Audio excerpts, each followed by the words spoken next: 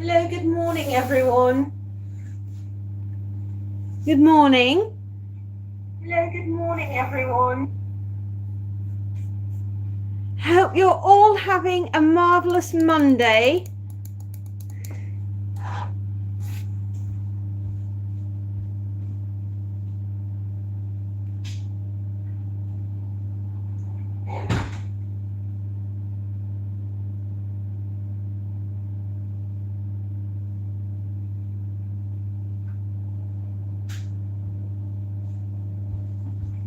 Got my lockets for the day. Plus my throat is still on fire. Good morning, my darlings.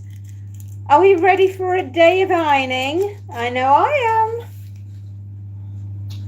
I hope you are too. Good morning, my dears. Oops. Is that a bit of stick? Or is it something yuck?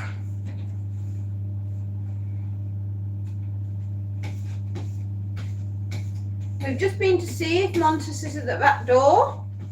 Monty is not. Monty is out playing. Monty is having fun.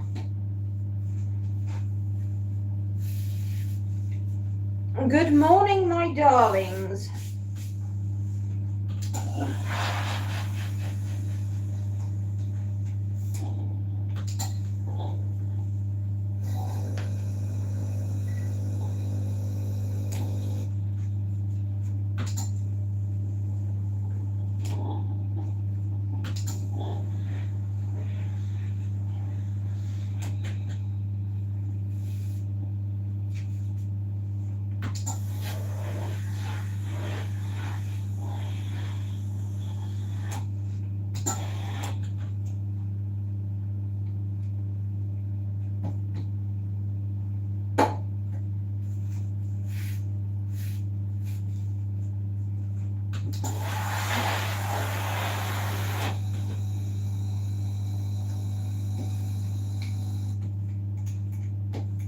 The dishwasher is on. The vacuuming up is done. The bed is made. Shower's had. Washing machine is doing what it should be doing. The house is tidy. And we're ready to start the day. A little later than planned, but what the hell? It's my house, my rules. And if I wasn't feeling 100%, then I am now. If I'd have been on an hour earlier, I probably wouldn't have looked as radiant.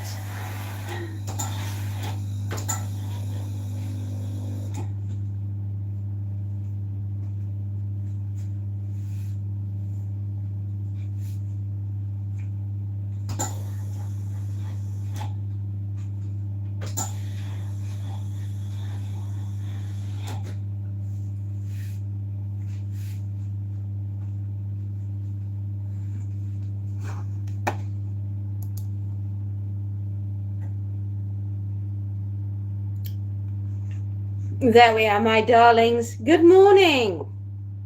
Gosh, I don't know what had happened. I was stuck in a different thing. Sometimes YouTube can make things so complicated, and they don't need to be. YouTube do better. Make things less complicated for everybody, please. Especially us old ladies. How was your weekend? Mine involved a nice walk on Saturday and a trip to the pub, which was glorious, and a nice open fire, which was marvellous. I loved it. Of course, I have binge watched the Traitors. Oh my goodness me. Obviously it was a late, it's on too late for me during the week because I have to be in bed a little early because of my beloved husband. He has very early starts. So if I'm not in bed by 9 o'clock, something's gone wrong. Because he needs to be asleep, because he has to be awake at 5 in the morning to get to work. And so on Saturday we binge watched the Traitors. Fabulous. Good morning, Kayla. Good morning. And the ICU nurse. Hello. Hello. How are you, my darlings? I hope you've had a lovely weekend. Are you enjoying the Traitors? We are. Oh gosh, working out who the rotters are and how they're going to do it, hey? And all those games. Wow. Love that. Love me a bit of Traitors. And then on Sunday, it poured it down, didn't it? So we did a little bit of ironing yesterday of our things. Went to the, I went to the tip yesterday. Oh wow, did we have fun? I'm being sarcastic, by the way. If you don't understand, in Britain, we're a very sarcastic race. I'm just saying how much fun we had yesterday. And then we went to see a customer, and we went to get some fuel for the car. And it poured it down.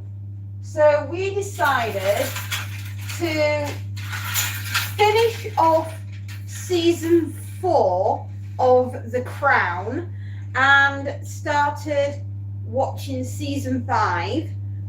And we've got like 3 episodes, maybe 4 episodes into season 5. My goodness me. It's nail biting. Who knew what went on behind closed doors? Well, you're finding out now.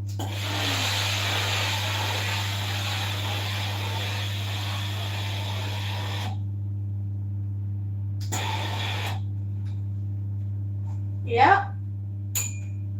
Her Royal Highness, the Queen of England, and Diana and Charles and Camilla and all the rest of them. My goodness me, The Crown is seriously good viewing. I don't know why it took me so long to get round to watching it. But my goodness me, am I glad I did. I love where we are at the moment. It's what, 92? So that would have made me 16-ish, 16 years old. Emeen. Hello, good morning. Am I saying your name right? Emine. I hope I'm saying it correctly. I do apologise if I've butchered it. I am sorry. But anyway, yes, 1992. My goodness me. I would have been 16-ish, I think.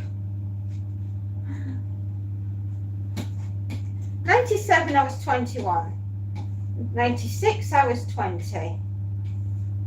95, I was 19. 94, I was 18. 93, 17. Yes, I was 16. Yeah, I have to work it back like that. No, I'm not saying it right, but it's okay. Oh, well, educate me. How do I pronounce it? Could you put it into brackets about how I should say it?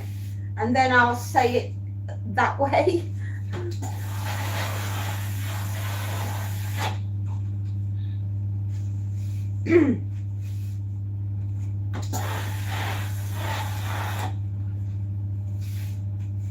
You're very polite. Thank you.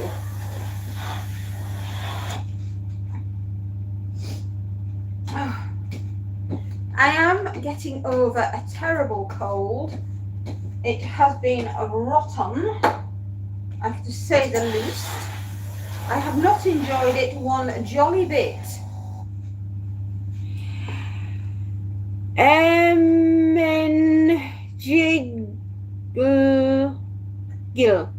Emengiggle. Oh God. Emily Gilgil. Emily Gilgil. Gosh, I hope I'm saying that right. Anyway, I'm doing my best. I'm dyslexic, by the way, so that probably, say it how you see it. I do apologize, my darling.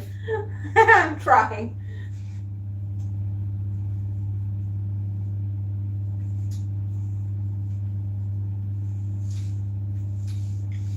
I don't have that much ironing to do today, which is a blessing. Last week was, brutal.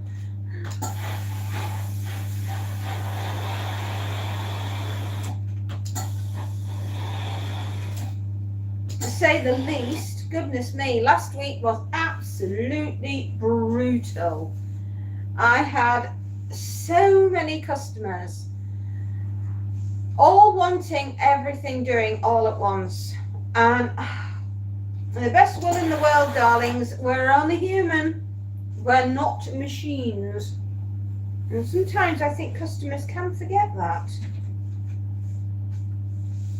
Onwards and upwards, so they say. But today we are doing t-shirts. Lots and lots of them by the looks of things. And shirts. Today is a shirt day. I mean, okay, yeah, we're there. Do you mind if I call you Emmy? Would that be all right? I think that's about as much as what my brain can deal with this first thing on a Monday morning. Thank you. Thank you so much. Oh, I can see that we're going to be friends.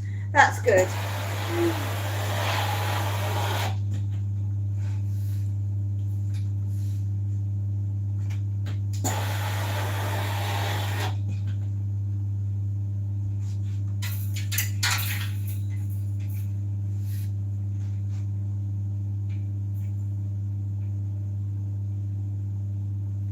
So what have you been up to this weekend then, Emmy? Have you done anything fun? Have you been for a walk? Did you get to go out food shopping? Did you clean the house? Did you do absolutely nothing?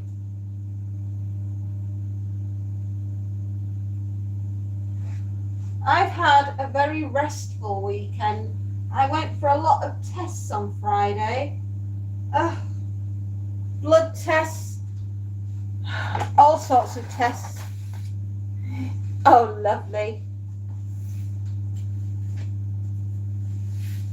Yes, I've not been feeling 100%. So I'm under the care of the doctor. They're wanting to find out what's wrong with me. I seem to be suffering with the lack of B12 in my diet. It's not that I'm not eating it, I am, obviously. However, my body refuses, and it has been for some time, apparently, to absorb it. And now we're trying to find out why. So I'm under the doctor, lucky me, and I am having a barrage of tests. Going shopping and cleaning the home. Emmy, you're like me, my dear. Housework, retail therapy, walking, trip to the pub. That's been my weekend. I tried to do think relaxing thoughts, because I'm rather concerned with my health at the moment. And I'm a bit worried as to why my body, for some time, it's not just a year, it's been longer than that. We've hit, I wouldn't say we've hit rock bottom, but I'm very tired. And with me feeling very tired, I have not been feeling very well. Are you going to school all the time as well? Oh, right. You're in education. Gosh. Oh, that must be fun. And how do you find your education? Do you enjoy it?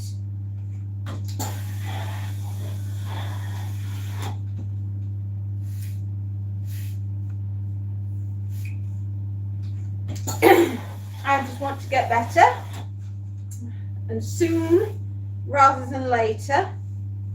Oh, you enjoy school, that's nice.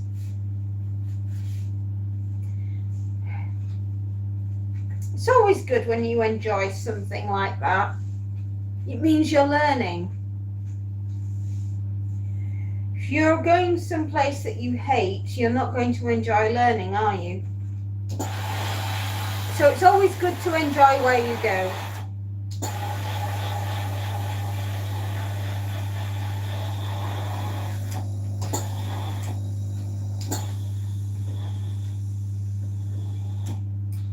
I always think getting oh no, don't put your name, your age. Crikey, don't put your age down, darling. We have a rule on this channel. We don't tell each other, especially if we're school children, we don't say our age, because I want you to stay safe on the channel.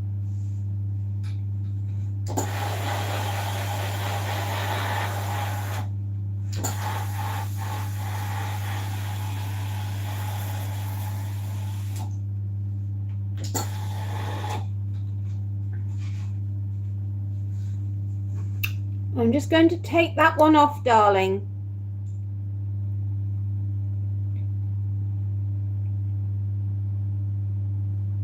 We'll just remove that one, darling. Right, because your age is precious, and so are you. And I don't want any bad actors being on here and seeing it's a child. Okay? It's because I care about you. Okay?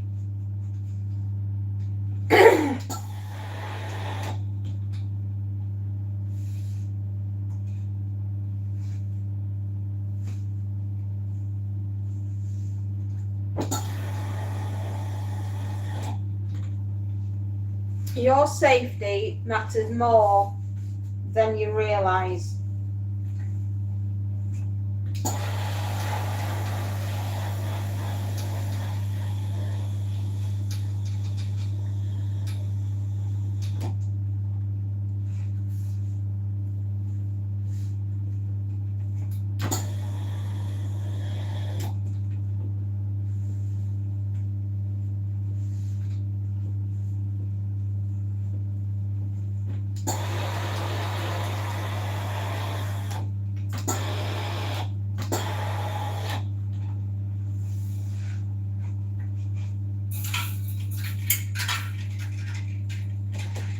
I hope you're not offended.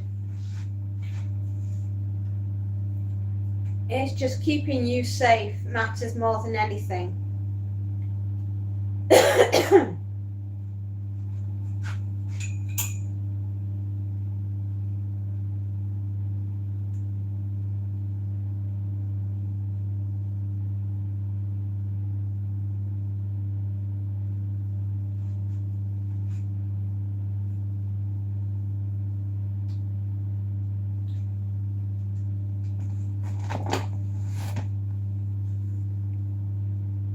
D3.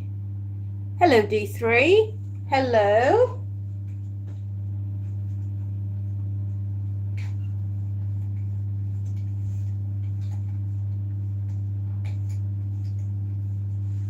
How are you, my dear?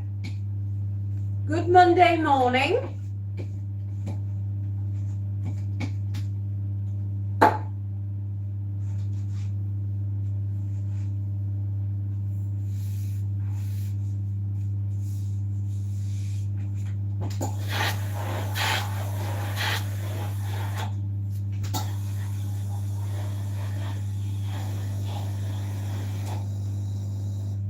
I hope you're having a lovely day so far. I'm doing the ironing for my customers.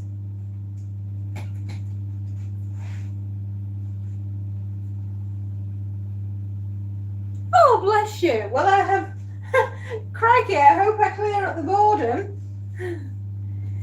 Being bored is good. It means you're going to start to use your abilities. My mother used to say to me, create a world and then have fun. I also don't think she wanted to mother me at the time, but there we are. But my mother said boredom was good for you. It gave your brain time to rest. So there we go. There is goodness in boredom. Well, I'm probably doing the world's most boring task, doing the ironing, but here we are. And I thought we'd just give everybody a chance to come in before we start talking about our favourite subject, zombies. Oh yes. And the fact that 28 years later, part 2 is out on Wednesday. Are you excited? Gosh, I am. Absolutely. I can't wait to go and see that film. Unfortunately, I have to wait until the weekend because I'm working on the Wednesday, which is really, really, really sad. But never mind, because I get to go see it on Saturday and I honestly cannot wait. I mean, who doesn't want to see zombies, right, for a start? And then who doesn't want to see a mashup between the Power Rangers and the Teletubbies? You know, said no whenever. Okay, it's like, take my money. Absolutely, I need to go see this film. The first one was breathtaking. And there are so many questions that I have for number 2, like Ranulph Fiennes playing the Doctor. Oh my gosh.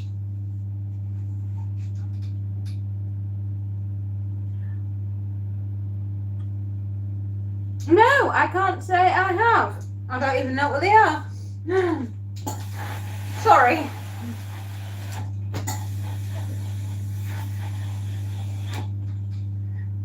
I've never tried anything like that, so I'm terribly sorry. I don't even know what it is. Gosh, that's me, well uneducated, isn't it?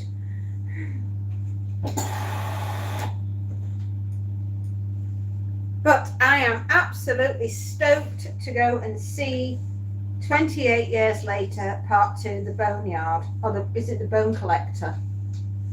Oh gosh, I can't remember right now. Any road, I want to know certain things.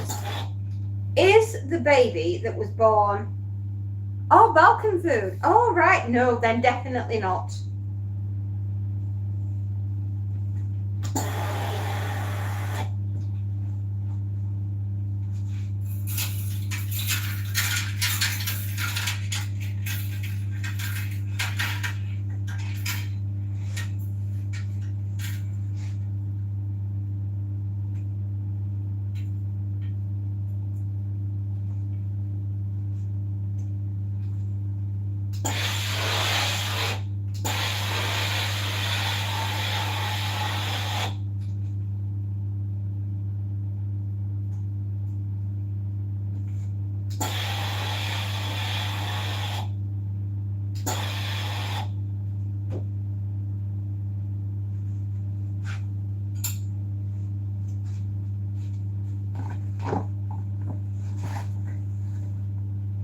But yeah, I'm really looking forward to finding out if that baby that was born is a bit like the babies and the children that were in the film, The Girl with All the Gifts. As in, it looks human, it acts human, but the minute you go near it, it wants to eat you. You know, that kind of like question I have over parenthood of that child. You know, gives a whole new meaning to breastfeeding. That's all I can say. If it eats you, you know, you're not going to want to do that, are you? Oh, what a lovely baby. Oh, keep it away. Indeed. And those ginormous 7-foot tall zombies that are in there. I'd like to know more about the forest dwelling zombies as well. And also the very strange characters that we met right at the end, of which one of them was called Jimmy and the other one is a little boy called Spike. Now we know a little bit about Spike because of the first movie, and we know that he ran off to the mainland at the end of the first movie and ran into Jimmy and the Go-Go Power Rangers that were dressed up like Teletubbies, which is very bizarre and it needs to be seen to be believed.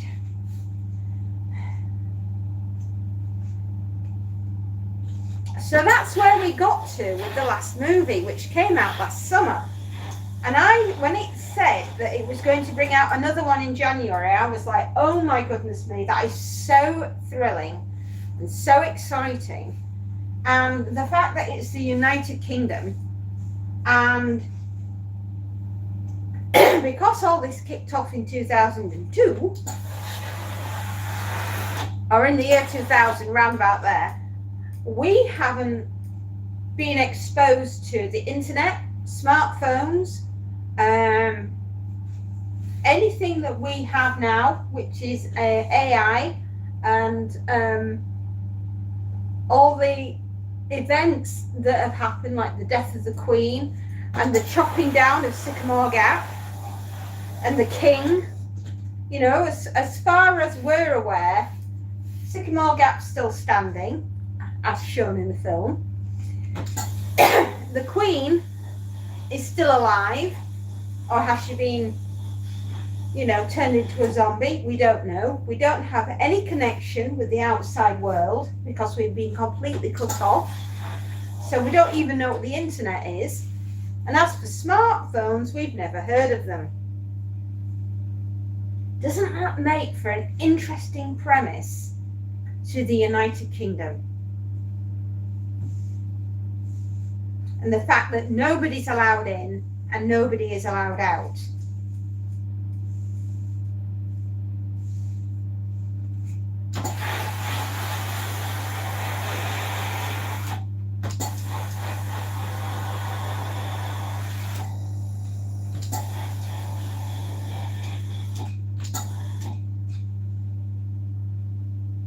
And we certainly don't know what Botox is, or anything like that, or any of the celebrities or movies or anything that's been going on in the outside world.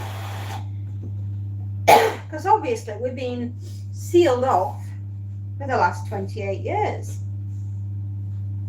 And the United Kingdom has completely and utterly changed.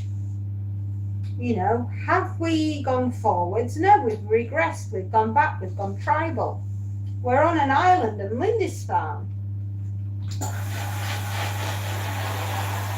We've got bows and arrows. We don't have guns and we don't have bullets. We are bows and arrows in this country. Gone back to Henry VIII, Henry VII, really, how Henry VI. The Battle of Agincourt, you know, with all the arrows. That's where we are. That's the highlight of our technology.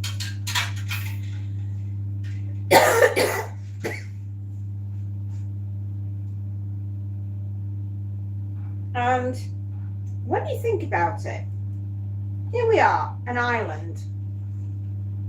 There are 67 million people on it, right, that we know of, according to the census. Now, just imagine, if you will, that something like the rage virus did happen and we were cut off from the outside. How long do you think it would take before your major cities started to fall. Right, bearing in mind the ferocity of the rage virus as it stands, right, as we remember it. You know, I reckon London would be falling within 24 hours. And all other major cities around the United Kingdom. If you were out in the countryside, I think you would stand a better chance of maybe another 12 to 24 hours. You'd have like a day longer. And this is absolutely ferocious. So, I mean, if you're really out in the sticks, you might have a really good chance of maybe surviving a week. Which would, a week in a crisis is a good start. And being able to fortify where you live and being able to withstand what was coming at your front door for a reasonable amount of time. A week is a long time.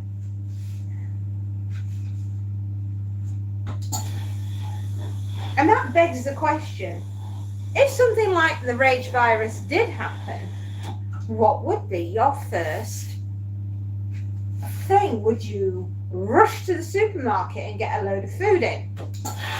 Or would you have been building up your food stores anyway, so that perhaps if the crisis did happen,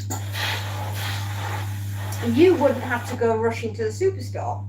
Or would you just go anyway, just to grab the last bits and pieces, because that's like your last chance to get food in, because there'll never be another trip to the supermarket. This will be like the last time you ever go to a supermarket ever again, because the United Kingdom has fallen to the rage virus.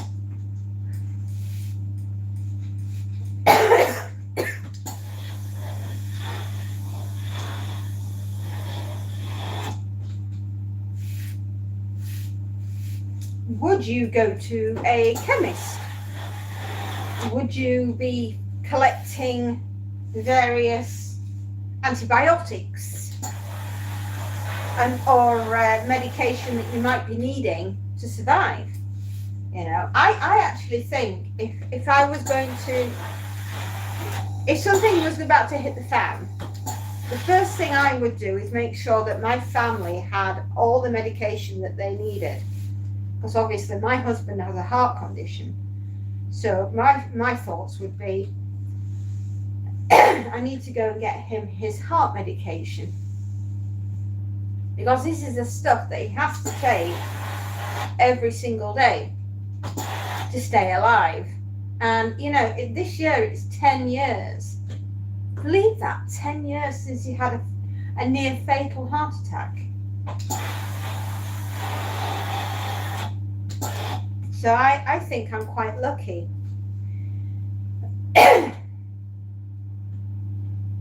Oh, excuse me. Sorry, I'm still suffering. I'm still suffering with a silly cold that is just so annoying. Oh, goodness me.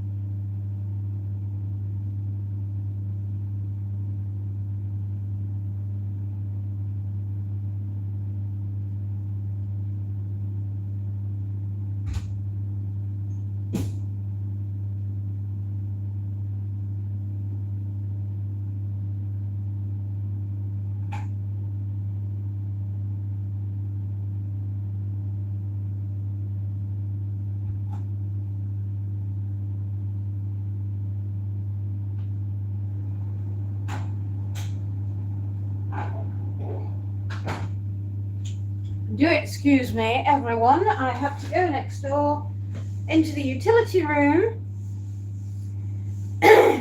Wasn't got by zombies. I had to go swap the washing. That is the second and final load of my day for me gone on. The dishwasher is doing its thing and the vacuuming up has been done. Just imagine if you were dealing with zombies, I don't think you'd be worrying about the vacuuming up and whether or not the washing's gone on. Would you? Oh my goodness me, she said, as the zombies are thronging around the front door. I forgot to hang the washing out. Oh dear. Jolly hockey sticks and fiddlesticks. The laundry's not going to get done.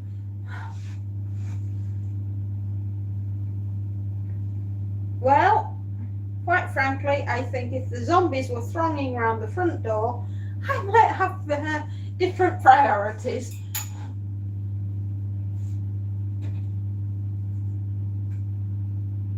You'd smash your way into the attic, wouldn't you? Oh my goodness me, I'm not hanging round here. Heck no.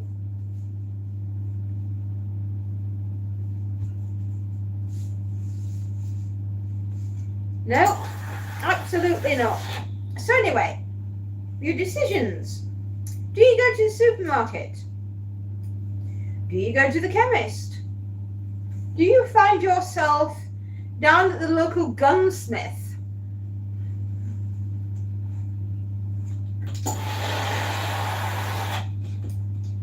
Are you worrying about getting planks of wood to nail across your front door so that the zombies don't get in? I've news for you, the rage virus doesn't seem to bother them the slightest. I don't think they're rather interested at all in whether or not you've got a plank of wood across your front door or not. They're still coming in,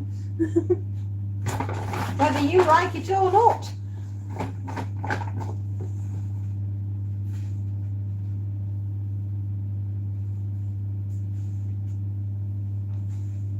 No, but that's life, isn't it? Gosh, have we been on for 40 minutes? I need to cheer myself up and speed up.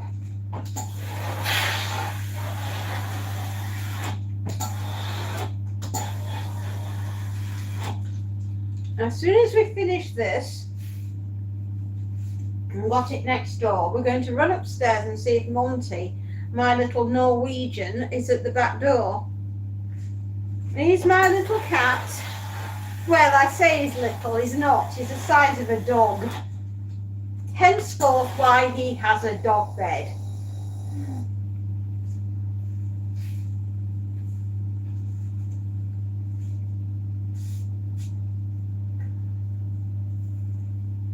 It's not very often that a cat gets a dog bed, but there we are. When you have something the size of Monty, you'll understand. He's a big lad.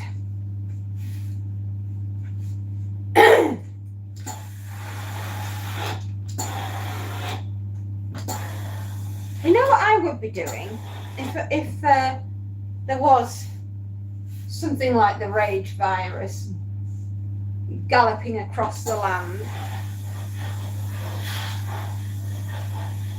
I would be very grateful for, number one, I live in the middle of nowhere. I really do. I have the wonderful Yorkshire moors around me, to which I am eternally grateful for living somewhere as remote as I do. It doesn't come without its problems, though. When the weather's bad, it can make getting around out here quite difficult, as was proven last week.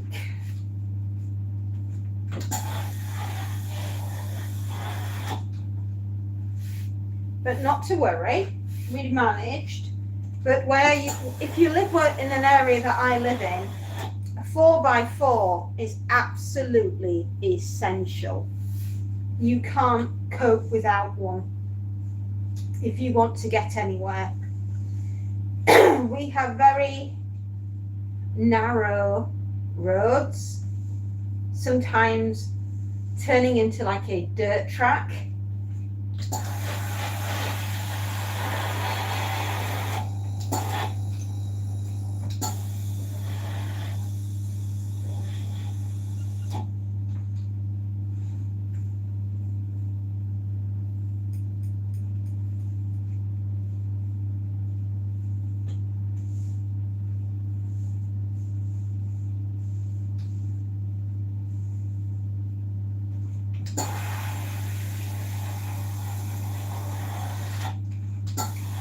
So I would be, number one, I would be grateful for that. Number two is we always have a big stash here, especially in the wintertime, of everything that we're likely to need, just in case we can't get to the shops. We are friends with the local farmers, so we know that they are fortified, which is wonderful. So the local farmers would be our sort of like last bastion of retreat, if you will.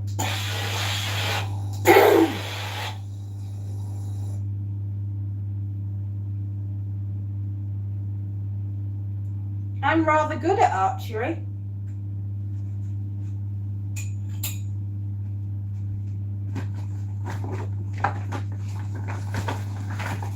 Gosh, finally found some hangers. Woo. There we go, everyone. We have the means to do our job.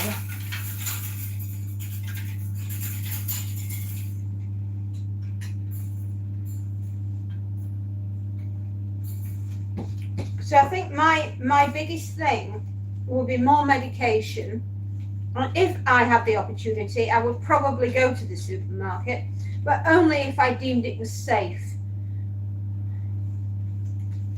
And with something like the rage virus, I would be very dubious about whether or not the cashier was going to ask me if I was going to play card, cash, or chomp.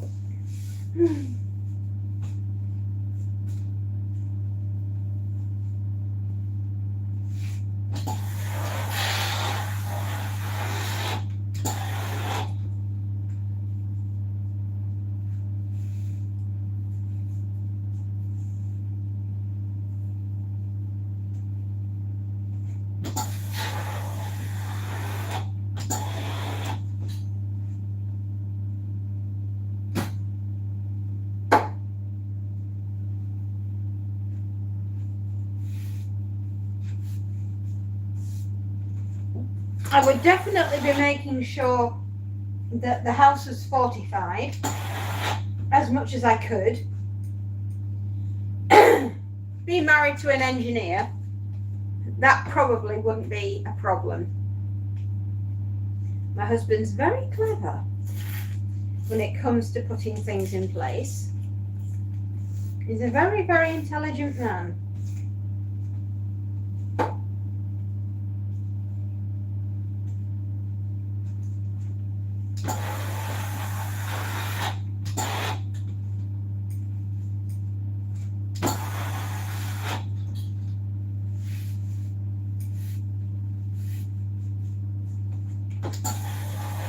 I think my main concern would probably be getting the girls home, especially as one would be in a hospital because she's a nurse, and the other one is far away in another city way up north.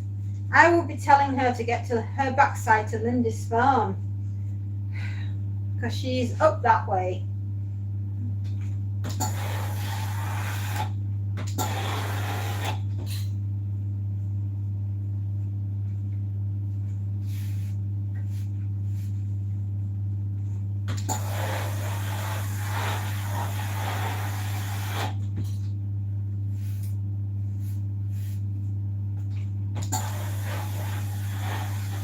least I'd know she was safe. Although if she does come home, then I know she will be safe here as well. But no, when you look at it, with there being 67 million people on this little island, if we got to save maybe 1 or 2%, I think that would be really, really good. I mean, I think it stands as a given that if you live in a city, that's it. You're not getting out. Or if you do, you're very, very lucky. I think you would probably want to head north, or if you were really, really far down south, like say Cornwall, I should imagine you'd annex Cornwall from the United Kingdom. You would. And then play whack-a-mole down there with the ones that were infected. And then completely seal off so that you can't let people in.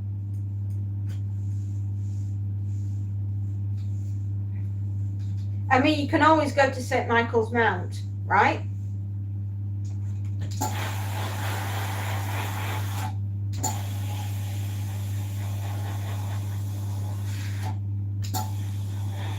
That's why Lindisfarne is such a good place, strategically a great place. You have a high tide that cuts you off from the mainland. So you can only go once a day to the mainland. I just think it's fabulous. And if I was strategically relocating, I'd live as close to that place as possible, if not on the island.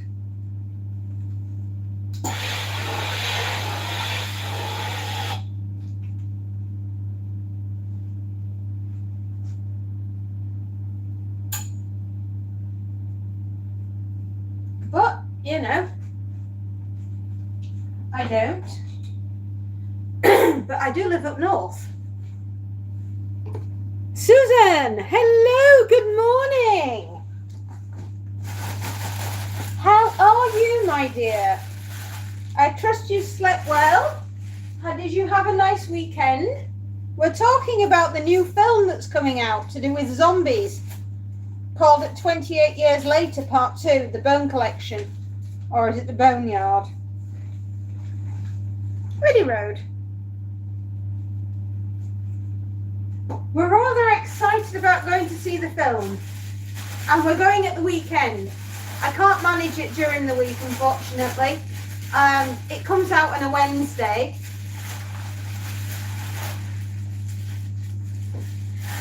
It might not be coming out in America until the weekend, or Canada even, until the weekend.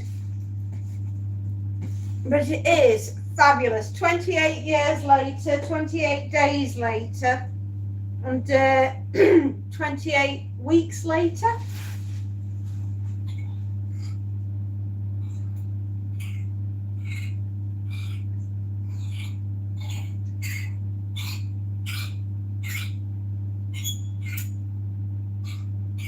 Okay, 4 in each.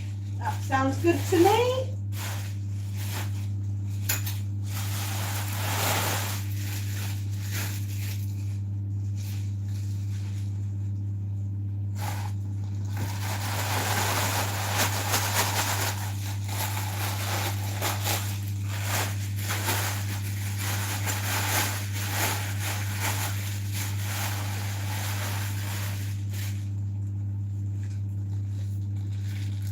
My phone said question. All I said was zombies. Oh, zombies question. Did I watch the Golden Globes? No, I didn't. How did everyone do? Did they get, who won?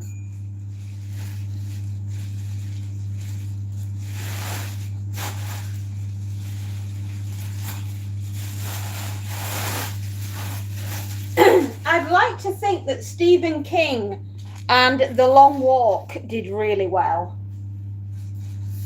Oh my goodness me, I have an affinity to the story The Long Walk, and the fact that it's almost 50 years old and still manages to absolutely terrify the very soul of my being.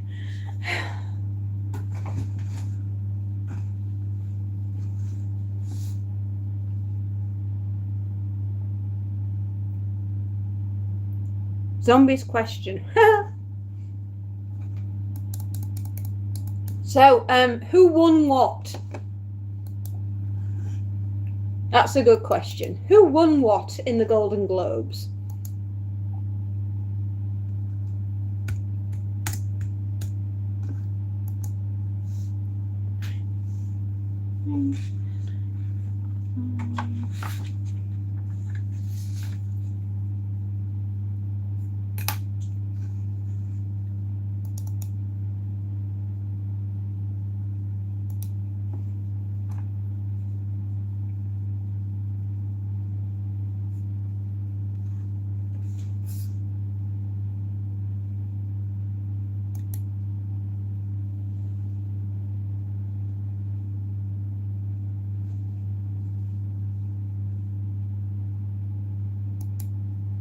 Come on. Oh, finally. It's printing.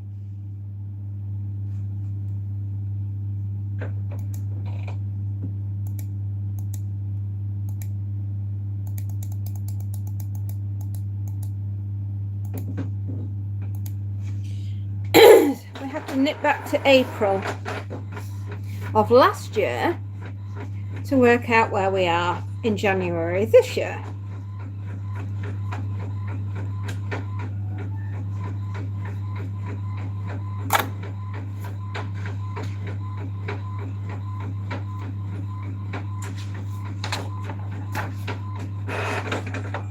Okay.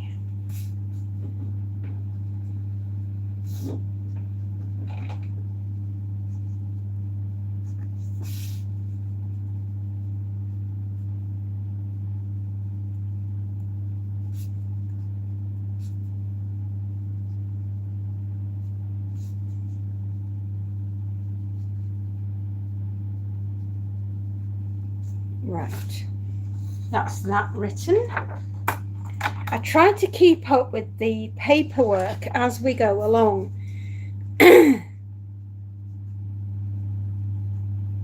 It helps with the brain, remembering to do stuff.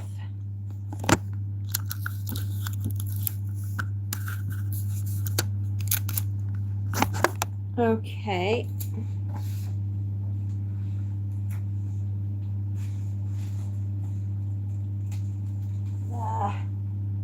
Happy customers means I'm happy too.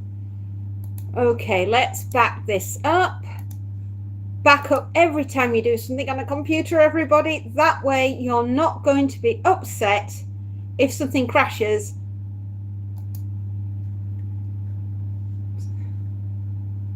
Amy. We'll just call her Amy. I can't pronounce that surname. One for her podcast. Oh. Carmen, hello. Stephen King loved that book. The Long Walk, absolutely loved it. Did Stephen King not win anything for The Long Walk? And if not, why? I don't know. I would have hoped he would have won something, because does that not fill your heart with dread? The Long Walk. Oh my goodness me. There you are. 100 bright young boys, and they are boys. They start out as wet behind the ears and as naive as they come. They've all had the golden carrot dangled before their very eyes and have been told by the great and the good of the establishment that they could win their heart's desire. Only if they go on the long walk. The only stipulation is that your speed must not drop below 4 miles per hour, And the last one standing wins. And they're all energetic, having slept well the night before, and they are not hurting, and their legs feel fine, and they all have the "I'm going to win this" attitude.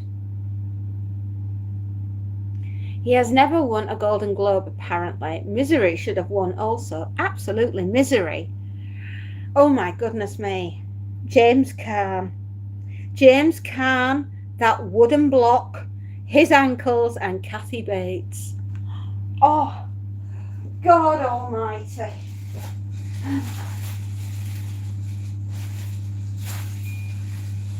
Oh my God. What a combo. I'll be back in a moment.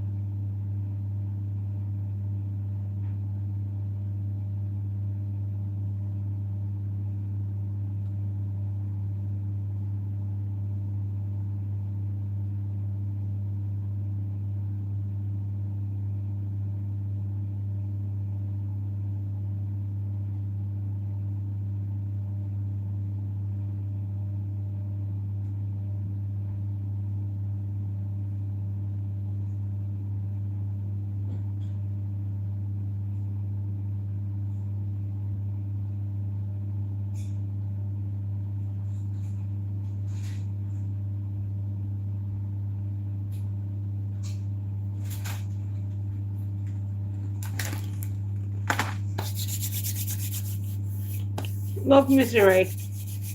The best. It was absolutely terrifying. I was on the edge of my seat when he got his wheelchair out the door and marked the side of the door. Oh my gosh. I'm your greatest fan. Oh my goodness. When she turns around and says that I'm your greatest fan, does that not scare the living boo-hoos out of you?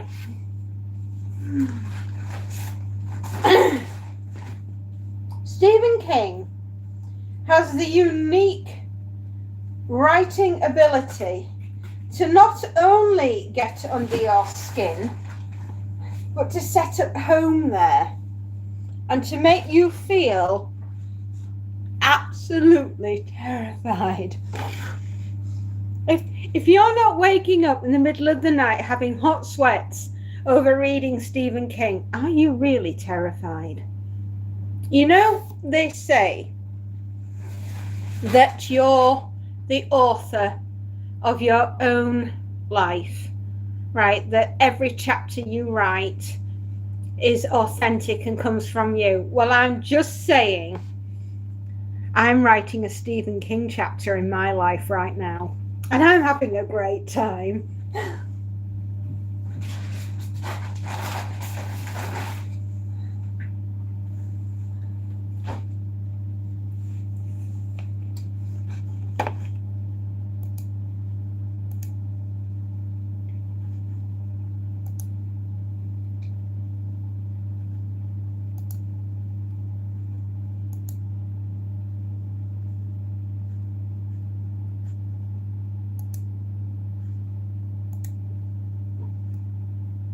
Two, right, and we are here.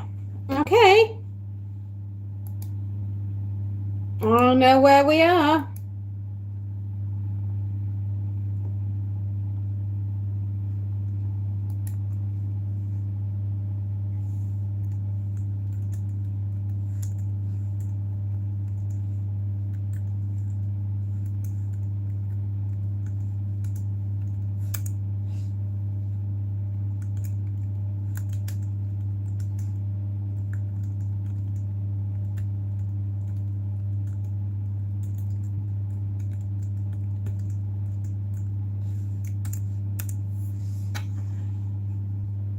There we are.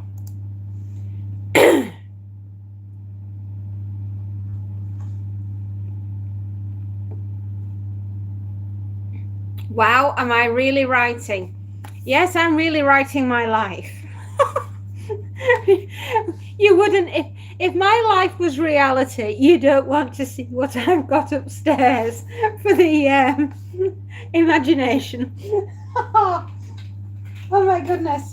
If this is reality, I don't even want to be sober. Isn't that how it goes?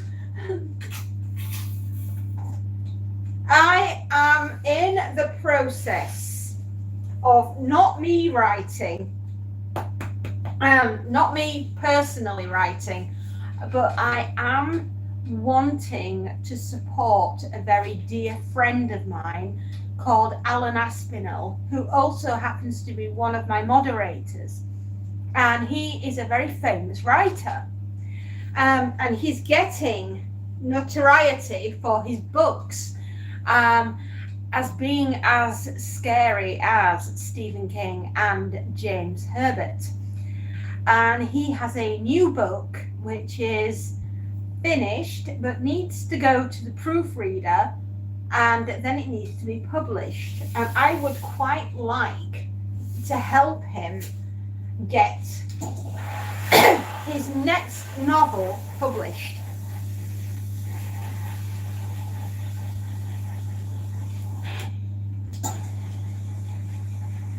So that's where we are. Alan Aspinall, yes, he wrote the Lucy saga, The Fading Light. He's a renowned ghost tour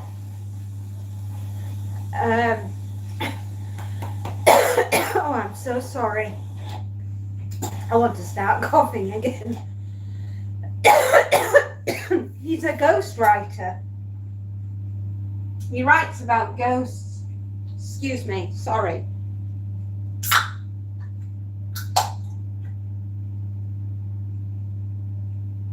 Oh. Have you come down here for a warm-up, young man? I'm talking to Monty. I've still got that cough. I've had that cough since the 14th of December, and it will go eventually. I'm sorry, but now and again it just gets me, and there's sod all I can do about it, other than cough and take a drink. Anyway, Alan is a horror writer, and he is a ghost walker, ghost tour operative. He takes people on tours of the London Underground, starting at St. Paul's Cathedral in the Underground, and takes people on a ghostly tour of London every Wednesday night. And during the rest of the time, he's writing horror books. And if I say he's a lot like Stephen King and a lot like James Herbert, it gives you an idea of what his writing style is like. And I've done several reviews for him on my channel for his books, of which you can get them on Kindle. And it's called Lucy, the Fading Light. I'll write that out for you.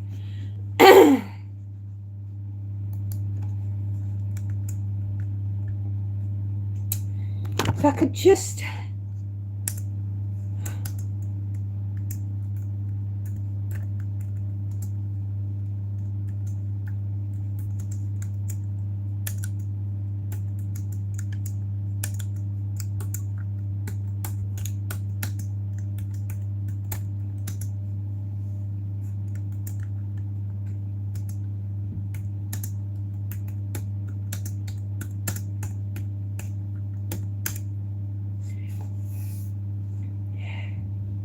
Monty, I went back in your videos and I saw Monty. What a beautiful Norwegian. Oh, thank you. Yes, Alan Aspinall is my absolute darling. He really is. He's one of my moderators. Has been taking care of me since I went online live for, oh gosh, it's near enough a year that I've been doing a live. In fact, in May it'll be 1 year on the 1st of May that I went live. And Alan has been my moderator since I went live, along with Space Nut, another Space Nut. And the pair of them have kept me on the right side of everything, which is an absolute blessing. And that's how we all got going, really. Oh, excuse me. I think I need to go and see to Monty before he breaks the front door down.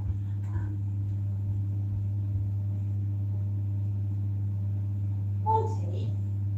Monty, darling? Are you all right? Are you all right, though?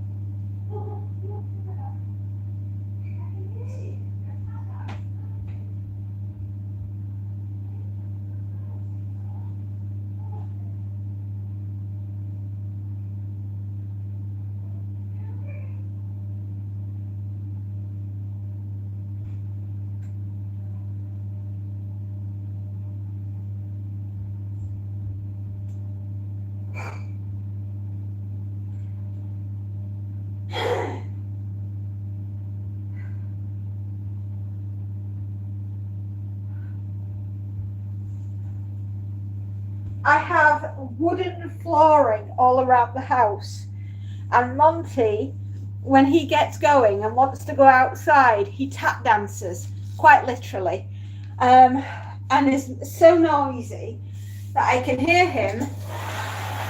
So I just ran upstairs to let him out.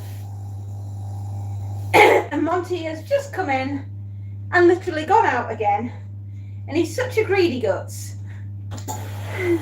He comes in, he eats, and then off he goes. Oh, excuse me. Alan's book. Oh, thank you, Space Note. Thank you, darling. Oh, dear. Blimey.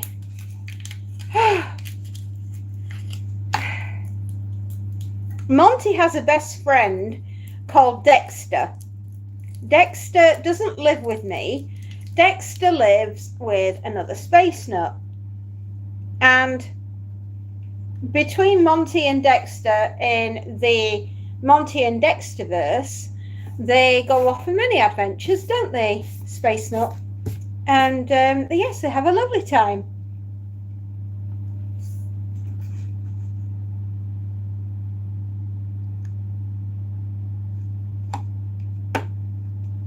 There we go.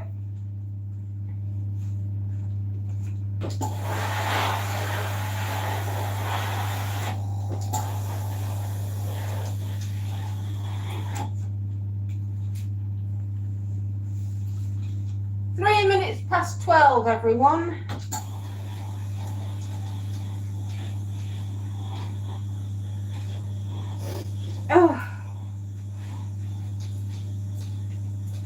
there's only one more job to do, which is the one I'm doing right now. Did you folks get the weather you expected over the weekend? We did. Sunday was pouring down with rain. Saturday was lovely. So we went out for a walk. Not a long walk. We didn't do the Stephen King one.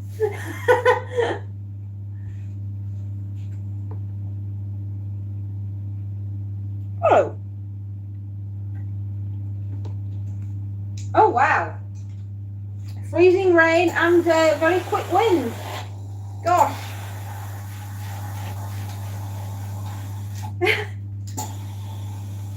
Well, I don't really know what to make with that message that we got.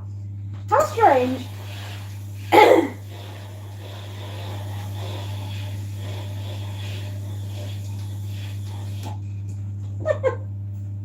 Oh my goodness.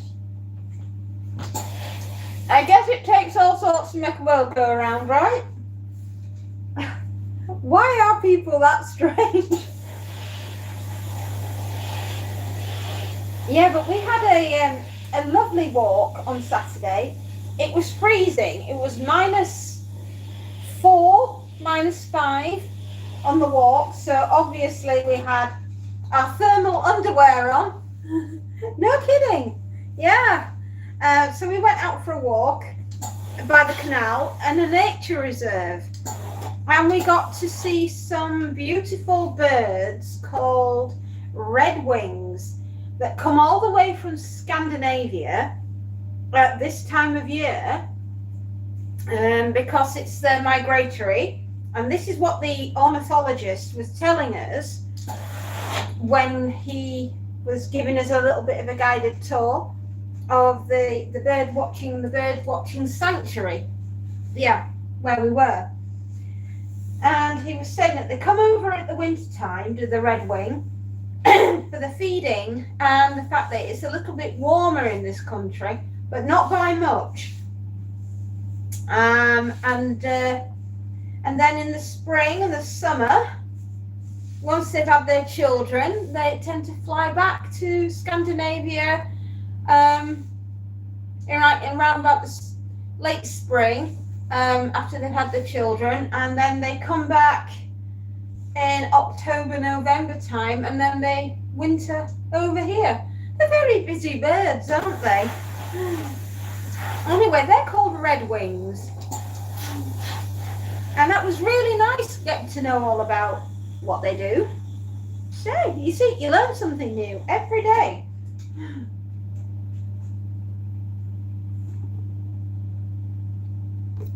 Exactly. You know, but I do believe we only really have room for one Stephen King in this world, don't you think?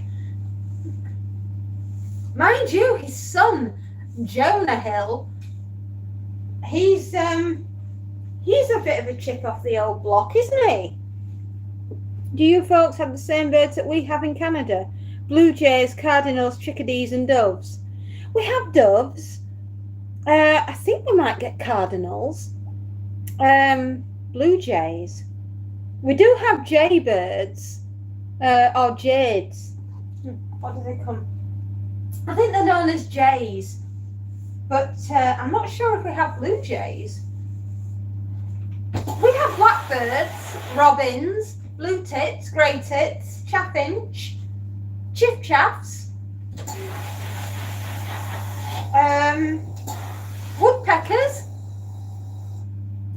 We have buzzards and eagles and owl. We have lots of owls.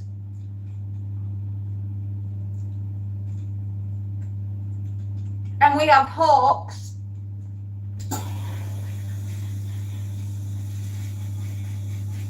And buzzards. We have lots of buzzards in this country. No one can match Stephen King's writing. And that gentleman certainly is nightmare fuel. I'm reading one of his books at the moment, and I've been reading it nearly 10 months. It's so horrific.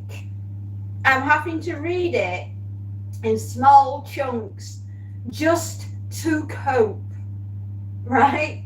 That's how rough it is. Have you ever heard of the book Holly? Holly Gibney, the private detective, and the octogenarian serial killers that she's dealing with?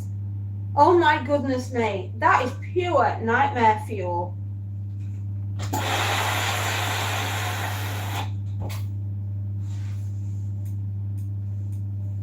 Anyway, I've been reading it the past 10 months, and I can honestly say I am utterly terrified. I can't quite work out if he has modeled the characters as Dexter's parents, as in Dexter the serial killer. Did he learn his craft and trade from these people? You know, are they his parents? Oh, blimey. Keep it in the family. What can I say? The family that slays together stays together. Oh my goodness. Oh, there is Stephen King writing a confession explaining how he got his ability to do horror writing, because he's confessing to something in this book. Who knows?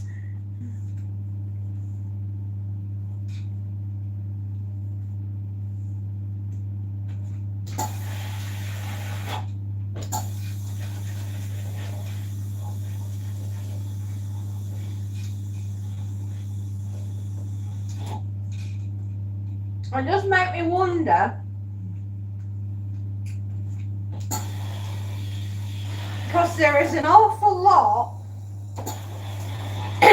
in this book, and you can, oh my goodness me. It's also an explanatory reasoning and understanding is Holly, the book Holly by Stephen King, of how much he hates Donald Trump. Oof.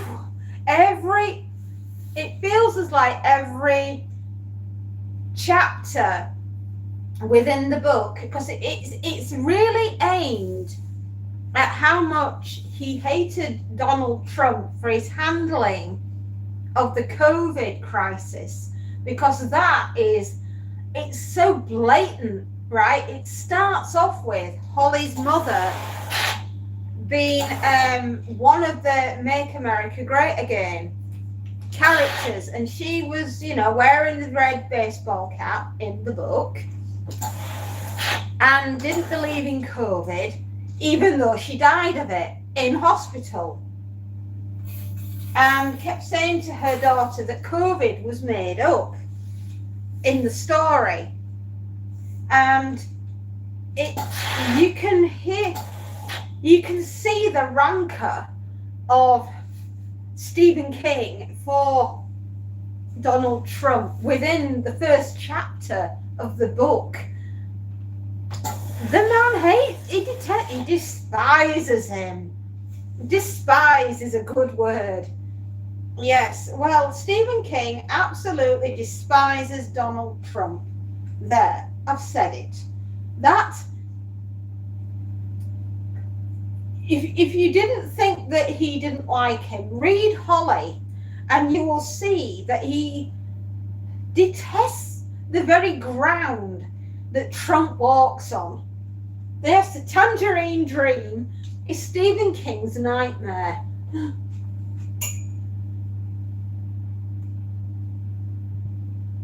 And it just flows from the pages of the book, and the rancor that Stephen has for that man.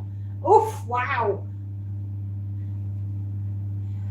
I think the publishers must have been absolutely cringing at the fact that this book had been written, not just for the fact that he has a go at Donald Trump all the way through the book, but the serial killers are absolutely brutal.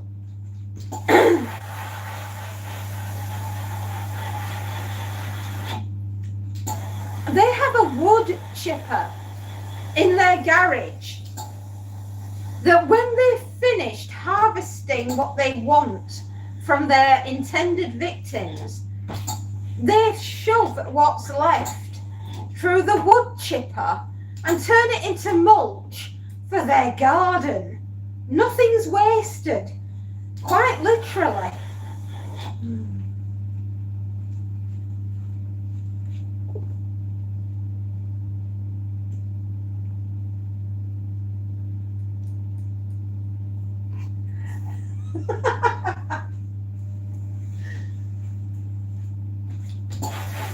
It really is. And I've read a lot of Stephen King over my time on the planet, and honestly, I feel honoured that I have got to the age of 50 and we still have Stephen in our lives. Good Lord, please keep him on the planet for a little bit longer. We need this man.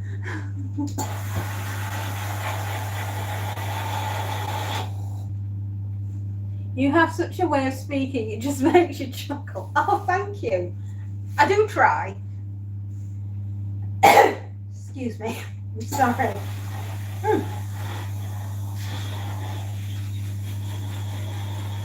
I just feel so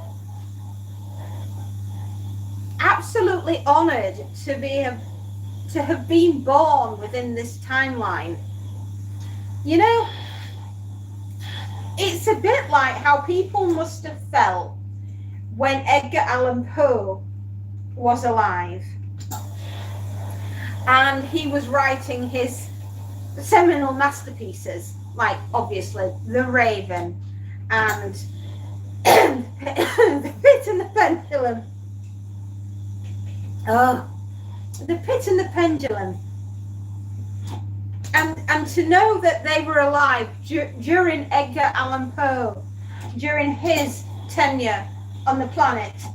And you see, this is where I talk about with writers, that each one builds on the shoulders of the one before. And let's take it back to the cradle of civilization. And we'll go back to the libraries of Alexander, you know, the library there, and all those amazing books that they had. And the written word, the ability to have the written word, the first annals of recording of history. We were given 3 wonderful things: the ability to have fire. We could cook food for the first time,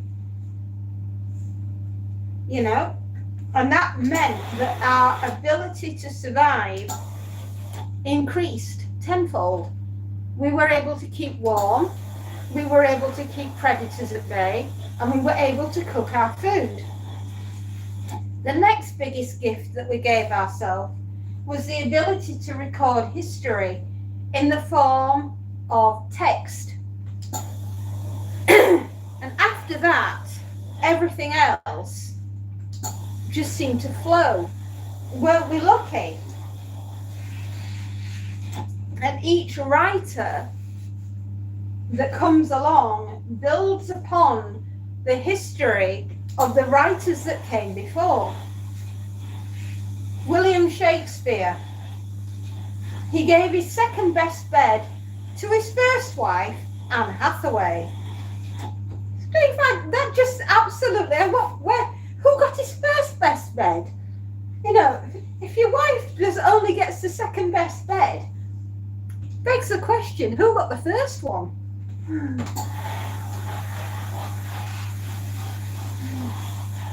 Inquiring minds would like to know. But you see, the way that he wrote, Will Shakespeare, the way that he wrote, if he had alive today, he would have been a blockbuster style writer for Hollywood movies.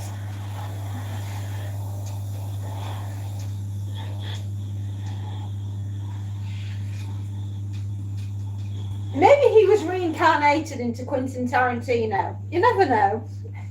Stranger things have happened.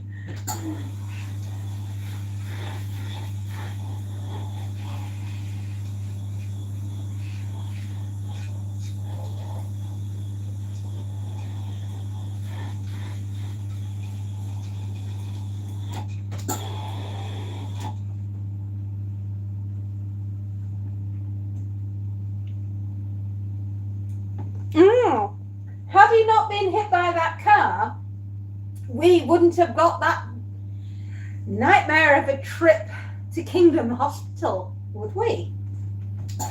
And if you've never read that book, Kingdom Hospital, or even seen the TV miniseries that came out around about when my daughter was born, 2004, I believe. It was when my youngest was born. Kingdom Hospital. Oh my goodness. That's a trippy. Absolutely. It's well worth a watch. It's definitely well worth a read. He wrote it while he was in hospital, recovering from being hit by a van. Well, I suppose if you're laying around with your legs up in the air and you're flat on your back, you will be probably thinking, maybe now is a good time to write a book.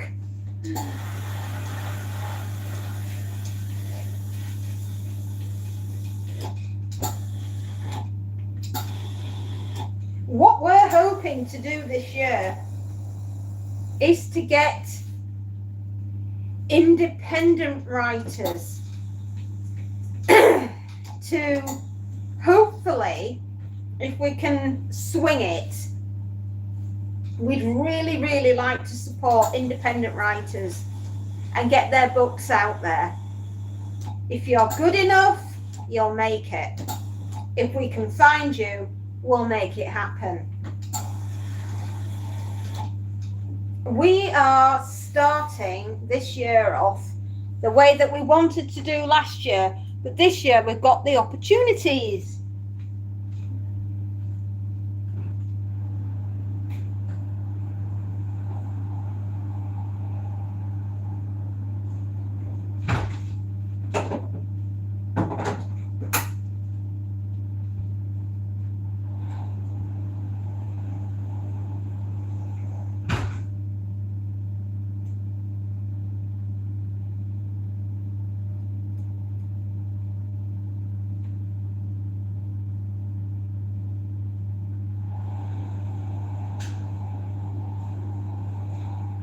This year we really, really would love to sit down with you and have a cup of tea and talk everything over. Absolutely. There does happen to be a bit of a problem though. We have a giant pond between us. So who's voting on swimming over first? Do you want me to swim to you or would you like to swim to me? And watch out for the sharks.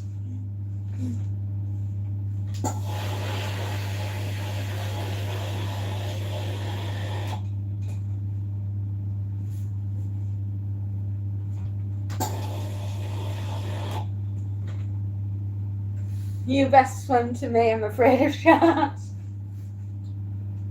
Okay. We don't have any crocodiles, do we? I'm just asking.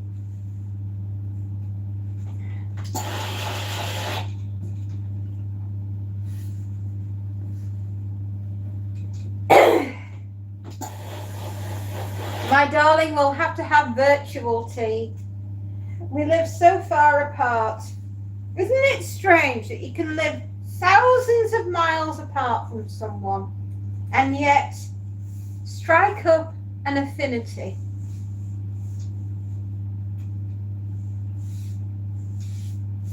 funny, isn't it? Thank goodness for the internet. I wish YouTube was not so fussy about talking politics. Oh, darling, this is where we get imaginative. We end up speaking in hidden in plain sight.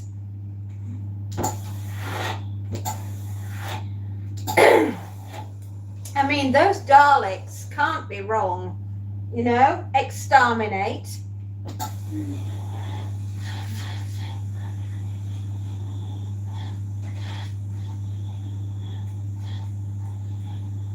Yes, you know, Davros, the leader of the Daleks, and he goes around going, exterminate, exterminate, doesn't he?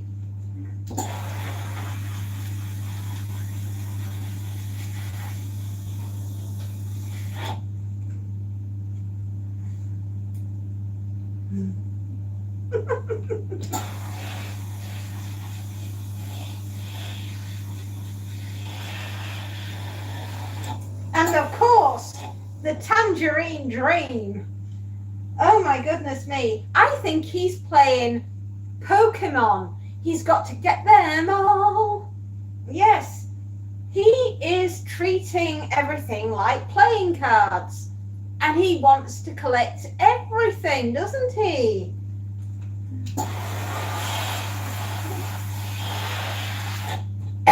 What do we do with everything that we get when we go around the world collecting our little Pokemon cards?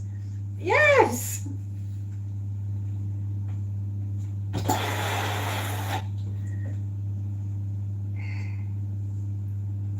Absolutely.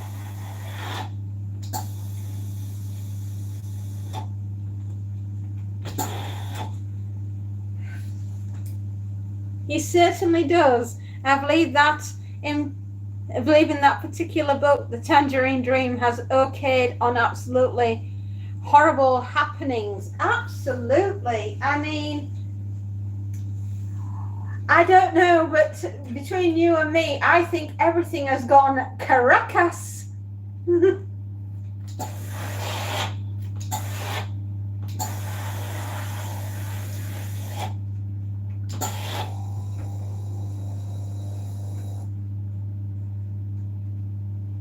In fact, last week in a certain country, the Tangerine Dream seems to be writing a Stephen King novel himself. Absolutely.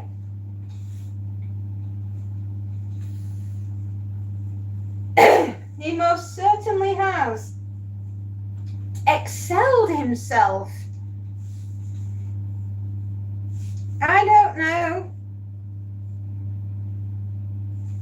All I can say is there is a village somewhere missing its idiot.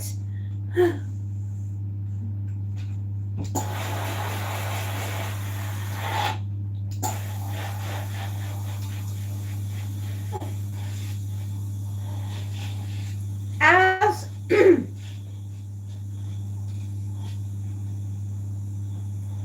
has been said, we need to be super inventive.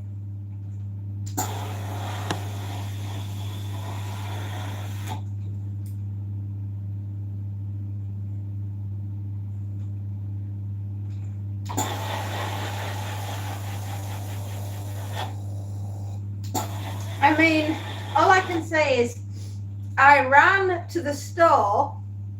Must be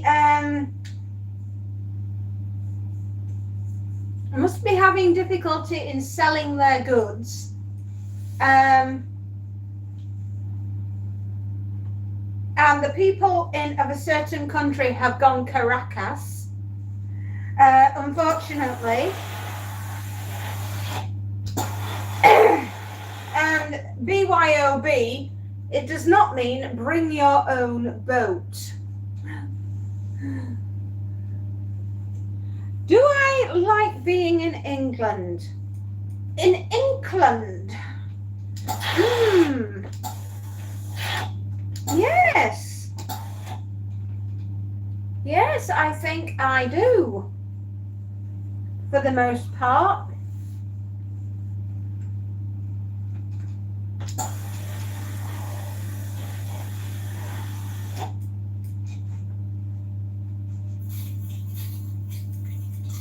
What's that wording? Never has so much been said by so many and listened to by so few.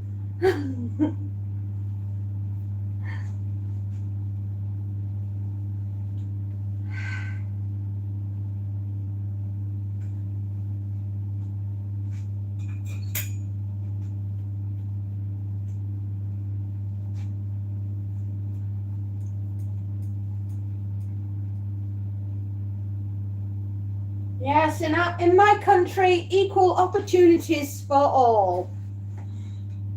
Missing its idiot. I must use that expression. Well, my other favourite is some of our beloved personnel and the Department of Walking Personnel have they must be a special kind of stupid. You know, when you hear the word "you're special," you just don't know how much.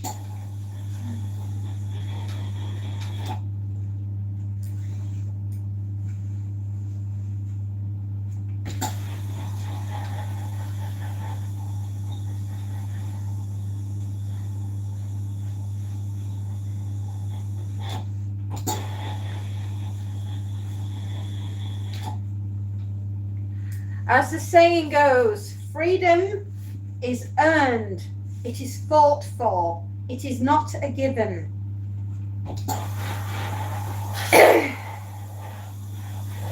People have laid down the very soul and essence of their being in order for us to enjoy the freedoms that we have today, and which we must never forget.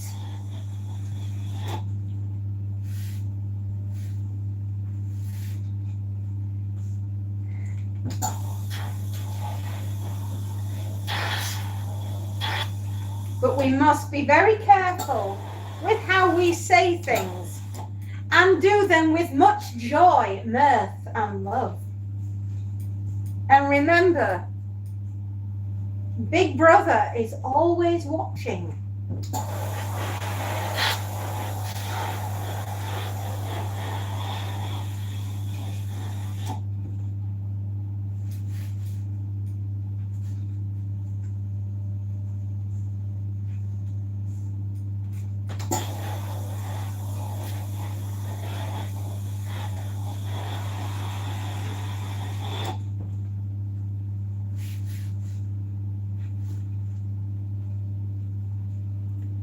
Oh, Big Brother, he reaches his arms around and loves us all. He especially likes to cuddle us round the throat, does he not? So affectionate, such a darling. I don't know how we'd cope without him.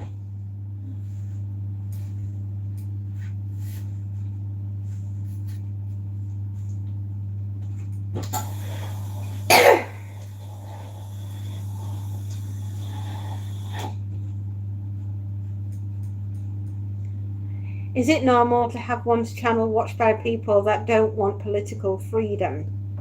Ah, well. Depends what you class as freedom.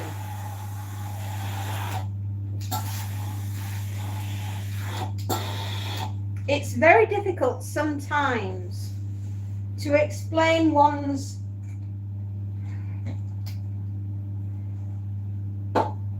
understanding of the situation to which they find themselves in when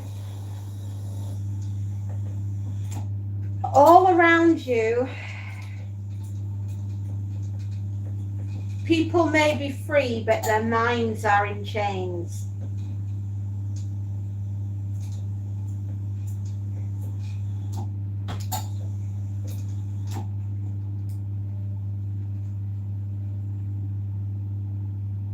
Everything's logged and tracked.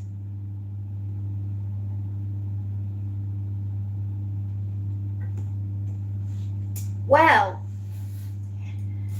as long as you are collectively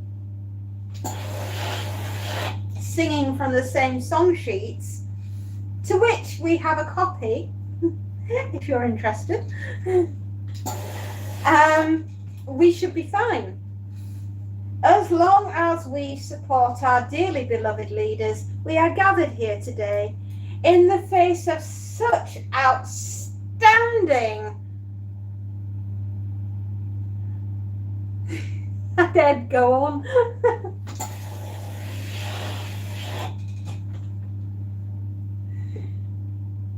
Free speech and hate speech are not the same thing when talking hot potato subjects.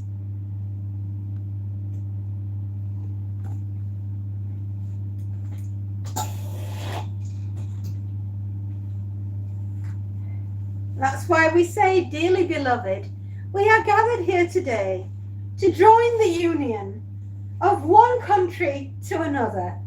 God help you all.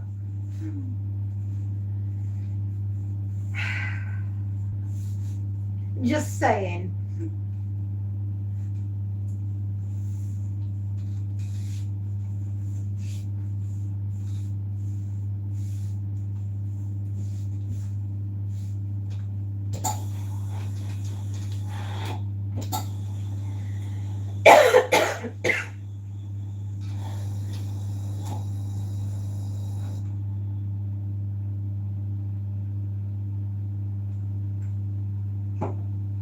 Life is what it is. Enjoy, live, do, experience, eat that cake, have fun, and remember to tell everybody that you love them. Life is short. Don't waste a moment.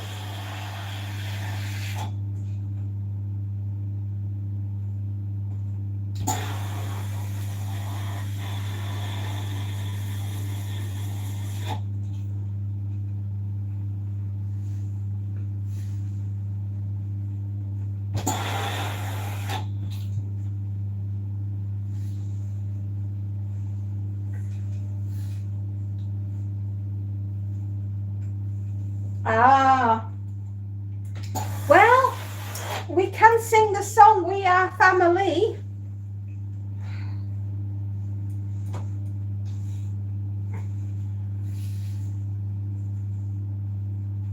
Or as one of the Marx brothers, I can't remember which one it was, but he said, anybody that would have me as a member of their club, I wouldn't want to join. I think that's how he said it. One of the Marx brothers. I think that's how it came out. I wouldn't want to be a member of any club that would have me as a member. I think that's how it was said.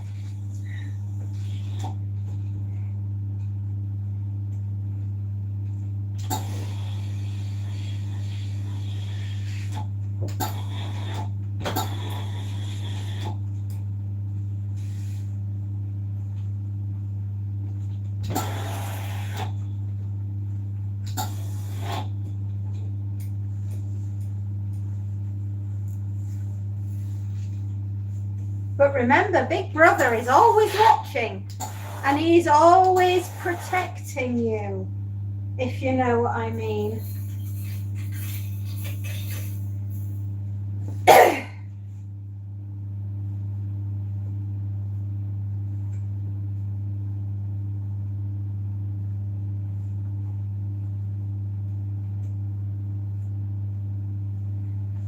Oh, flip.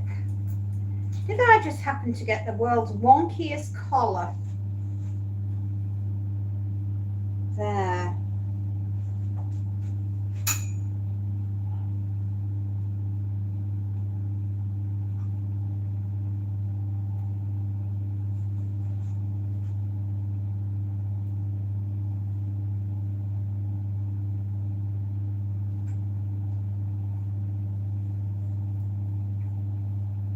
There is something therapeutic sometimes about ironing.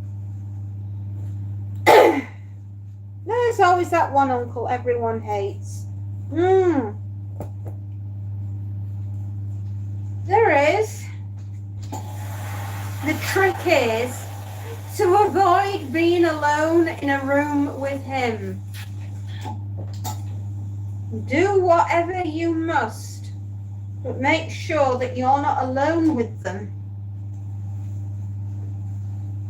While I'm off, just going to look at the dogs at a humane society, looking for a new old dog.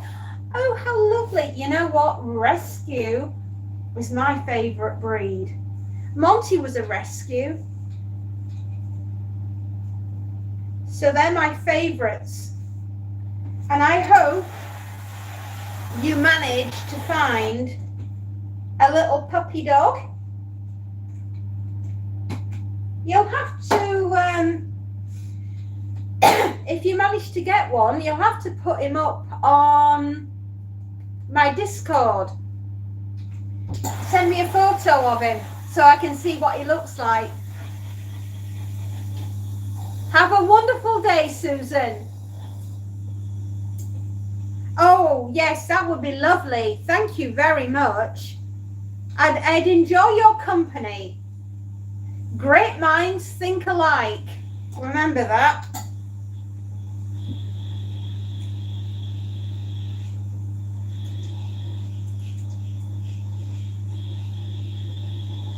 And greater minds stick together.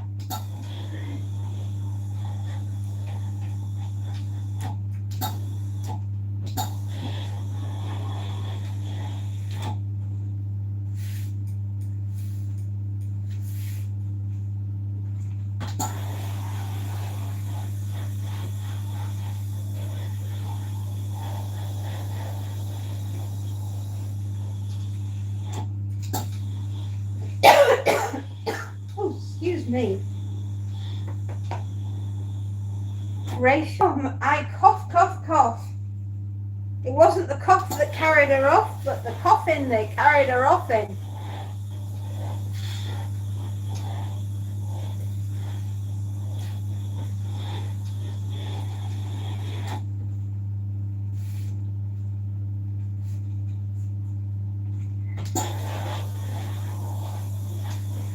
Well, we have got almost to the end of the second load in the washing machine. With a bit of luck, I'll be running next door within the next 10 minutes to swap it over and get the next load dried. Gosh, don't I know how to rock and roll.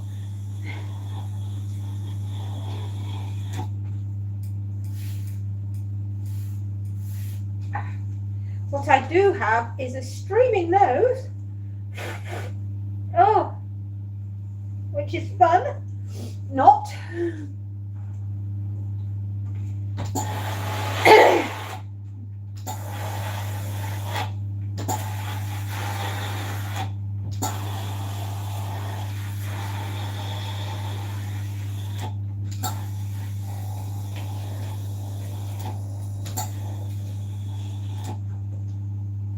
So, on the subject that we were talking about earlier, about the rage virus, and in general, I just find the whole movie, the whole aspect of 28 years later, absolutely fascinating as a story.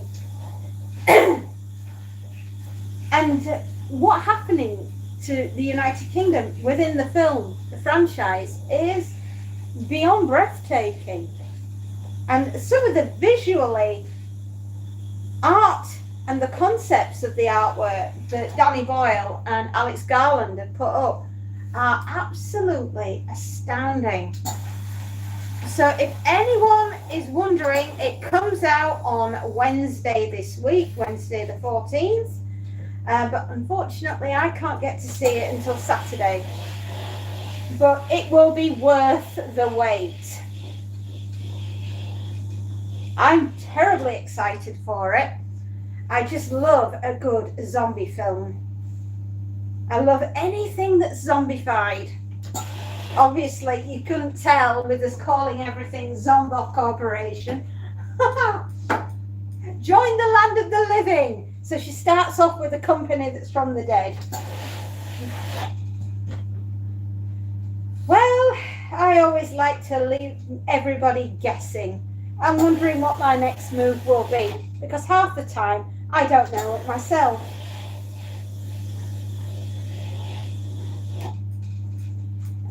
But helping people publish their stories, their written work, their life in the pages of a book. Yes, that would be fun. I very much enjoy doing that. That is one of the long-term goals for this channel, is definitely that. Definitely exploring helping people to publish their literature.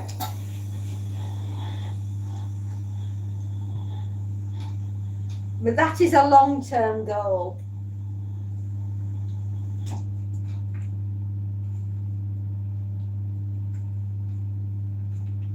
Gosh, I think I'm going to be doing shirts for the rest of the day.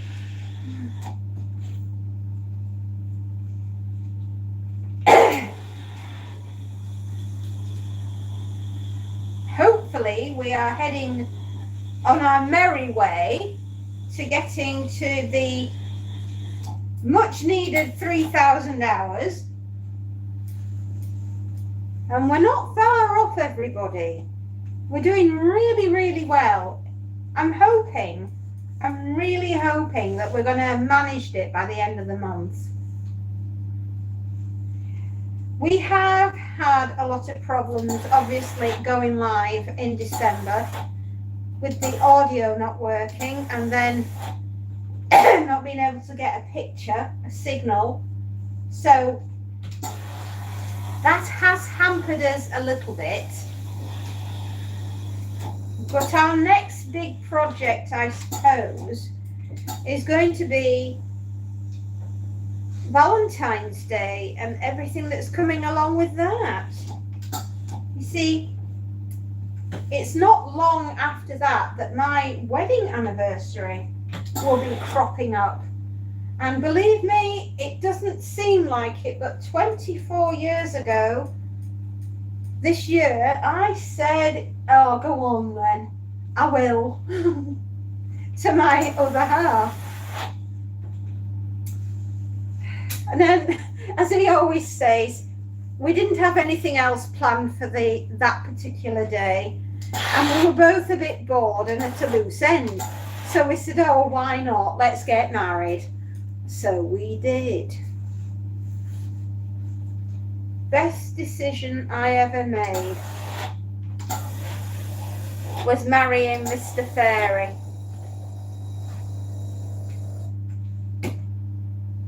Oh, turn that off. Gosh.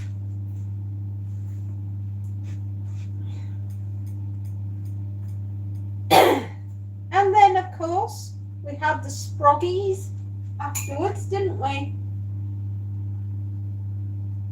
Our 2 children. And we built a life for ourselves.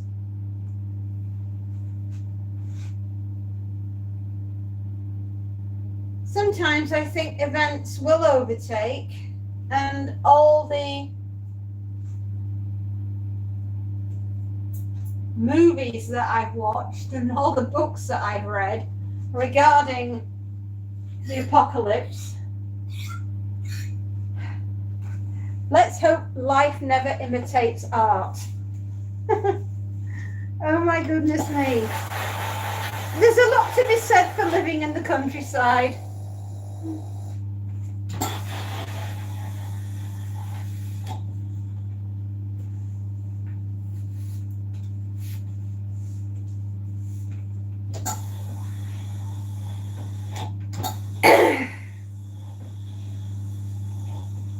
I quite like it out here.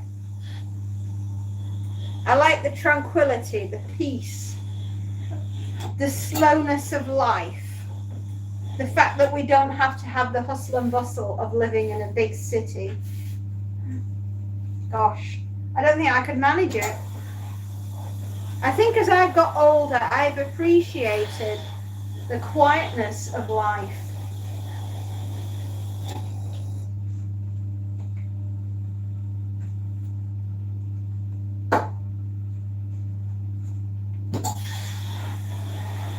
I've appreciated the more simplicity of life. I don't like the stress of fast-paced living. It's not for me. I don't think I could ever live in a city, let alone move back to one. I like the fact that we live in the middle of nowhere, and that when we look out of the window, we see sheep running across fields and cows, and I can hear them on a morning as they're going towards the milking shed, because we have a dairy farm not too far from us, and I can hear them going on a morning, and it's just the gentleness of living.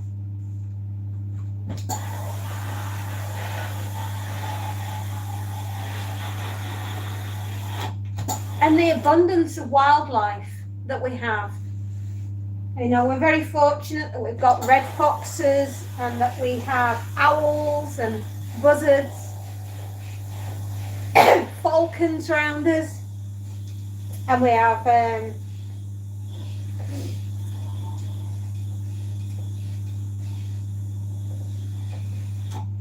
partridge. Yeah, we have partridges, and we have some wild peacocks that live around us as well. And pheasants, we've got those. We have deer, the Bambies, little red deers. They come out, they come to see us. And we've got a couple of stags that live around here as well. And badgers.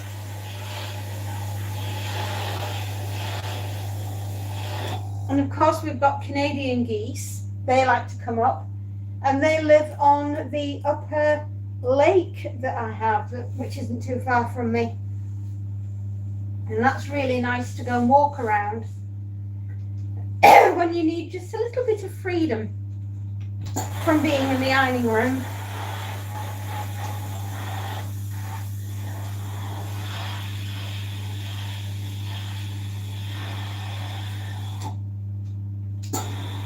And we have grouse that live out on the moors. They like it, and they love it up there. And of course, there's so many sheep. And we have the local sheepdogs. They're sweet. They're very dedicated, really. They do a very good job. You can see them rounding the sheep up during the day. That's quite sweet. And you know, I love it because it's safe for Monty. He can go out and he can just wander and do his thing and just be in the fields, or, you know, if he really wants to, he can go right out onto the moorland if he so wishes, or sometimes he likes to go into the wood and have a rumble around there.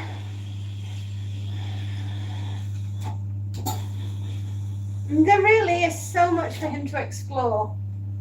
He's such a good boy.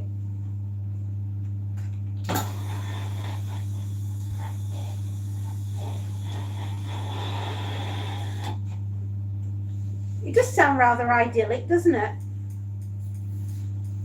The only thing you don't have is access to shops and things like that. You have to make a special effort to go into the towns or into the cities if you want to go to the shops.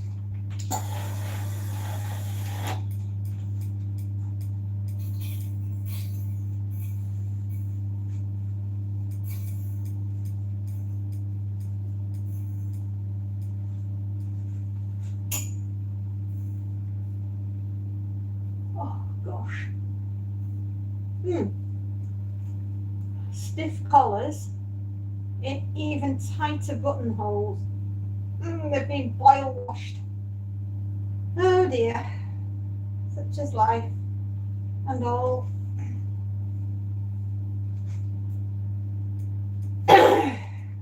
Right, I'm just going to nip next door and swap washing.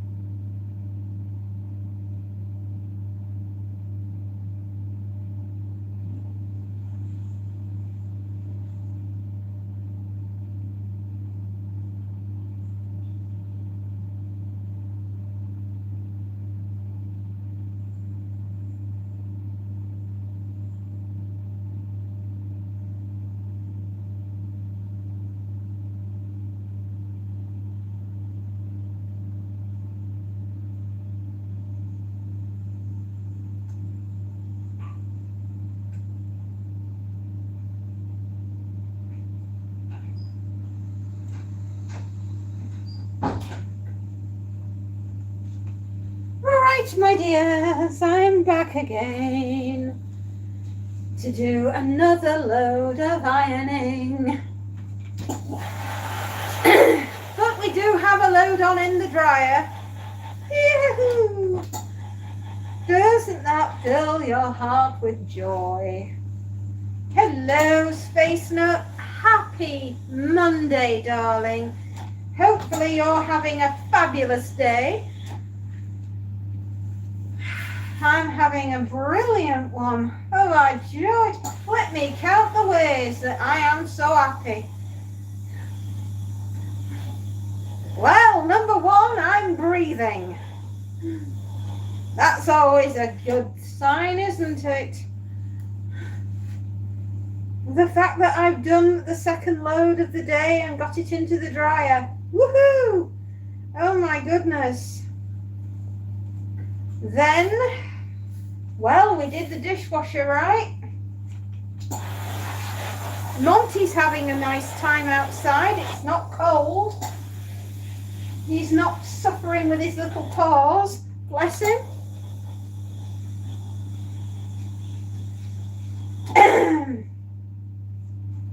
No one has decided at the moment that they're going to take over where Noddy lives, out in those wonderful little houses in the snow. Yes, Noddy land.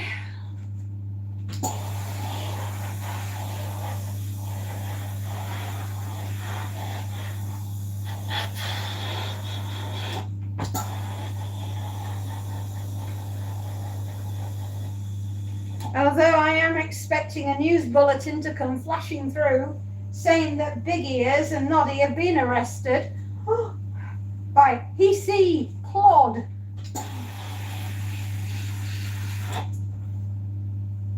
Because they were driving too fast through Toy Town.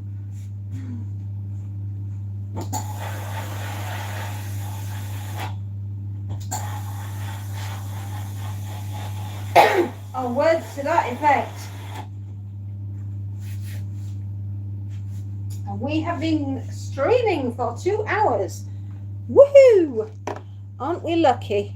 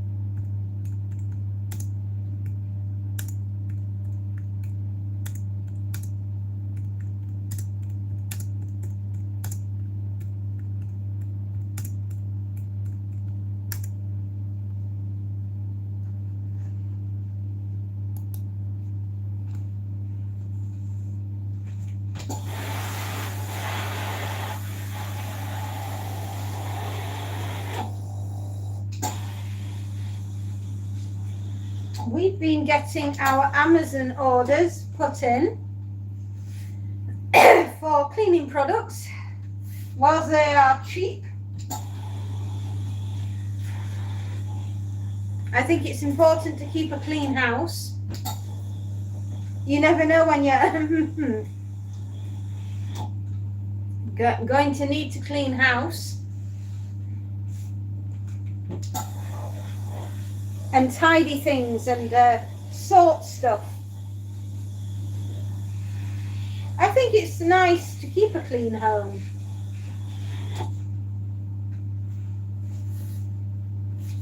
Make sure that your laundry is done and that the dishes are all clean.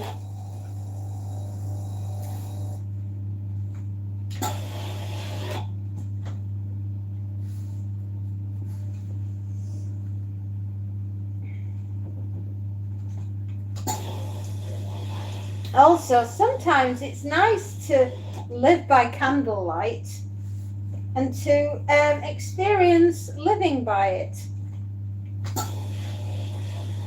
Just in case, you know, power cuts. Sometimes they happen, especially out where we live. We sometimes get them.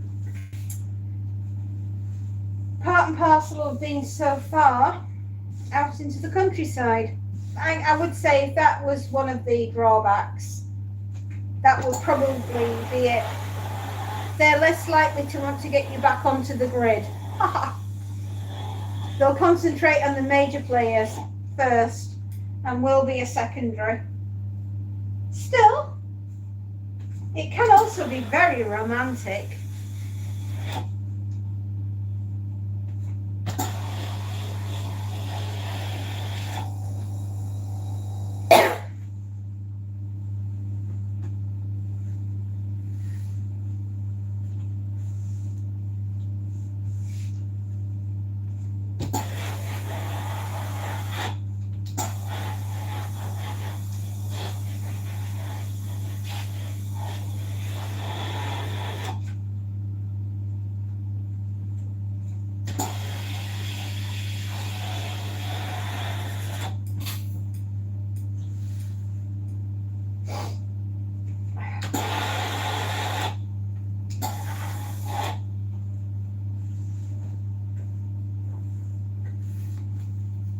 Hello to everyone this afternoon. I trust you're all having a lovely day. It's not too cold for you. Bless you all. And thank you for popping by. It's nice to talk to you.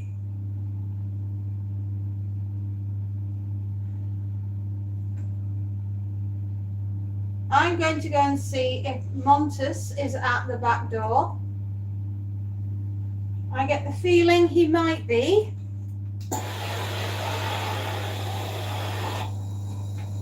I'm just going to go and see anyway. I'll be back in a moment.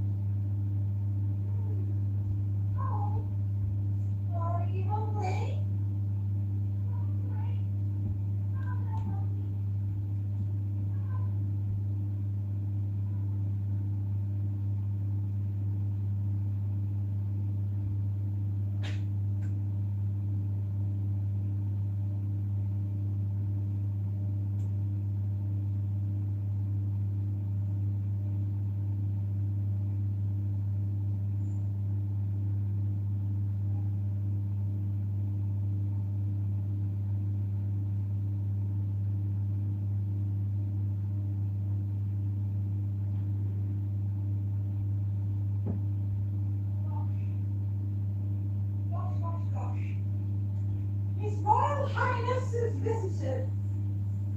He's in the kitchen eating.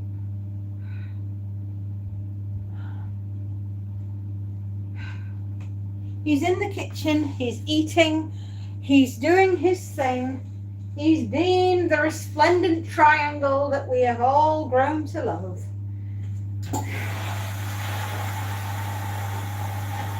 To be honest, he's been incredibly fussy about his food recently.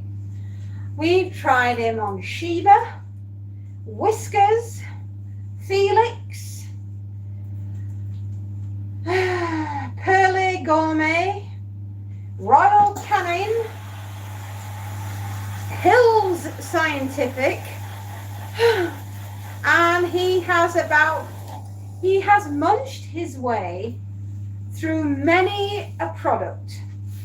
And I'm basically saying, is there a foolproof item out there? Yeah, I mean, what's wrong with the food? They're just like, nah, I don't want this. I don't want it. I want something else. Tell me what that is. Deli counter turkey. Wow. That is a sometimes food. That can't be a daily thing, surely.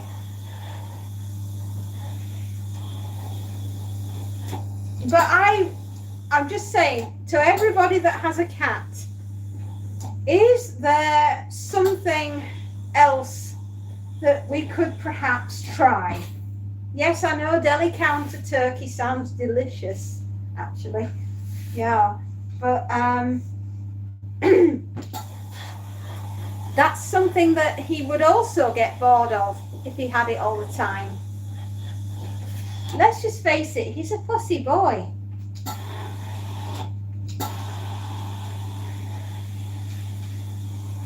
He's incredibly fussy. It would be wonderful maybe to talk with a cat food maker, just to say, you know, I'd really love it. I'd really love to try your product. Would you be interested? I think that's the dream, isn't it, Space Nut? Is to find something that our cats would really want to eat and not be as fussy with what they're having in their diets.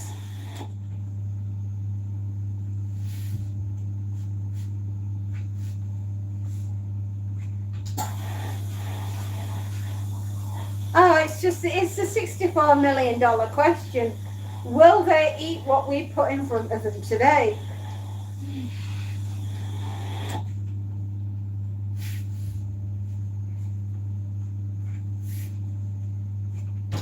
Still, I left him upstairs with some biscuits, so let's hope he eats those. Because he's a complete fuss boy. He's always fussing over what he's eating, and he never sticks with the same thing 2 days in a row. And he's upstairs at the moment. What I did is I got some of his favourite toys and I soaked them in catnip.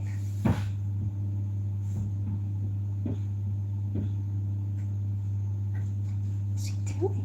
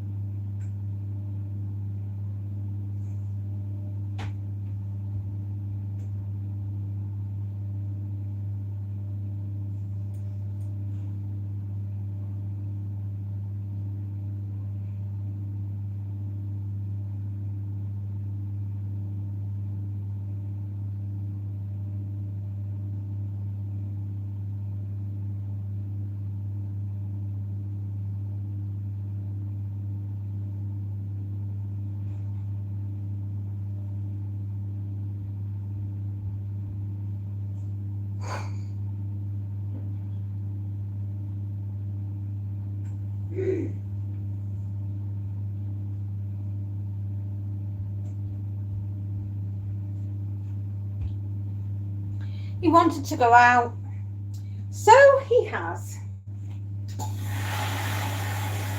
I could hear him. He was banging on the floor, and that's his signal to, I want to go out and play, Mummy. Mummy, there's something outside that's exciting, and I want to go play with it. So off he trots. He's eaten all his biscuits, by the way. And at the moment, he's on Royal Canin, or Royal Canine, or Canine, or Canine. Is it Royal Canine? Anyway, he's eating those biscuits. He sort of swaps between Hill Scientific and the Royal Canin ones. I think that's how you pronounce it.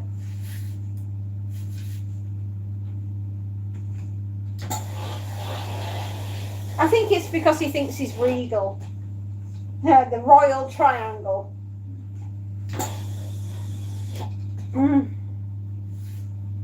Gosh, there's quite a few shirts in here. Should have started these a bit earlier, I think. We're working right up to 5 o'clock tonight.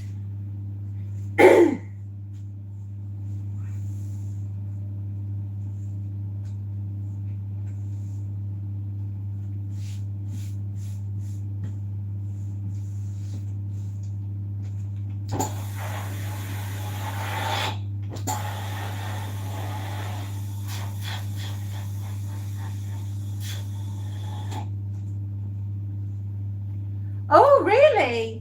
Gosh, the BYOP, bring your own plane.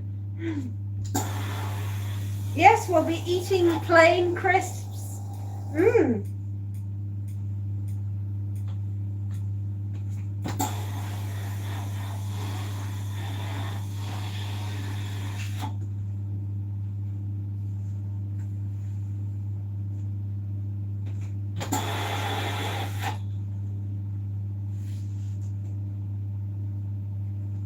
I feel as though we're starring in Threads, the musical.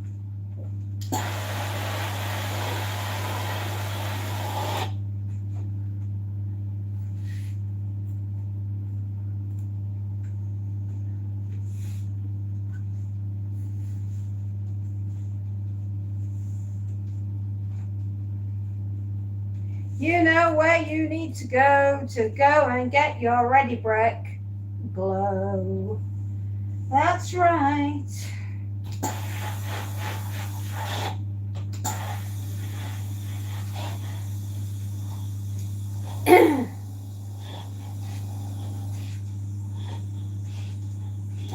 The news is brought to you by Cluck Kent, because he gives you the news you're too chicken to hear. Yes, thank you, Cluck Kent.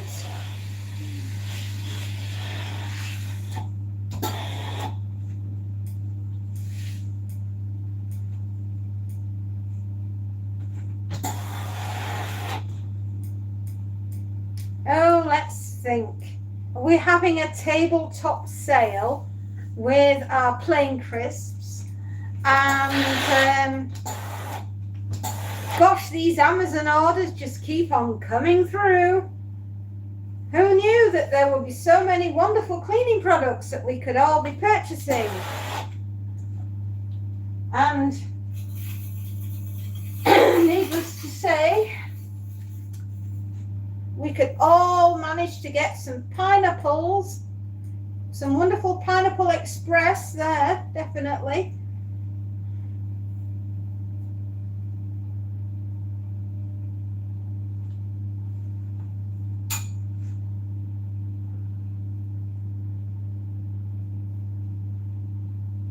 Oh, such lovely fun we're having, everybody. The tabletop sale is about to start. Who knew that you could buy so many interesting things?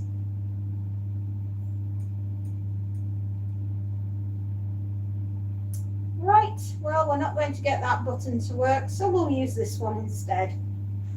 Happy days. Let's hope we don't end up with the rats have inherited the earth in Domain. Yes, we were having a wonderful day, weren't we? Oh boy. Wonderful Tuesday. What a day Tuesday was in Domain. James Herbert.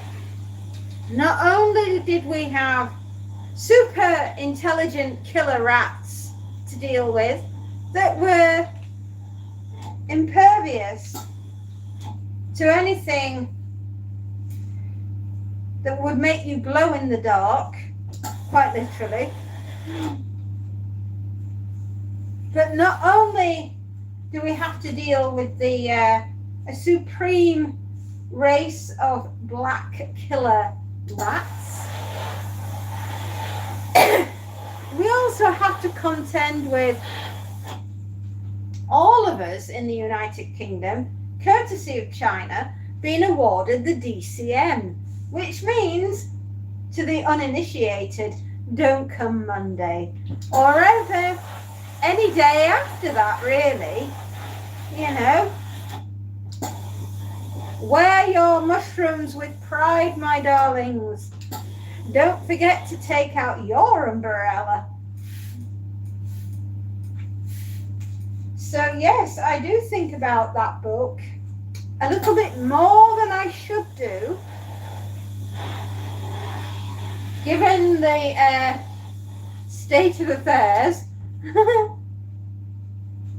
Sabrina, hello, my dear. Thank you for joining us. We are talking about James Herbert and his wonderful books, Rats, Lair, and Domain. And in particular, I'm thinking about his third and final book of the Rats trilogy, called Domain, where London was just going about its daily business when all of a sudden a few stop-me and light one-ups decided to be lobbed over from our wonderful friends out in China. Not only do we have to cope with the fallout of the most horrendous thing to happen to the United Kingdom, but that is the least of your problems when you are faced with a race of killer rats which have survived absolutely everything. And they know where you live, and they are going to come a-calling. Yes, the rats, they have inherited the earth through no fault of their own.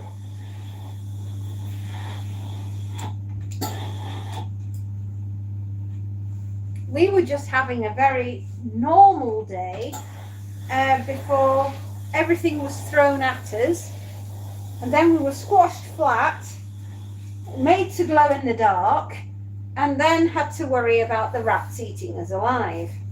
Goodness me, what a horror story. What a fantastically written book. If you've never read any of James Herbert's books, if you've never read a James Herbert book in your life, start with The Rats. It's a classic. It's it's over 50 years old, because it came out in 74, I think, if I remember correctly.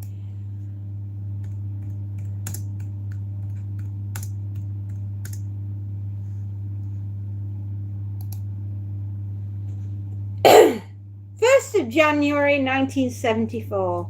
So it's well over 50 years old, my darlings. And the book I have upstairs, oh, thank you. I don't just iron, I talk about books too. Horror, apocalyptic books, end of the world. Oh my goodness, you'll get it all here.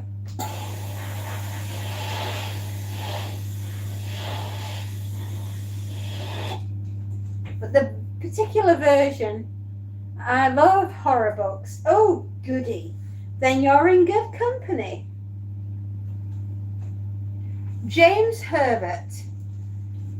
Oh gosh, my love affair with James Herbert, legendary. I absolutely adore his books. I love everything. I have every single one. And one of them is even signed. Yeah. But we start with the rats.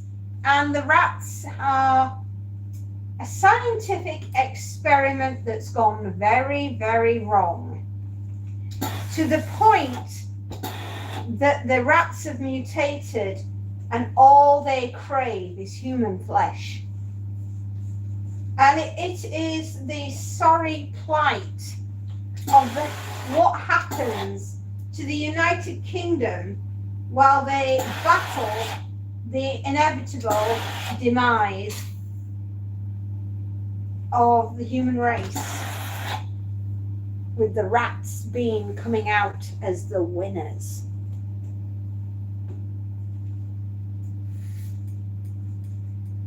And it really is an absolutely horrendous horror.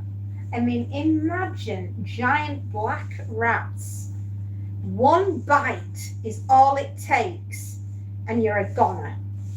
They don't even have to eat you. All you have to do is be bitten by them. And they go running amok and give London a complete and proper pasting. Not to be outdone, they decide in the second book that they're going to go and attack everything that lives in the New Forest and then go back to London. But they thought they'd have a little sightseeing tour around the countryside first. Knowing that they're firmly back in London, in the third book, well, nuclear war breaks out, courtesy of China. They throw everything they've got at us to annihilate us, and then the rats escape from the laboratory where they've been experimented on, and let's just say you would be wishing you'd been taken out by the nuclear warhead, because these rats are ginormous and they have absolutely nothing to stop them now from taking over and eating all of us up. And it is very much, I hate to say it, but it's a complete and total cat and mouse chase to see whether or not our protagonist is going to escape with the girl of his dreams. Will they survive? Do they want to survive? That's more the question. And there is an absolutely wonderful death in the lair, which is the second book, in between them. And it involves the local vicar. And he's just walking through the churchyard, and he happens to slip and fall and land in an open grave. But the horror isn't that. The horror is what's waiting for him in the freshly dug hole in the ground. It is full, it is teeming with killer black rats. And these rats eat every single thing on the vicar. There isn't anything that those rats miss. Oh my goodness, that death is exquisite in writing. He says it's a long time since James Herbert left us, which is a shame because he was a wonderful writer. Unfortunately, he had an undiagnosed heart condition, and off he went. But he did leave us some absolute corker of horror. He left us some fabulous books.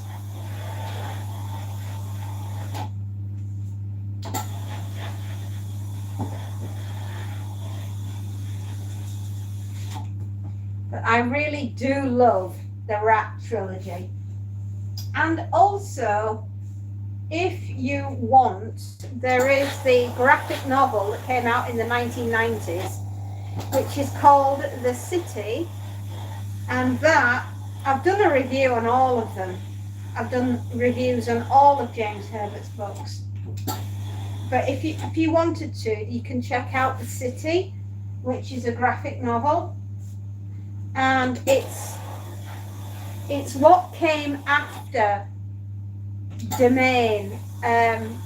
it really neatly wraps up the Rats trilogy. It really does. It needed that, I think, just to really finish it off. And some of the pictures are absolutely amazing. The city is London, and it's what becomes of London and the people that survived from the nuclear war. And it really is very interesting. And it shows what happens to the citizens of what's left of London, of what's left of the United Kingdom, really.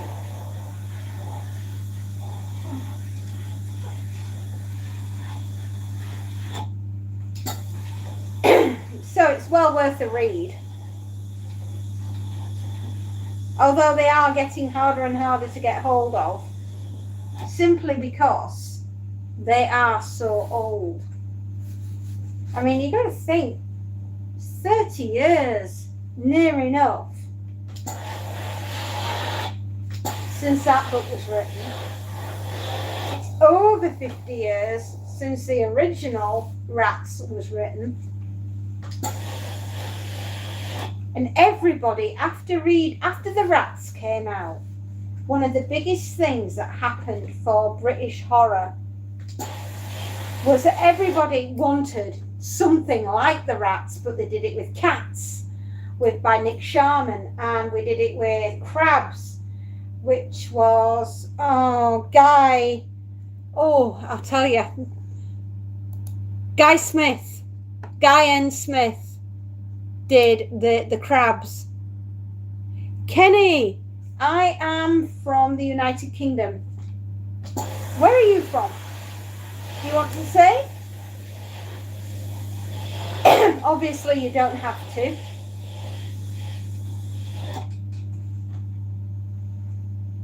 But we love horror. And when James came out with that wonderful book, The Rats, everybody was like, ooh, we must do something James Herbert kind of like him. And he really did open up so many possibilities for writers. I mean, think about Sean Hudson and the Slugs. That, oh my goodness me, it is Sean Hudson. Love him, loathe him, you can't ignore him. He has written some of the most disgusting horror that I've ever had the pleasure of reading. He is absolutely vile, but his writing is, I love it. I love the fact that it's absurd horror.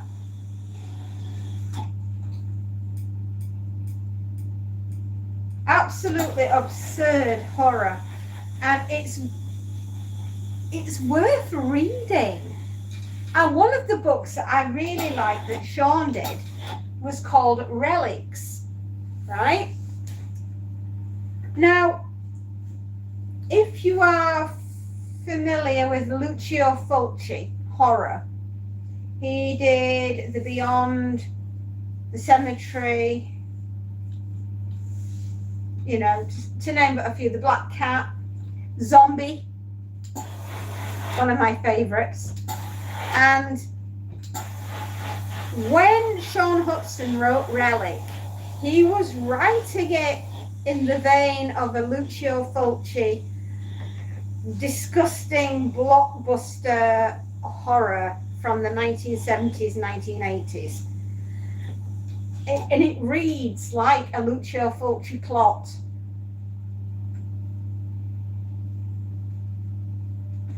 And I love it. I think it's so absurd is the storyline for Relic.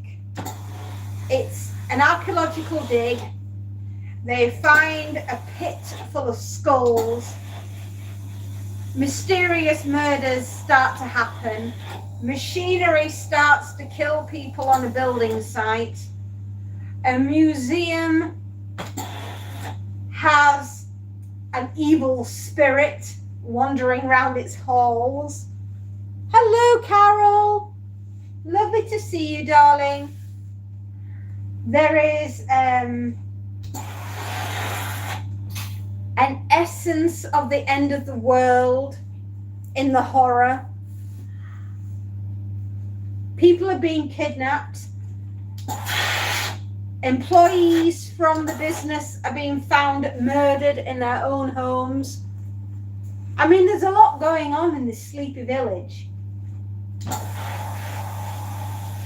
And it's a race against time to find where the kidnapped victims have gone and to find out a way to stop the end of the world from happening. Do they have enough time? Or is it too late? You'll have to read the book and find out. But that one is by Sean Hudson, and that was written in the early 80s, and it's called Relics. And if you want, I've done a review on that one. It's well worth a listen. It really is well worth reading. If you want absurd humour, if you are bored, if you need something exciting to read in January, can I recommend that? Yes, I can. And I love Spawn. I think that's another one that Sean Hudson did so well.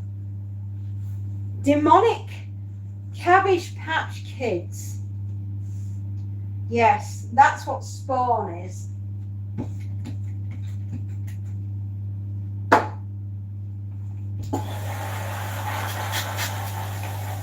Oh, thank you, Carol. You're so sweet.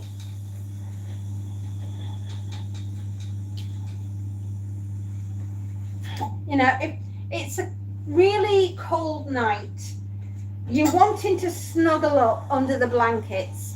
You want something fun, right? You want something fun to read. Get yourself some Splatterpunk, otherwise known as Sean Hudson. He comes under that category: splattergore, splatterpunk, splatter horror. He really is disgusting, but fun. Disgusting fun books.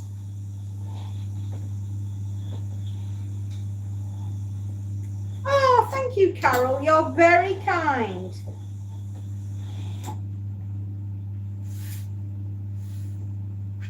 I really do enjoy Heathen.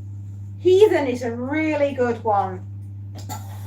The IRA, a secret occult cult, a writer, his wife, her sister, and the Madame Tussauds Waxwork Museum are very scary, freakish things.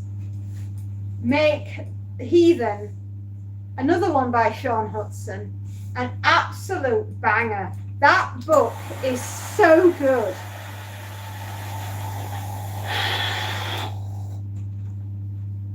It's one of those horror books that you wouldn't necessarily think about reading, but you should.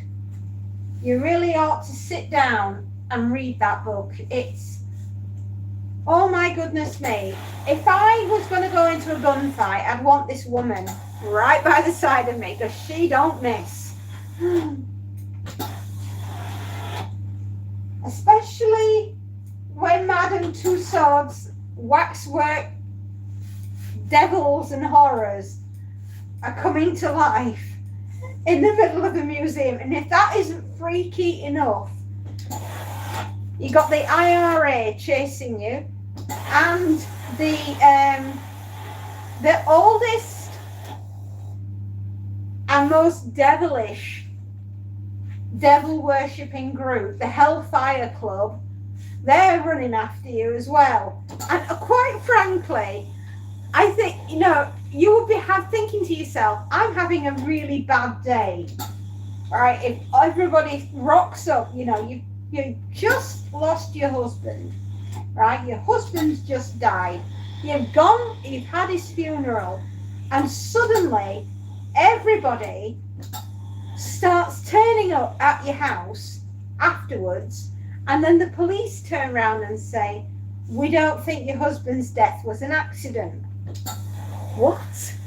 And there was another woman with him. What? And I don't think it was his secretary. What? Yes, you must read Heathen by Sean Hudson and find out just who the Hellfire Club really are. Well worth the read. Talk later, Carol. Absolutely, my darling. Will do. Not a problem. Hope you're having a lovely Monday.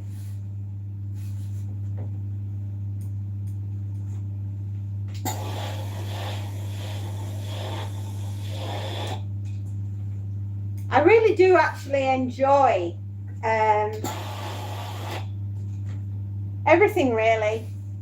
Sean Hudson's style. I mean, the guy is just macabre. But he does it so well.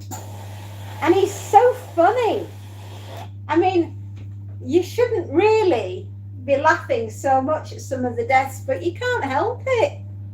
You're a pretty lady, am I? Thank you, Carol. That's very kind of you to say so.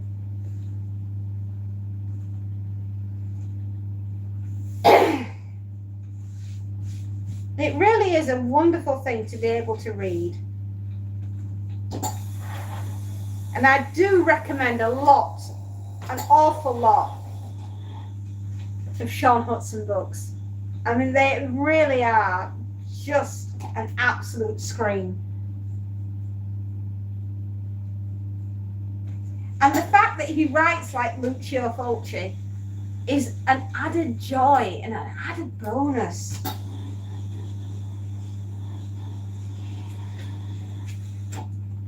It's a long time since we've just spent time talking about books. And I've missed it. I really have missed talking about books and my enjoyment that I get from them. I like to be able to disappear into the pages and just have an adventure. It's such a very personal thing to do.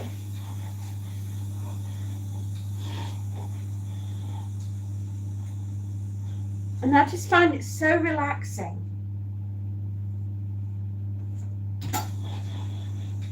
There's a lot of happiness and joy to come from reading, isn't there?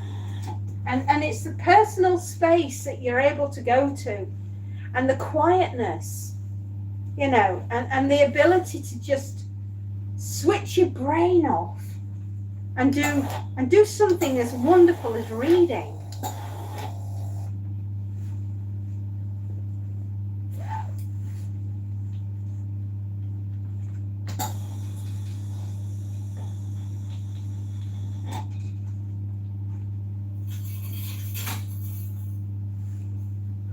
Gosh, haven't we done a lot of shirts? We've still got so many to do. Let's hope we get them all done.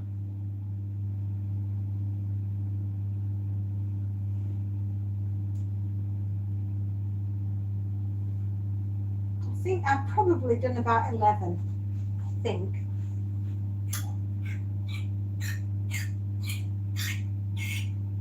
Ten. Sorry, we've done 10.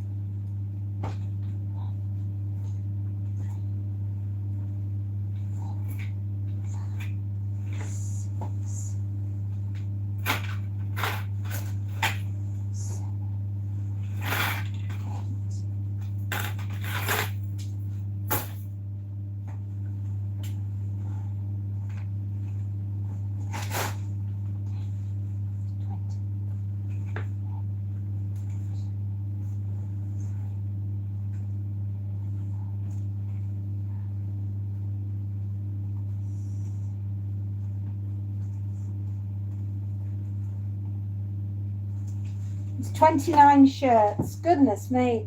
We're going to be busy, aren't we? I've got another 19 to go. Oh. Never ending laundry basket. It just goes on and on and on.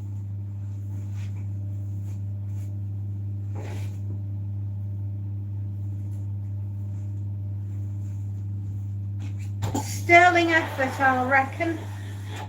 Still, they're only shirts, aren't they? And it's only 1:45, so we're going to be fine. We have to get them done before 5 o'clock.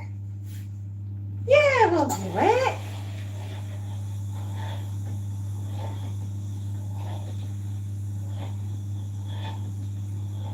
God bless. Coping. Just about.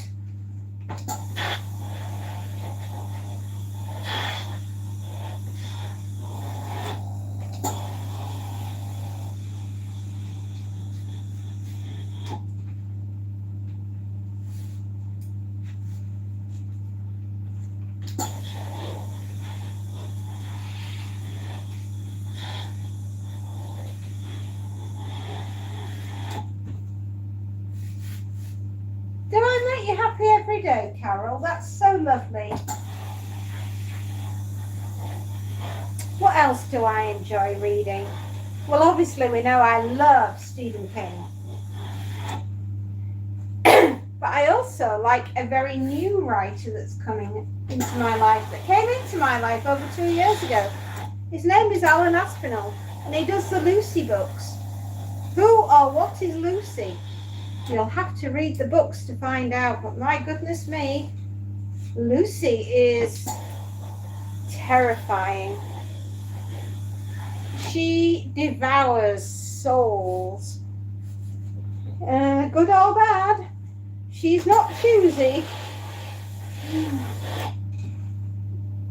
But you better not be on her radar, because God help you if you are. God won't help you. But Lucy will. Lucy is many things, but she is absolutely terrifying, and she comes from the mind of Alan Aspinall. So that says a bit about what we think about his writing. Well worth a read.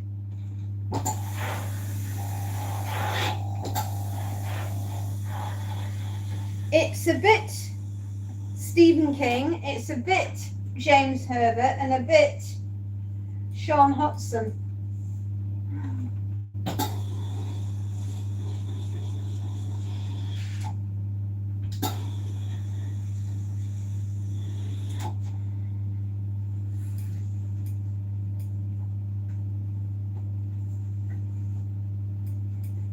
Oh, excuse me.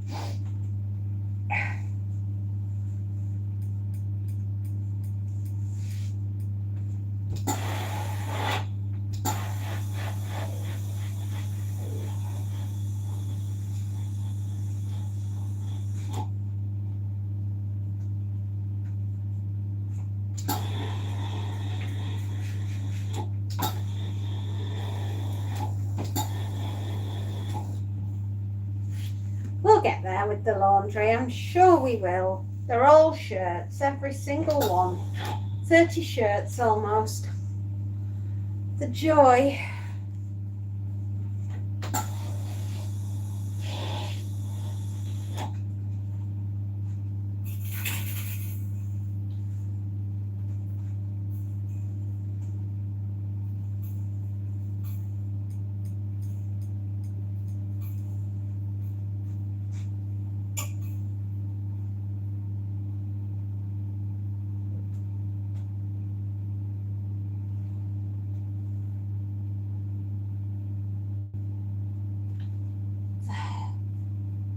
Lovely. That's just, every single one has been over dried, over washed. Shame. We'll just have to do what we can.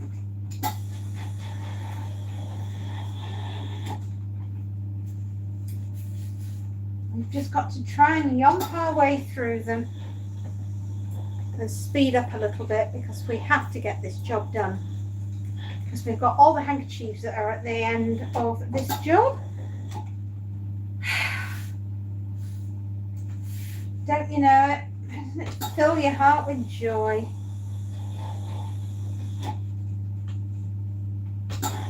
Still, the rest of the week should be a little bit easier. I should be reading tonight, resting my head.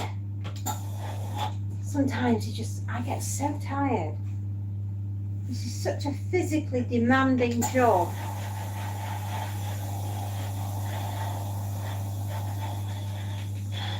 And unless you're actually studying, doing this day in, day out, it just looks dead easy. And I assure you, my darlings, it's just physically demanding. It's not very taxing on the brain, it's taxing on the body.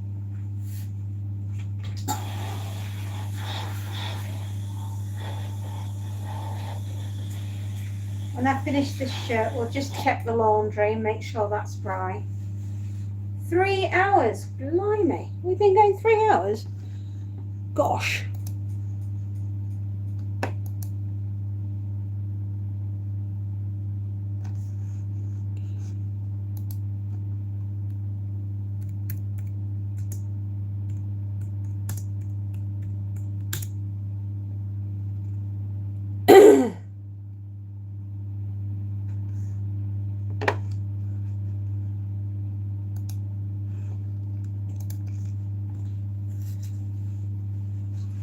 Oh.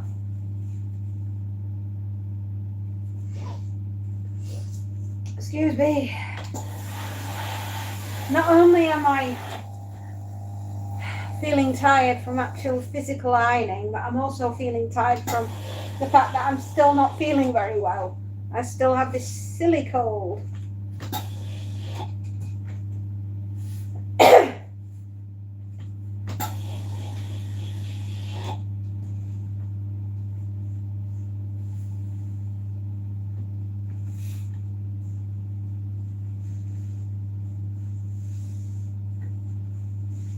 Once I know I've hit 15, I'll feel better.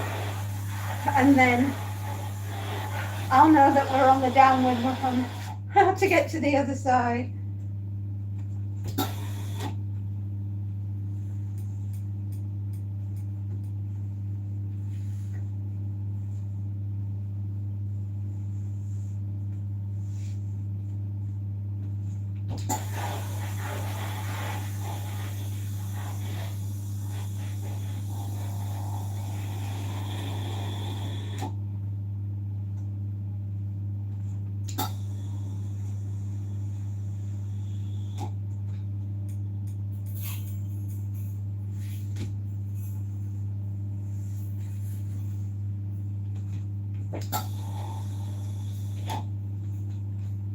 Sometimes you try and get the corners of the shirt just so.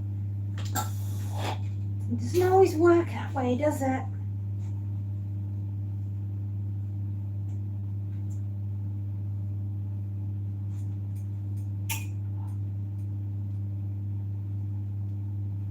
Oh, the worst part is when a shirt's been over dried, you try and get buttons through the buttonholes, and it can be very hard on the fingers. Trust me on this one.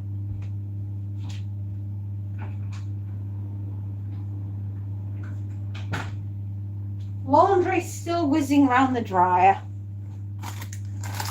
Oh, stop for a quick snack.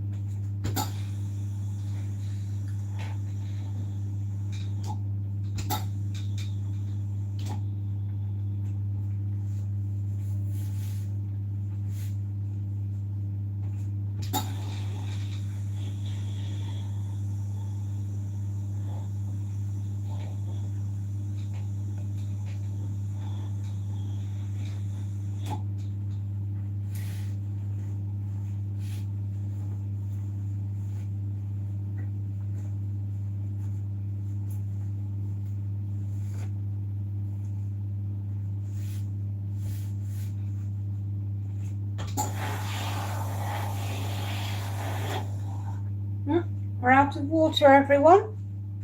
Oh dear. In a minute.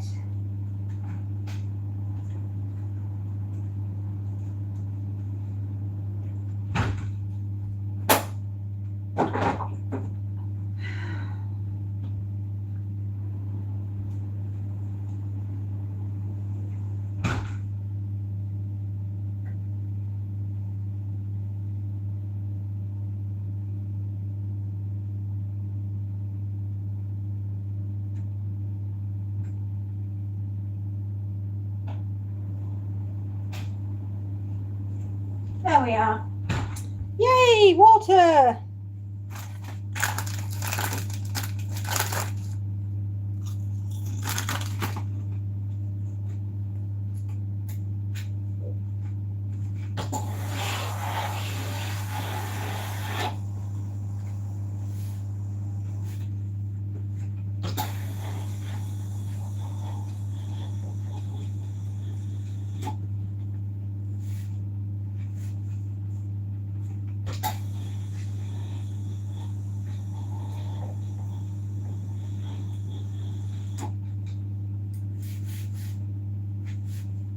Just coming up to 2 o'clock.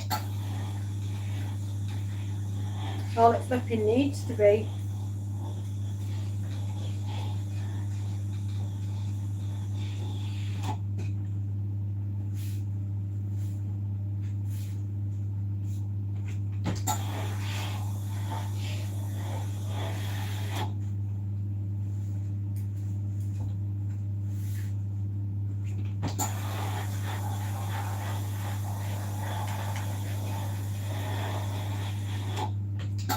Do you know, I was trying to think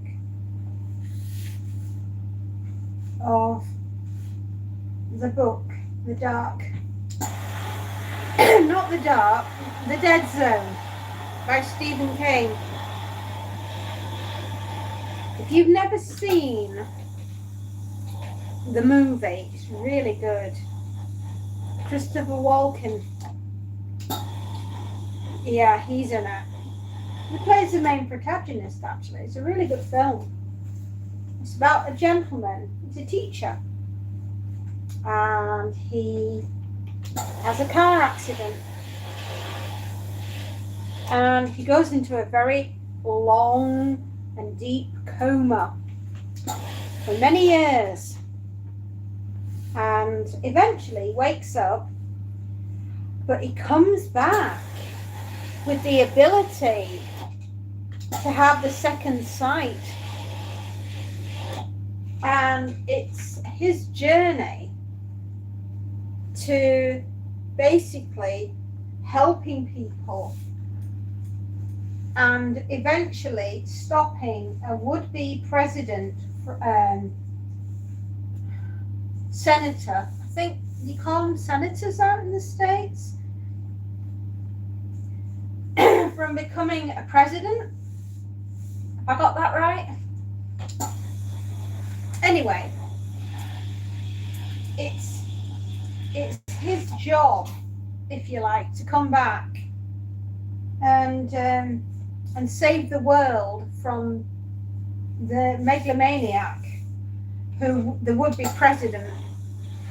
Greg Stilson, that's the name, that's the character's name, Greg Stilson. And his name is Johnny. Yes. The good guy's called Johnny. Played by Christopher Walken. Very good actor. Oh my goodness, such an amazing actor.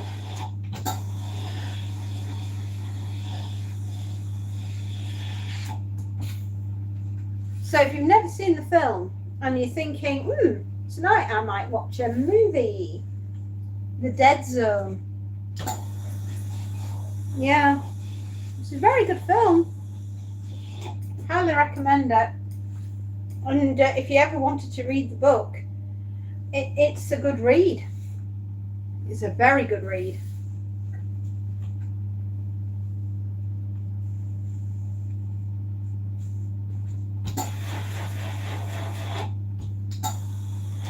And I believe soon the movie that I went to see, The Long Walk, I think it's coming to the streaming at the end of the month, which is, brilliant, because I really wouldn't mind watching it again. It's so good. It's not often that I want to see movies over and over again, but that one I would. It's funny, but a lot of the films that I like to re-watch happen to be Stephen King ones. So there must be something in it. I always like the Stanley Kubrick one, The Shining. I know it's not Stephen's favourite, but I think it was so well done. It really did capture the essence of horror and isolation and being in the middle of a snowstorm in a hotel, a haunted one no less.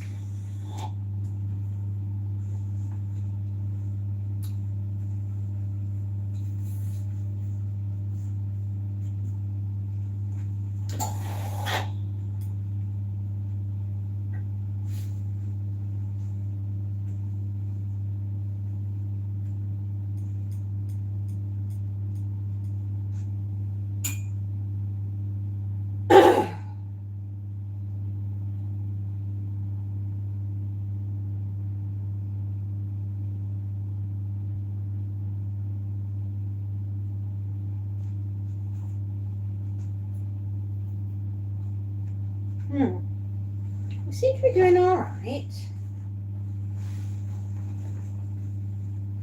Sometimes I worry, will I ever get the job done? Will I ever finish it?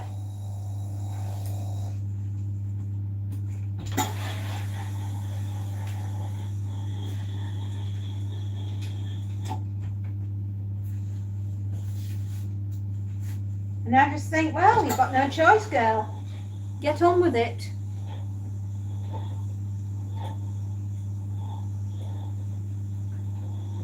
As exhausting as it is, you have no choice at the current moment in time, and you have to get on with it.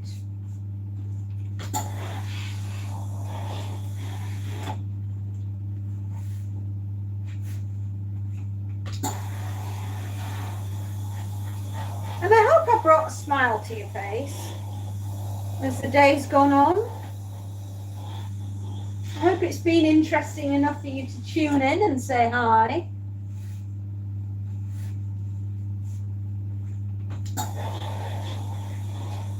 That has always been my dearest wish, is to make your day go a little bit better than what you actually thought it could be.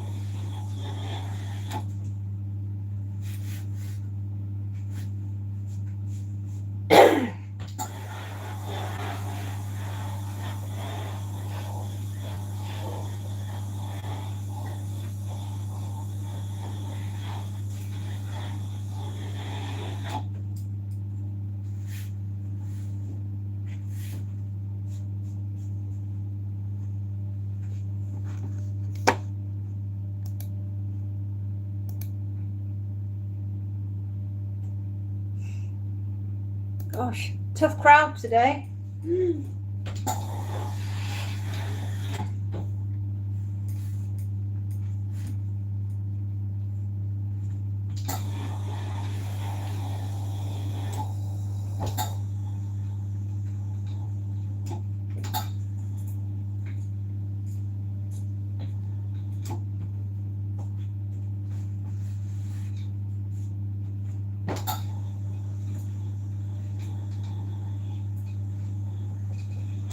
I do truly hope we'll get through all this anyway.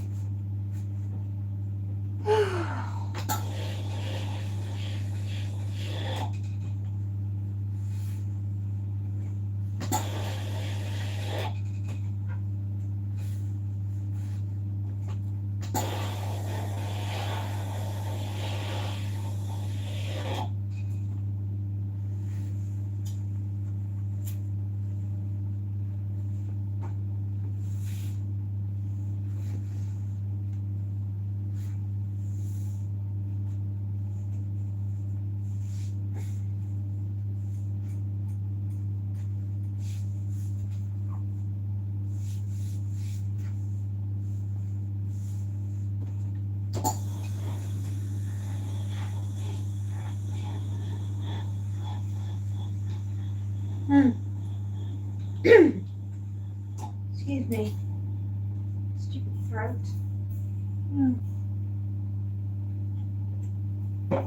Oh.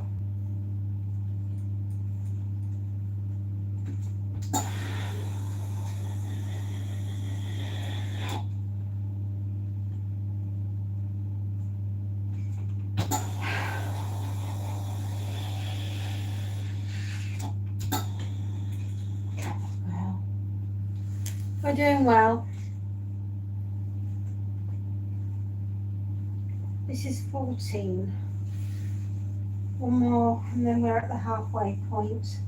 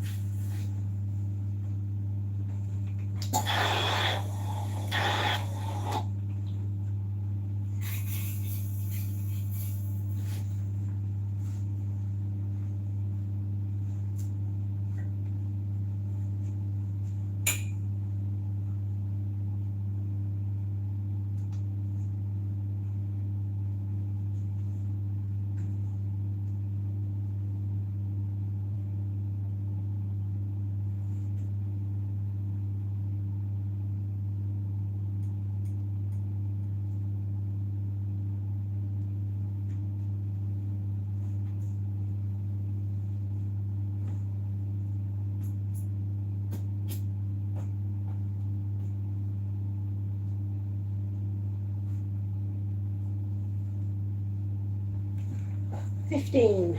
We're at the halfway point, everyone.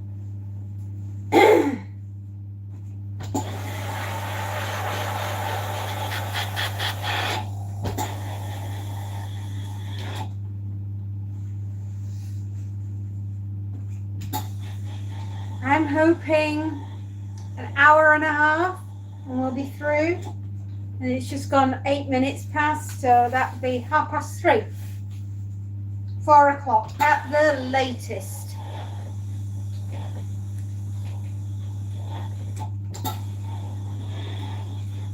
Which is what we really need and want to be done for that length of time, right?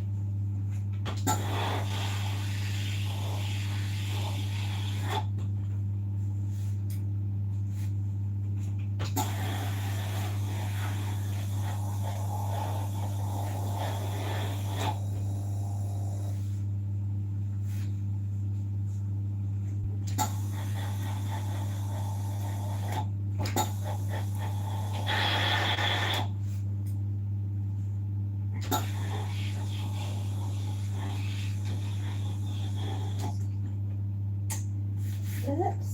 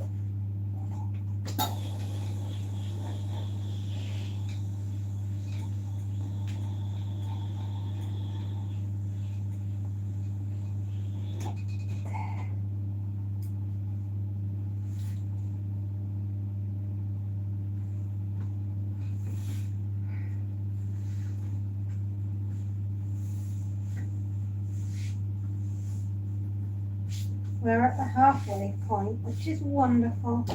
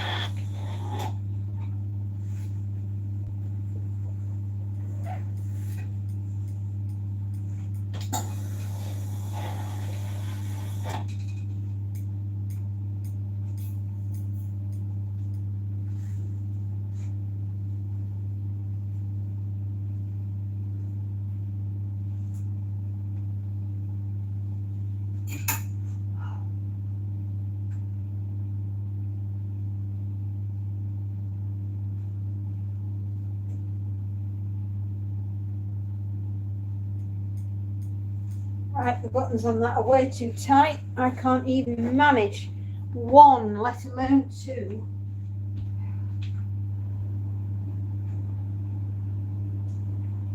Two minutes to go. We'll nip back in a bit. Make sure it's all right.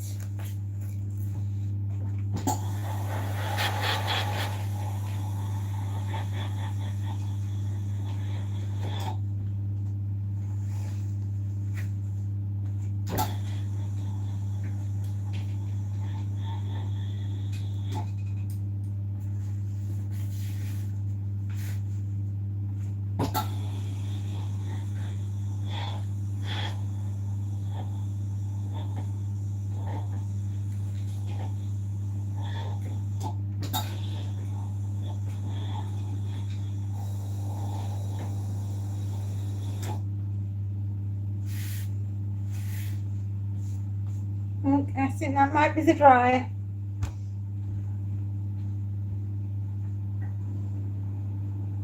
No, still doing its thing. Still doing its thing. Lovely, as it should.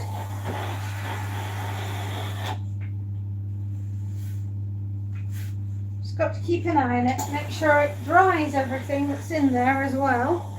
Sometimes it can be a bit tempestuous. Might not always want to do what we want it to do, but it will eventually do it.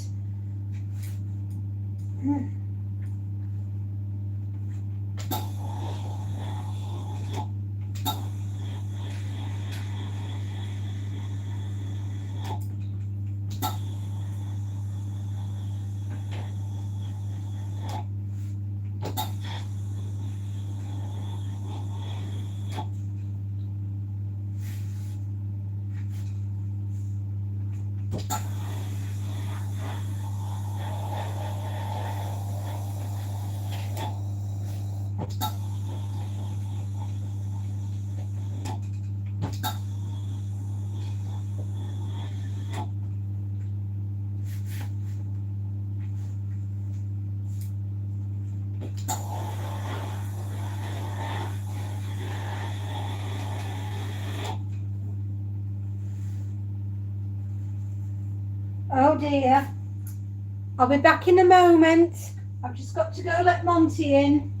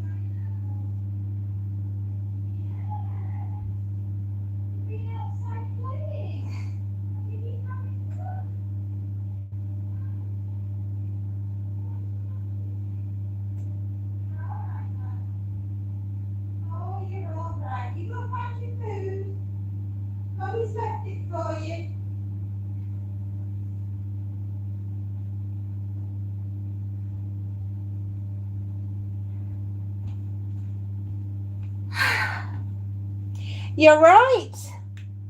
The water is about to fall.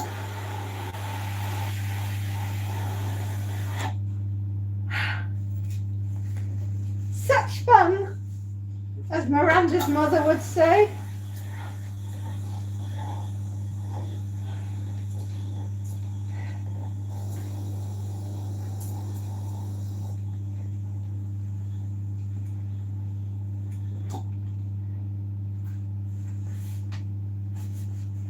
Well, it could be worse. I mean, at least we're filling up the reservoirs, right? In honor of... Oh, Monty was very pleased. Yes. He ran down the stairs and ran into the kitchen, demanding to be fed. I said, young man, there's enough food in there to see you right for some time. So you better go and eat. He's really, really been incredibly fussy with his food. God, I think the dryer's just gone ping.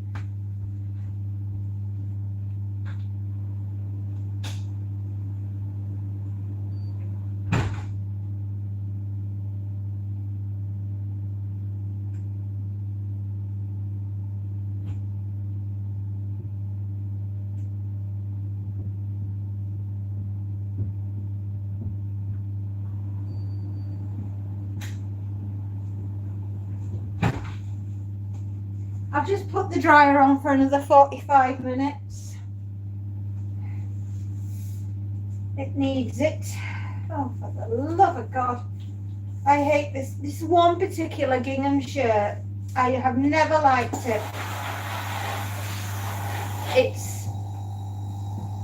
It never washes nicely.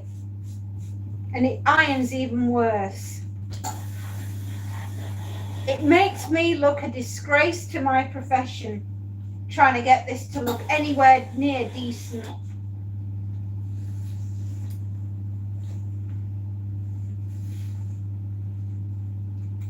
It's just a horrible shirt.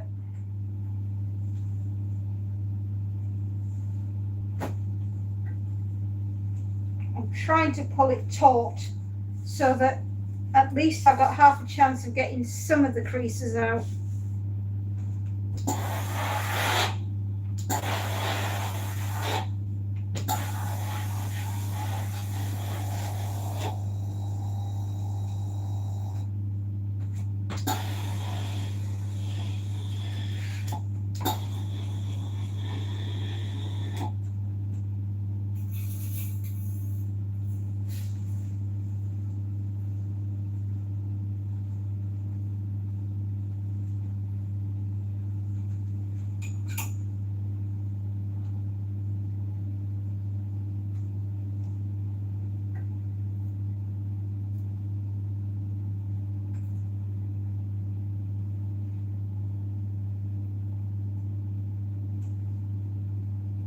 See what I mean? Even that. Nightmare. Absolute nightmare. Try as I might, I cannot get that to have a decent finish. So I've done what I can. I have done what I can.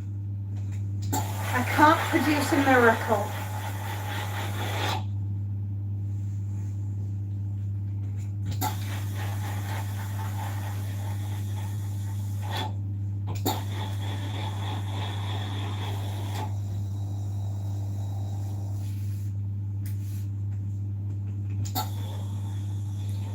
And now for my next trick. I'm going to have to turn all these shirts the right way around.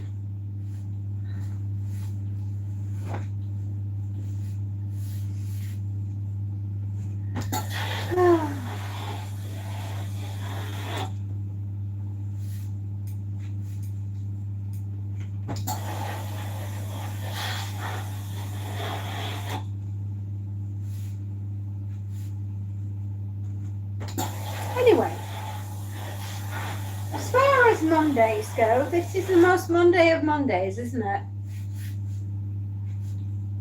wildish weather, happy cat, relatively happy people, behaving rather normally on the channel, which is lovely, always a bonus.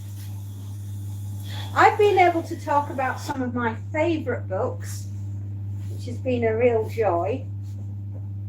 You know, there's one book that's James Herbert wrote called The Fog, and it's about a government experiment for the military that goes very wrong and leaves most of the United Kingdom shrouded in this yellow, mysterious fog that makes us feel a little bit odd and makes us do rather peculiar things and doesn't leave us feeling very well afterwards. There is a particular scene of a private school where once you've seen it, you can't unsee it. But there is a teacher in there that goes the full John Cleese and goes absolutely Basil Fawlty. What you need to read the book to know where it is within the book.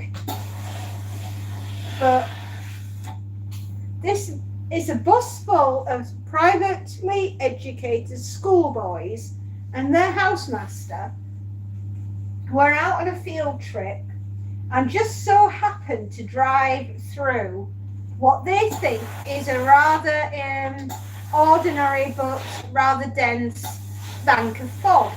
Not not mysterious at all.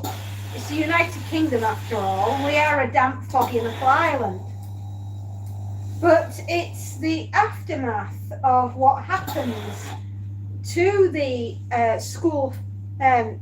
schoolmaster and the students, the privately educated schoolboys. And I'm not joking, the schoolmaster goes off on one spectacularly, and it is the full John Cleese moment. It's one of those really wonderful British horrors that only we could have written this. Only a British person could have written about the weather and turned it into the most evil force to be reckoned with.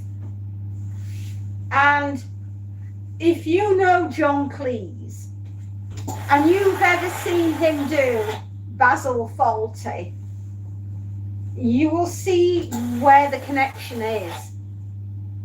And you once you've seen it, you can't unsee it. When you've read the book, you'll be like, definitely, this character was written for John Cleese. And I've done a full review as well of The Fog, and it's well worth watching it. If you were ever curious about James's books, check out my reviews. They are really good. I know it sounds like I'm a bit big-headed, me saying that, but I just love his work so much that if you heard the reviews, you would want to read the book. I know you would. If you're a horror fan of the 1970s and the 1980s, and you like good British horror, because that was our golden time. If we had a moment in history for wonderful horror, the 1970s and 1980s are there. It's definitely that period of time. And it really, really is worth reading. Only a British writer could write about the weather and make it malevolent.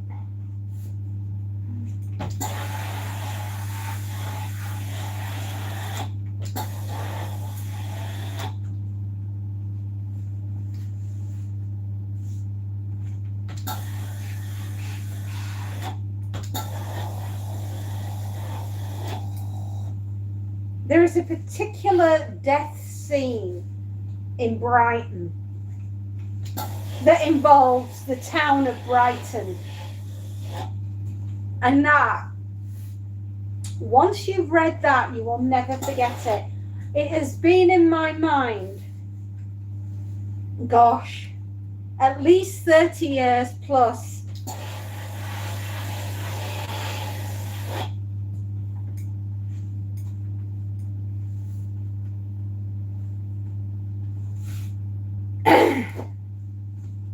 This one's not so bad. This isn't a bad shirt, but that checkered one was a nightmare.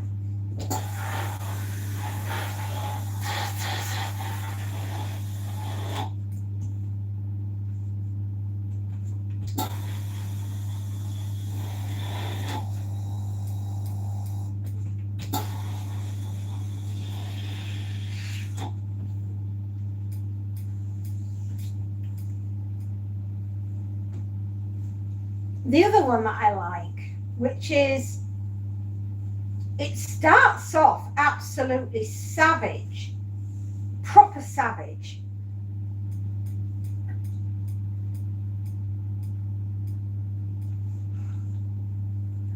I wouldn't know. But with a question like that, I do worry about your sanity.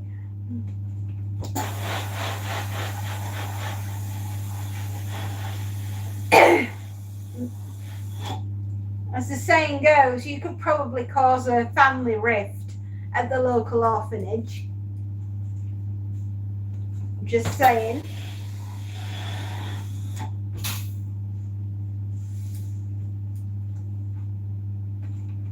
Why don't you order one and find out?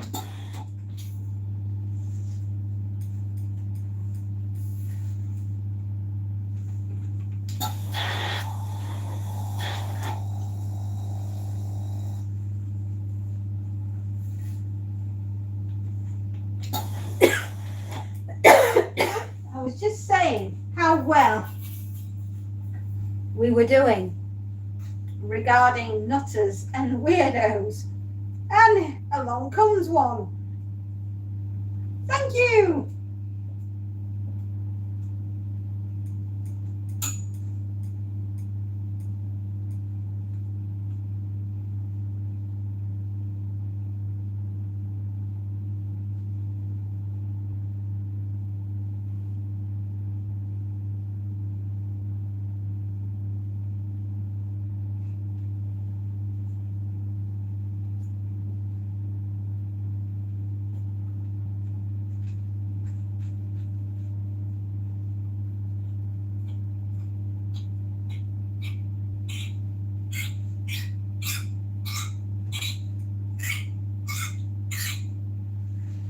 $19.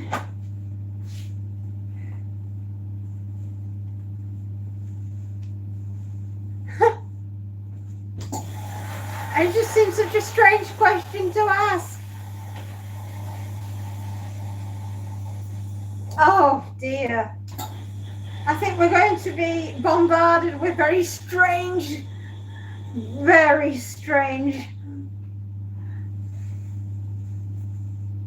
Well, we'll just have to see which way you go. Keep everything within good taste. At least try to keep everything within good taste.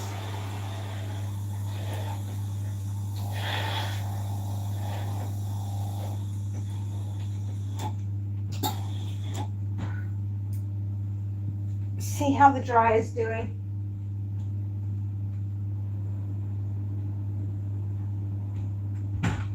Not long now. Hopefully half an hour we'll have dry clothes.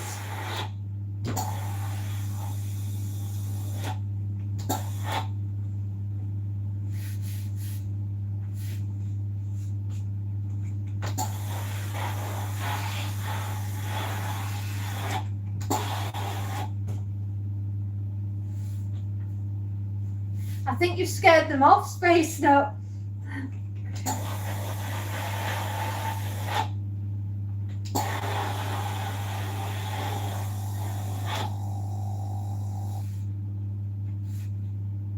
have the desired effect, my darling.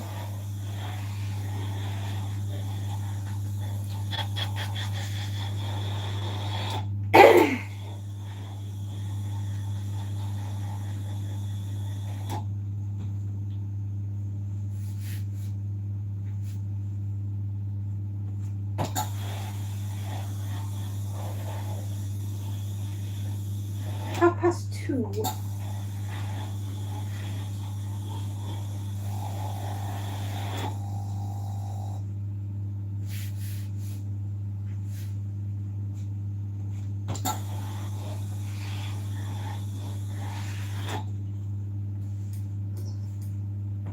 Excuse me.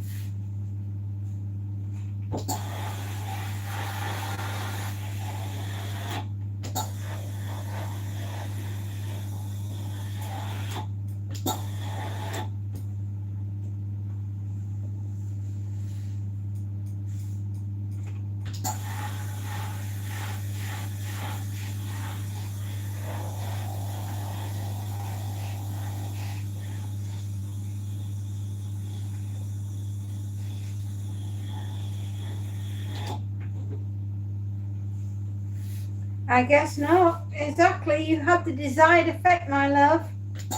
You made it go away.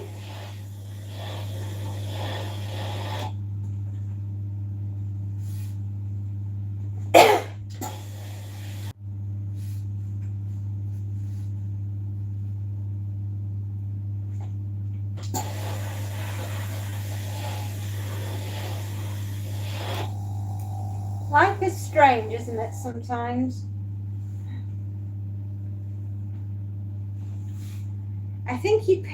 I don't think he realized that you were there.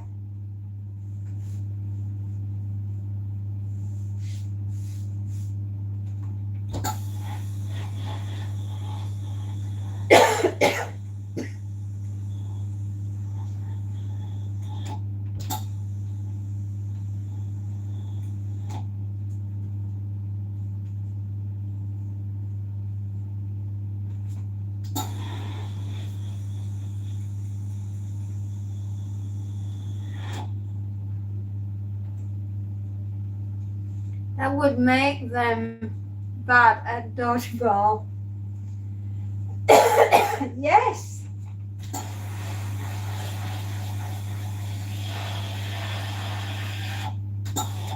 I love that film.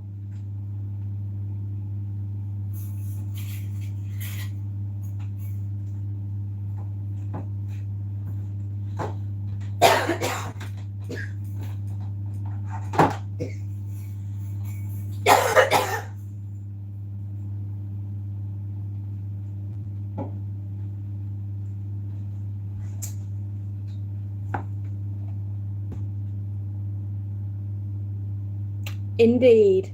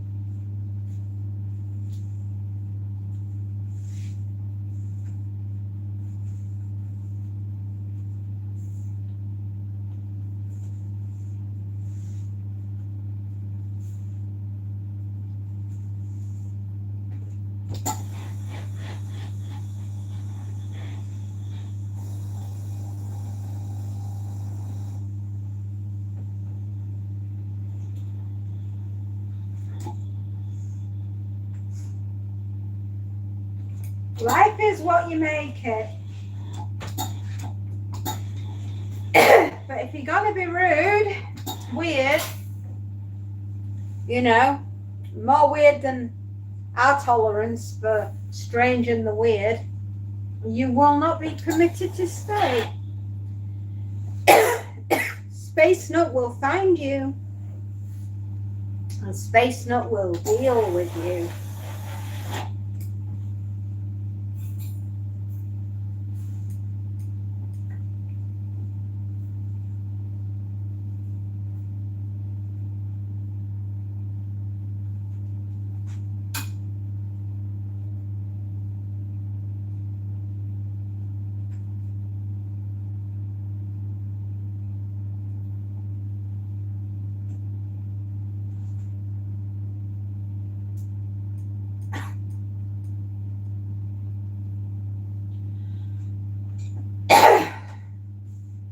sometimes.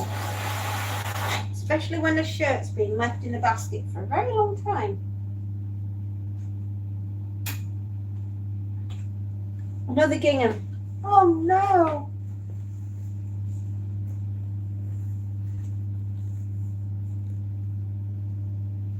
Yeah. Exactly.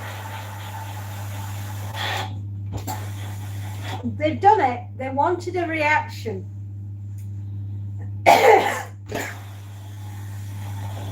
Well, they sure got one.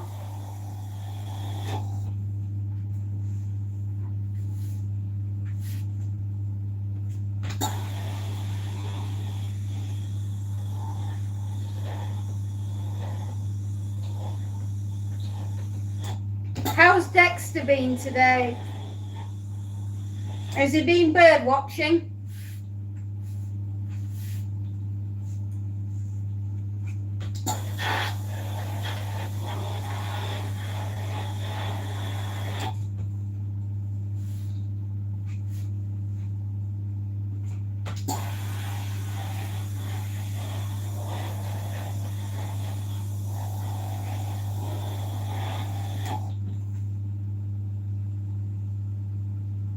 Oh, sometimes I have to clip my shoulder.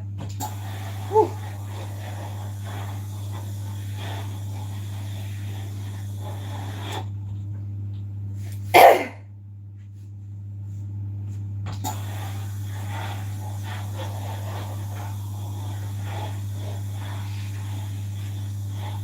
We're doing well.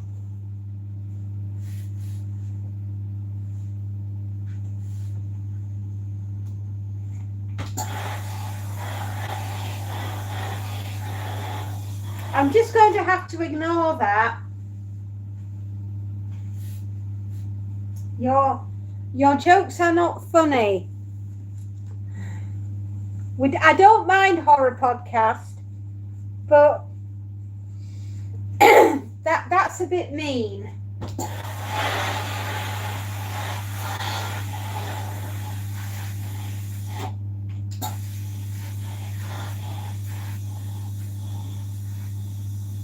Yes. Yes, please.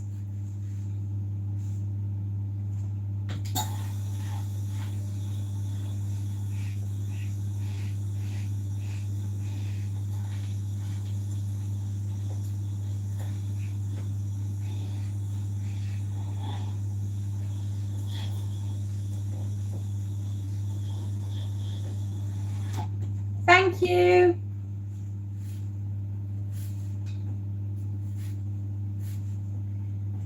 There's bad taste, there's bad jokes, and then there's just bad all round.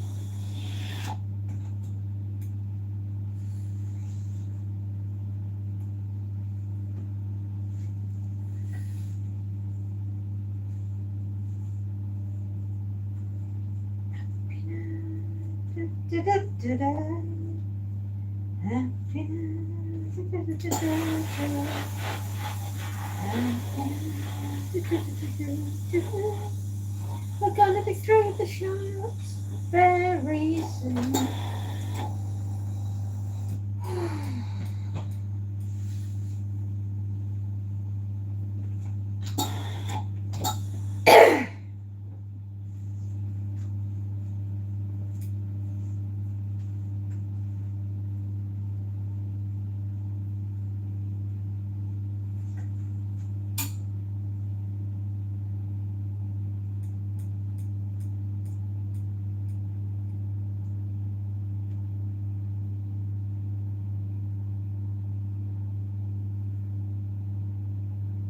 gosh.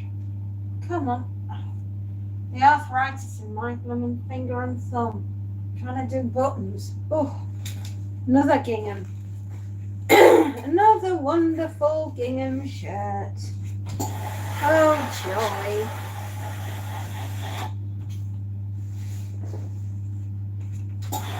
Last stretch.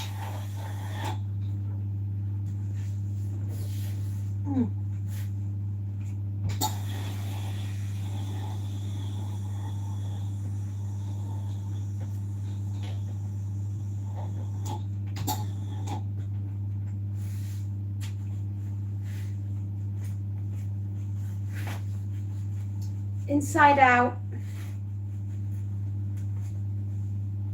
And buttoned to death.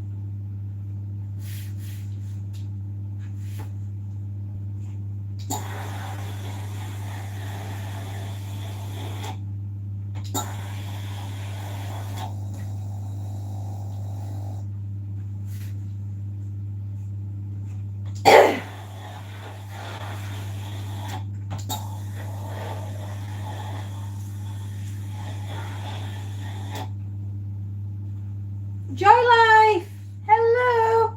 It did. Joy Life, that's wonderful. Oh, congratulations. Oh, wow. I'm so proud of you. Oh, that's wonderful. Did you see that, Space Nut? Oh my goodness. Well done. Oh, honey. I'm really, really, really pleased. Wow. Round of applause. Well done. Sending you some love hearts, sweetheart. Oh, that's wonderful news. Oh, wow. Did that happen this weekend? Well, I can't think of a nicer person for that to happen for. Oh, really? Honestly? Well done. Congratulations. Absolutely. A trophy for the win. Definitely. Let's see if we can find trophies.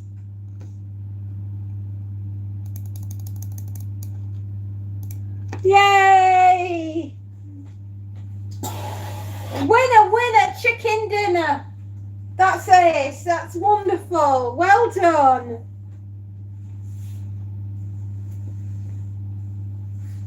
Honestly, you must be over the moon. Wow.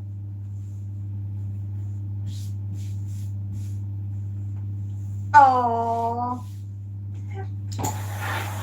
Well, I hope you and your family are celebrating. Winner, winner, chicken dinner.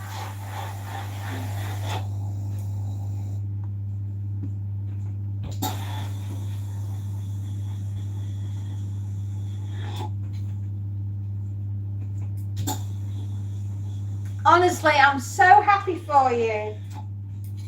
Oh, wait till Space Nut sees that.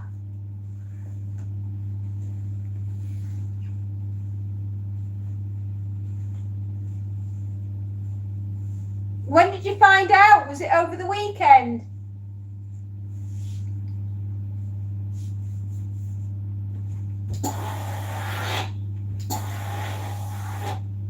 We're not far off ourselves. We're closer than we think.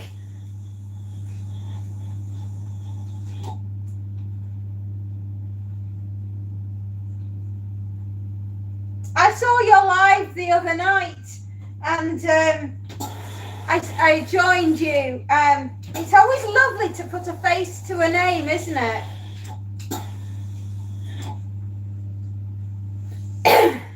But honestly, I'm really, really so proud of you.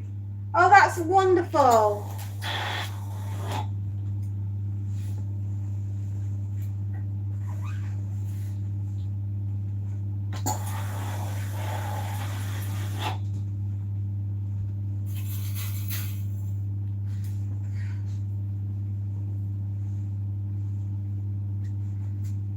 Well, your family must be so proud of you, as much as your family on YouTube is as well.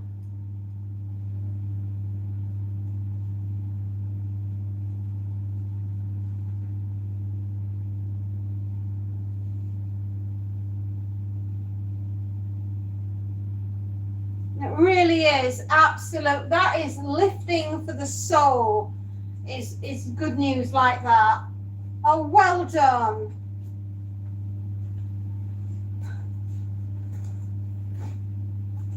One, 2, 3, 4, 5, 6. Oh, gosh, that's a turn up for the books, isn't it?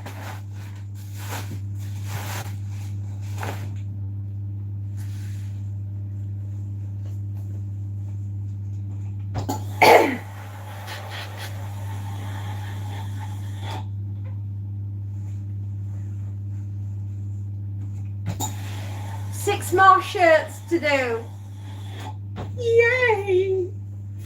We might have this done by 4 o'clock.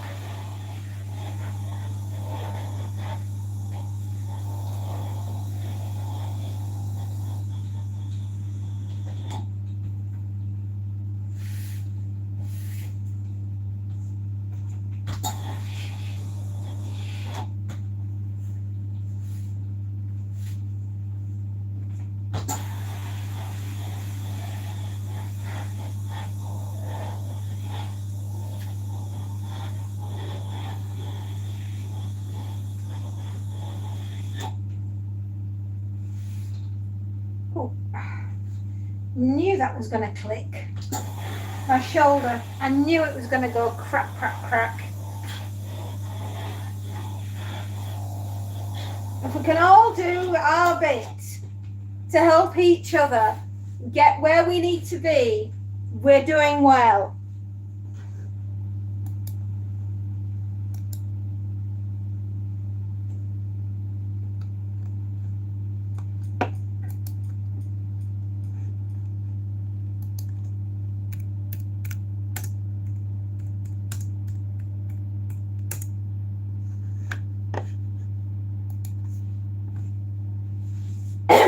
And that's the name of the game, isn't it? Help each other get to where we need to be. Be there for each other.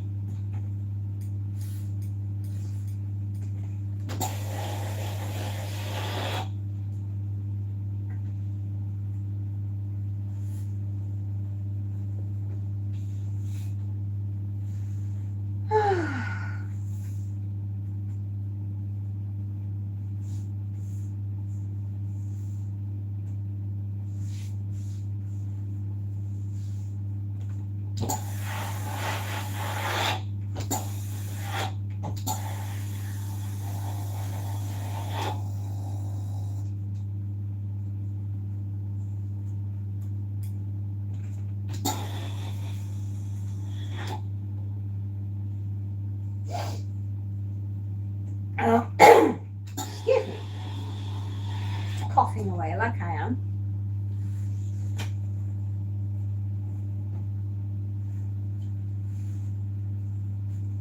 Another one that's not being kind.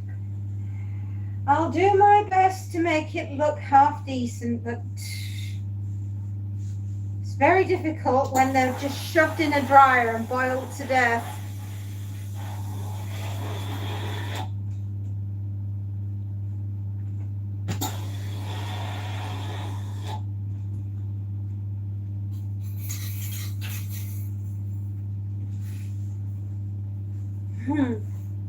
Isn't that wonderful news, everyone that's tuning in? Aren't you proud of Joy Life? She worked so hard to get there.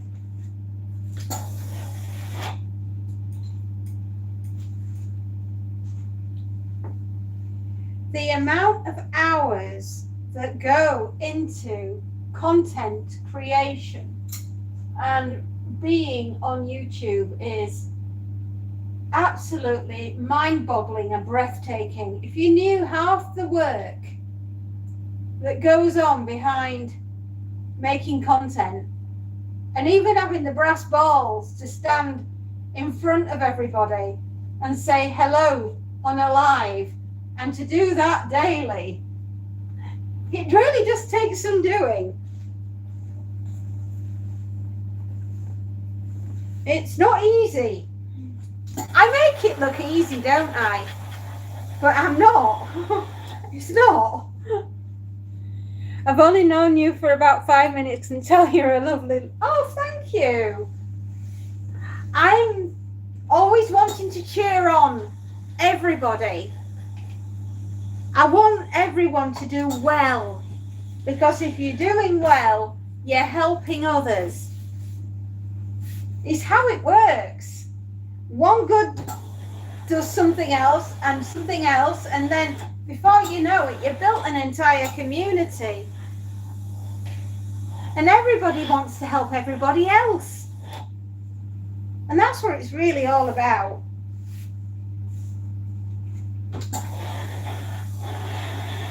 And we also love horror on this channel. Everything horror, apocalyptic, end of the world, disasters, you name it, we probably covered it.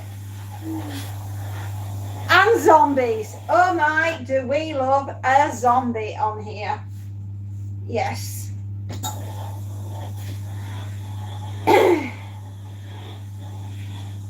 I mean, the ideal situation for us would be a nuclear, apocalyptic, rat-induced, zombified environment. Gosh, now we're talking.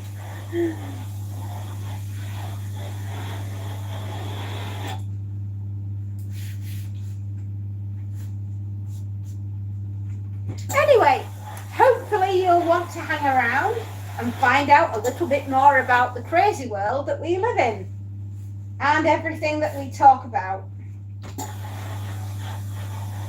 We do love a good horror book though.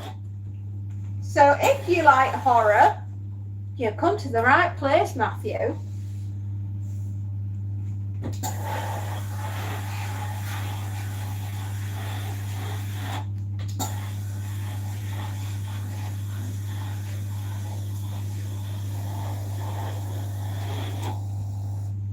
We live by one simple rule. The Bill and Ted, be excellent to each other.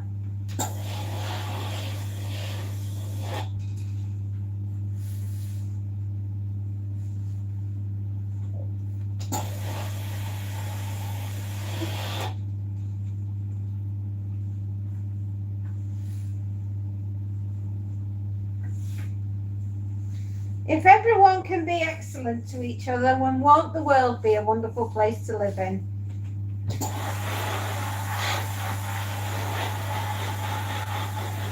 We've done quite a lot of horror book reviews. If there was ever something that you would like me to read that I haven't already read and done a review on, do let me know. I'm always here to listen to other people's books as well. I do enjoy their book reviews very much.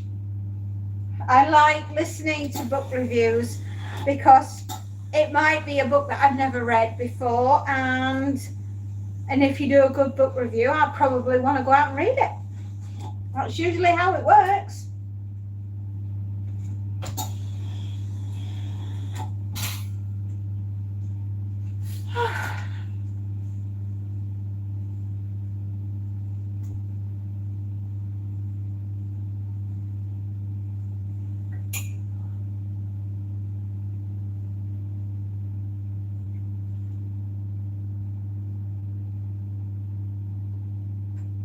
Oh dear. Tough buttons today. You are getting there. We are today. Oh, finally. Was it 5 more shirts and we're through? And then we've just got the handkerchiefs.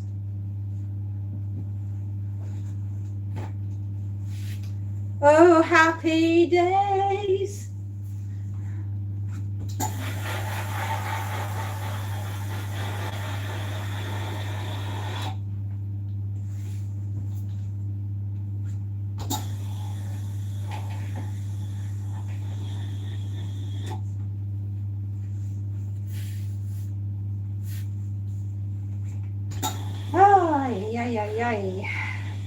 The happiness will be when we've got through this lot. Oh, we're having a traditional hobo style stir fry tonight. Hoisin and noodles. Yeah, baby. And spring rolls. Oh my goodness. Yes, we are. We're going the whole 9 yards.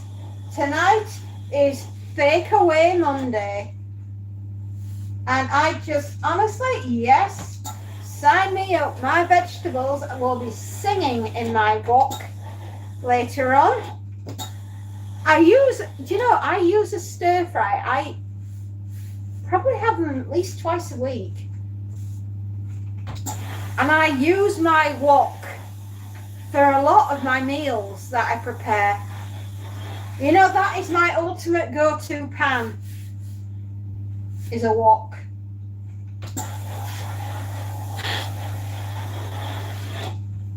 I just find it it's more versatile than a frying pan.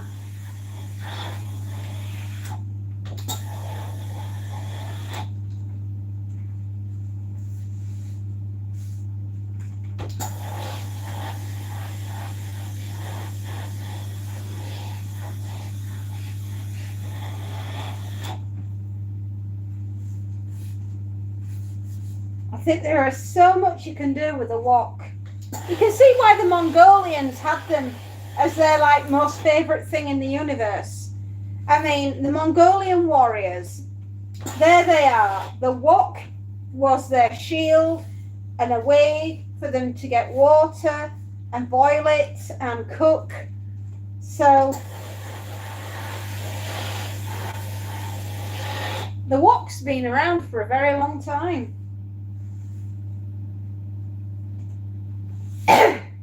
But yes, tonight, my darlings, is vegetables, hoisin, and noodles. And I am down for that. Most definitely.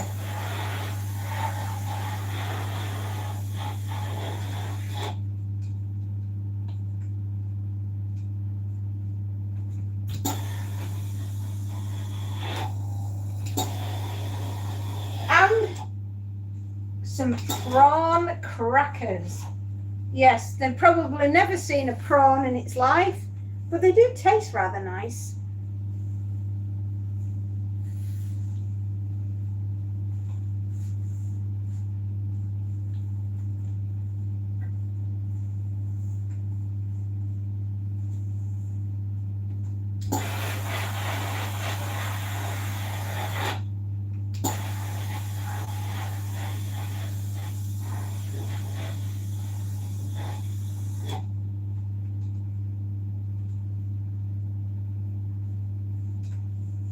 Never been a fan of prawns. Well, I'm not, but I don't mind the prawn crackers. But like I say, they've never seen a prawn in their lives. It's just the flavouring. It's like prawn flavoured prawn cocktail crisps or skips. They've probably never seen a prawn in their life either.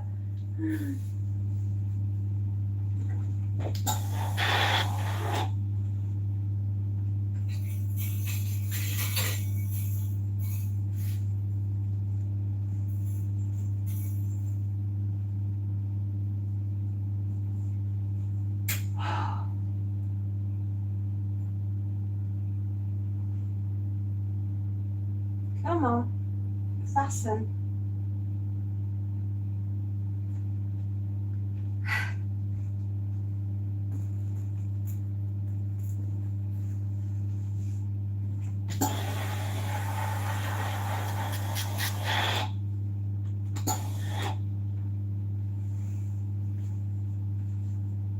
Four shirts.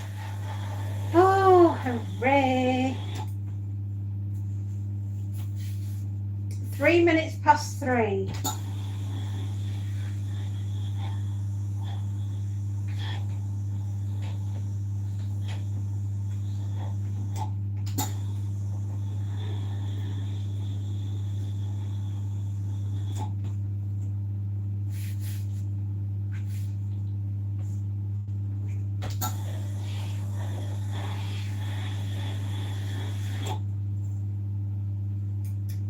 Excuse me one moment. Let me go check the laundry.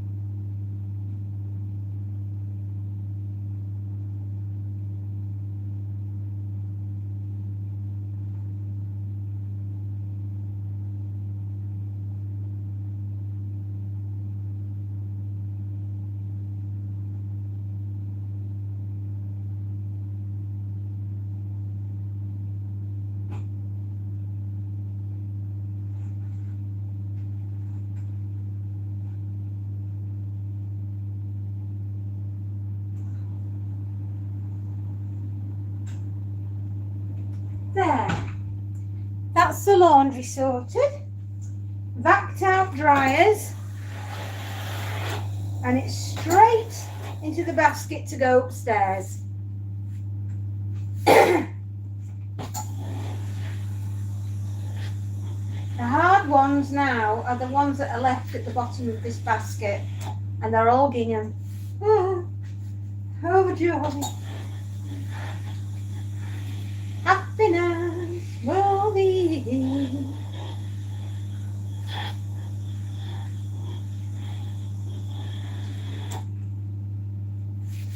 Me getting to the bottom of this basket. Life is wonderful when you get to the bottom of the basket and you finish the customer that's in front of you. Yay!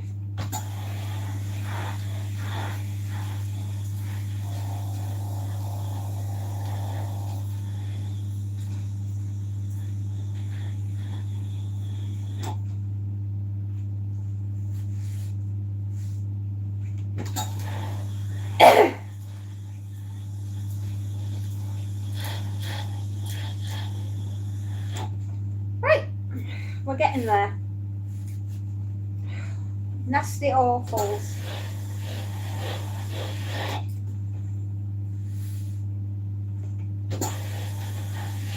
One more hour and maybe a half.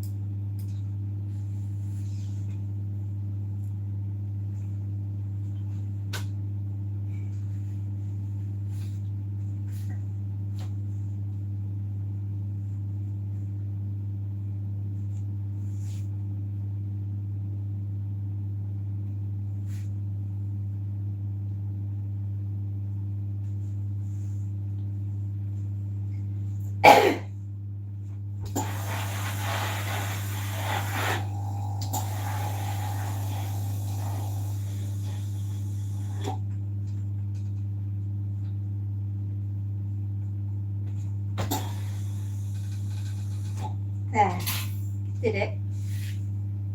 Not an easy shirt to iron, but better than what it was. Not a fan of gingham. Never have been. It's a horrible material to wear. I know it's cheap, which is why people tend to buy it and why clothes are made out of it. It's still horrible. Horrible to wash and horrible to iron, and it's rough on the skin. I can't think of it being comfortable. I don't think I'd wear anything gingham, ever.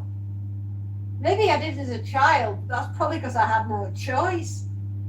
But as an adult, no. Oh, come on, you absolute. Oh. There. I don't even want to look at them. And I've just broken a bloody nail, thanks to somebody not being able to do their shirts properly. Oh, gosh, that's annoying.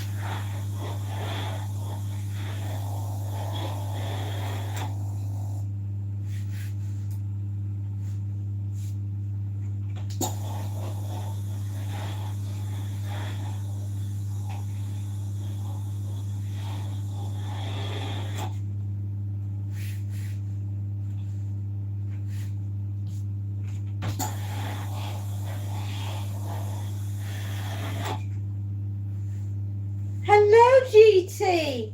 Did you hear the good news? Joy Life got monetized over the weekend. I mean, isn't that the best news ever?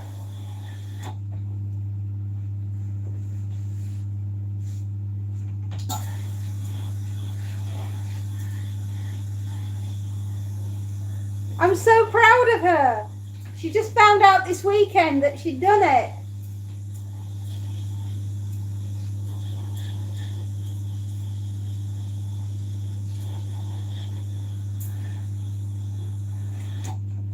Yeah, I know, right?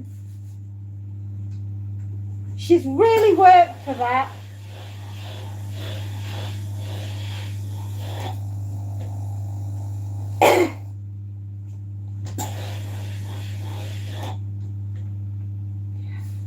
$353 subs and 900. Oh, you're smashing it out the park, GT. Well done. That's wonderful news.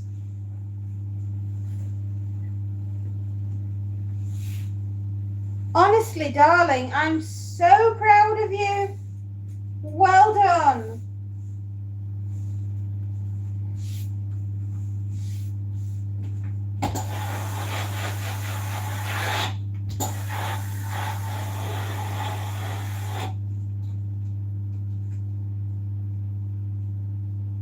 I think so. Right back in the beginning, when you first met them, it's Joy Life Junkies. So I think you did. Yeah, a long time ago, mines.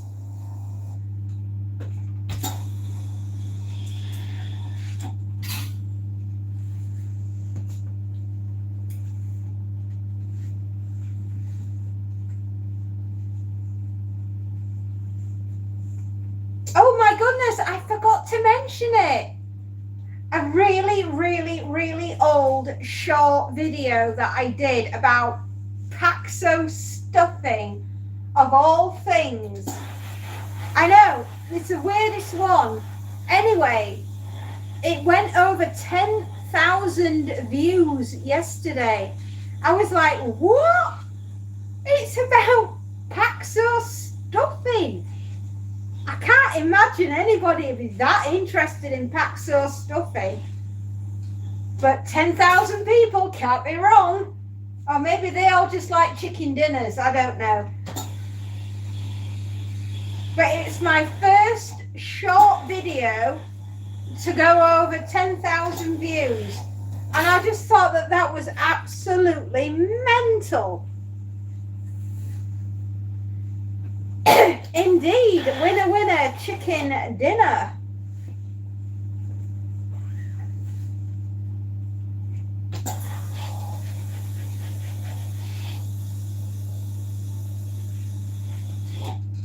I just find it bonkers that, and wow, I mean, obviously people like chicken stuffing flavour, sage and onion. There we are.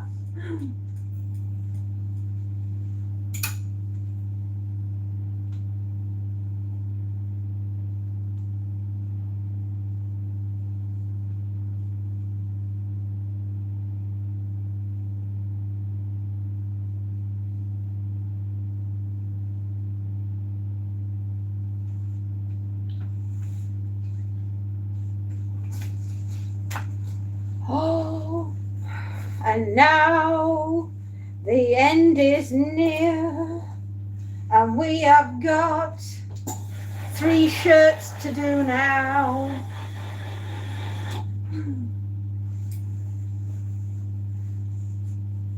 I should do more food videos. Well, clearly if they like Paxo, I mean, I can't understand it. I don't think the videos, it's less than a minute long. Honestly, it's flipping Paxo. It's stuffing.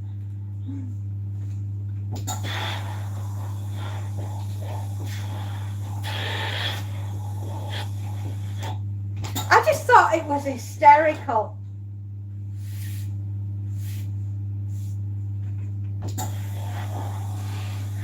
I mean, the video itself must be nearly 2 years old, or going on that way.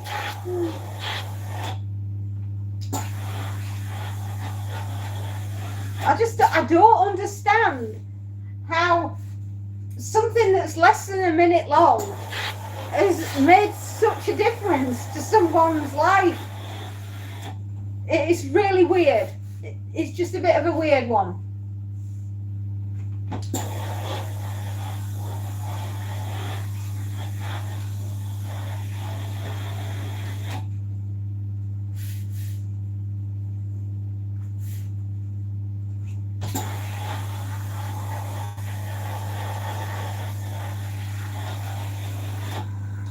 All right, Betty. Goodness me, calm down, love.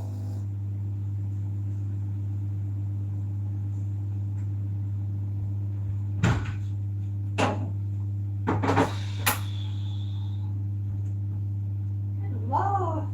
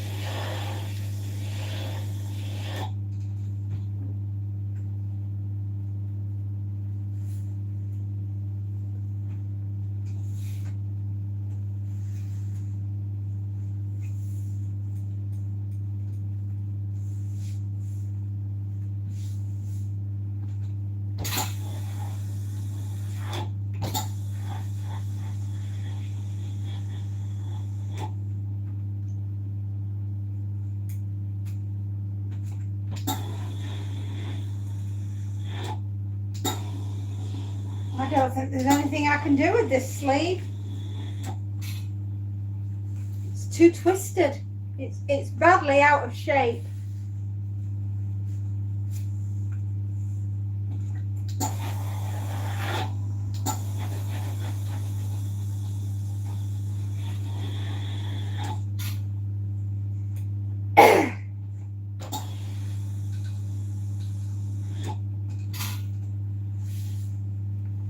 Try it from this side, see if I can get that flattened.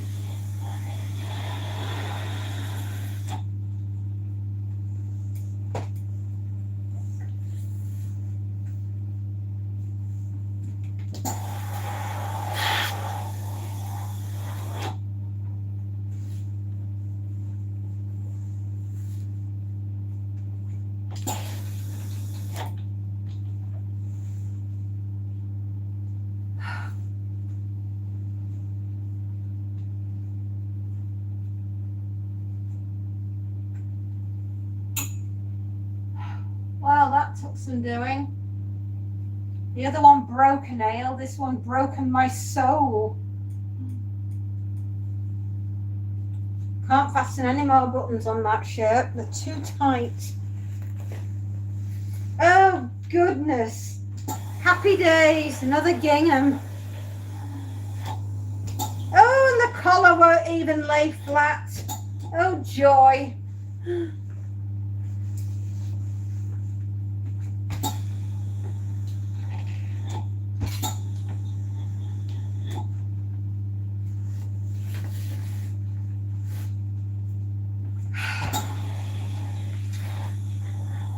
We can pray for a miracle. Not that we're going to get one, but we'll do our best for this shirt. We're praying. We can pray that we'll get it flat.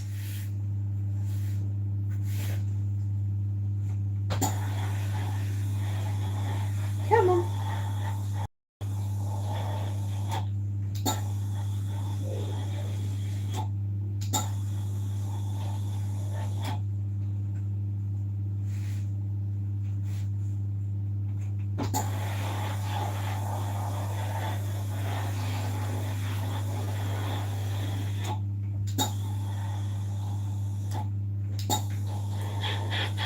Well, you got me for another 15 minutes, my loves, and then I have to go.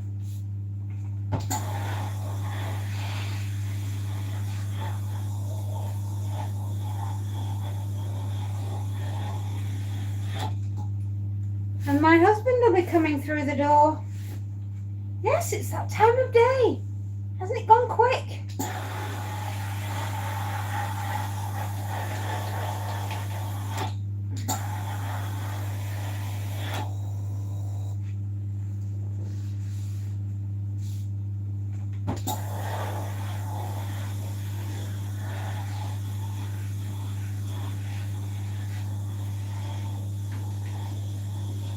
I think my husband will probably be home between 3:45 and 4 o'clock. It has gone quick today, hasn't it?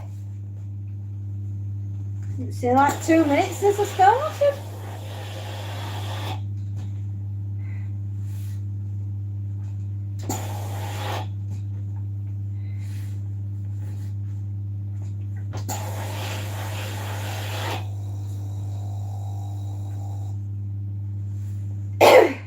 Well, that's what happens when you have fun. Time flies, right? You don't realise just how much fun you're having with me and the ironing board.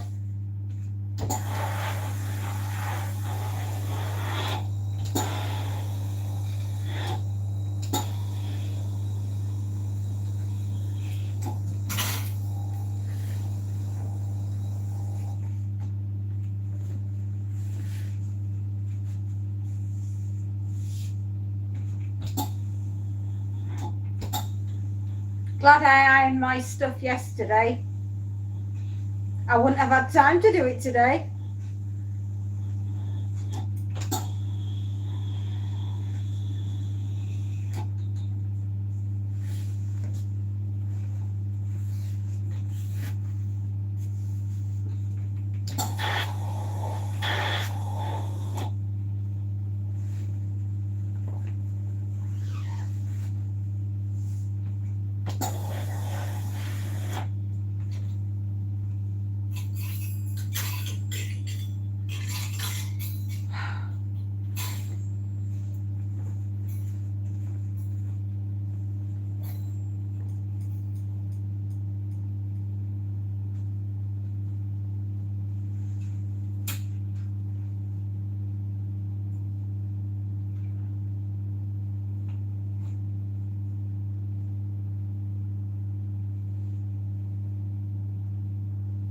Right, I'm not even going to try and attempt to do that last button. But we have one more shirt now. We've ironed together. We've won this one, my loves.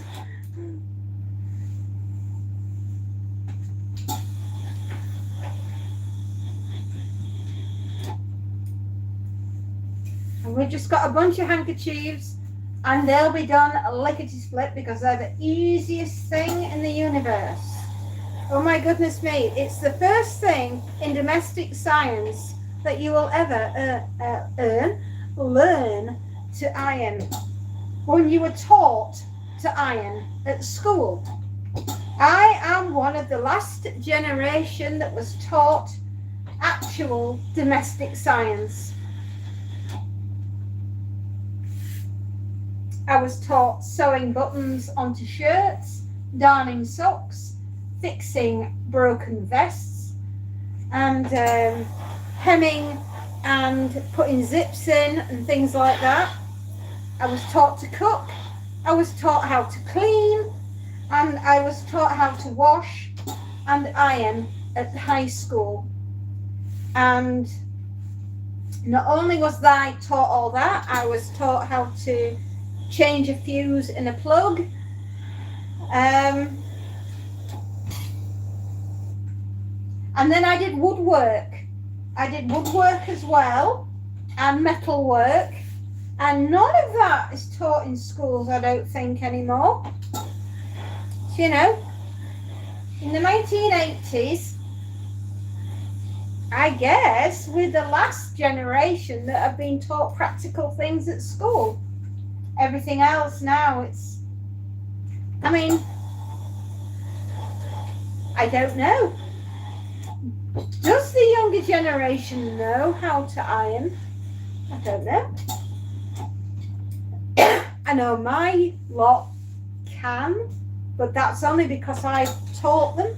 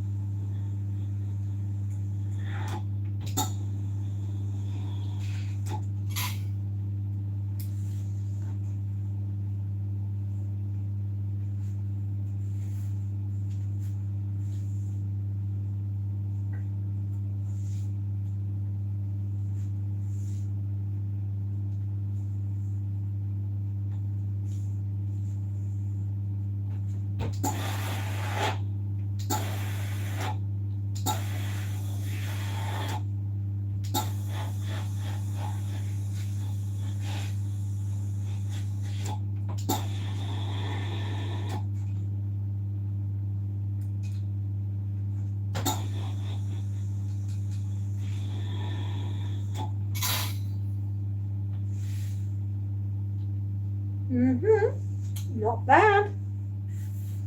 I mean, there's only so much you can do with a shirt that's as buggered as this.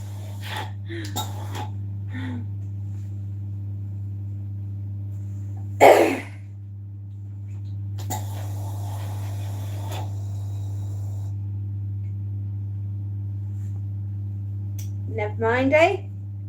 Could be worse. How much worse? I might not have got through the basket at all. Always look at everything half glass full, a glass half full.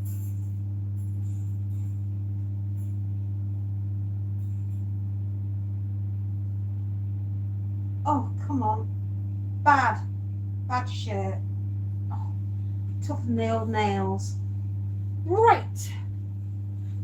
1, 2, 3, 4, 5, 6, 7, 8, 9, 10, 11, 12, 13, 14, 15, 16, 17, 18, 19, 20, 21, 22, 23, 24, 25, 26, 27, 28, 29 boiled to death shirts. Lucky me. Right, let's see what we have in this pile of hankies.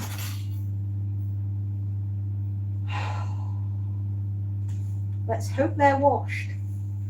Oh, the horror. Boiled handkerchiefs. Damn sight easier to do than shirts.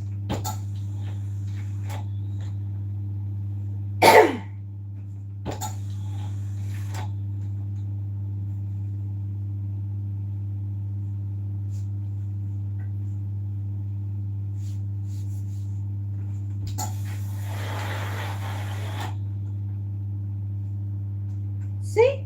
Wasn't that easy? The first thing you will ever learn in a domestic science. Hankies. And we've just got a sodding great big pile of them. In my mind, I think there will be 29 handkerchiefs as well. Lots of hankies. Still, if that is what Sir requires, that is what Sir gets.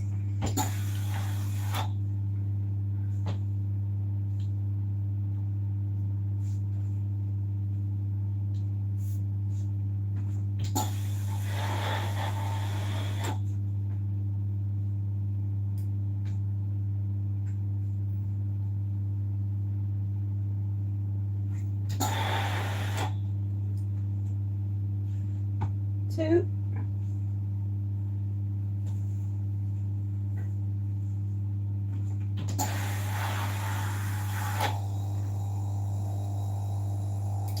Now, Betty girl, calm your heels.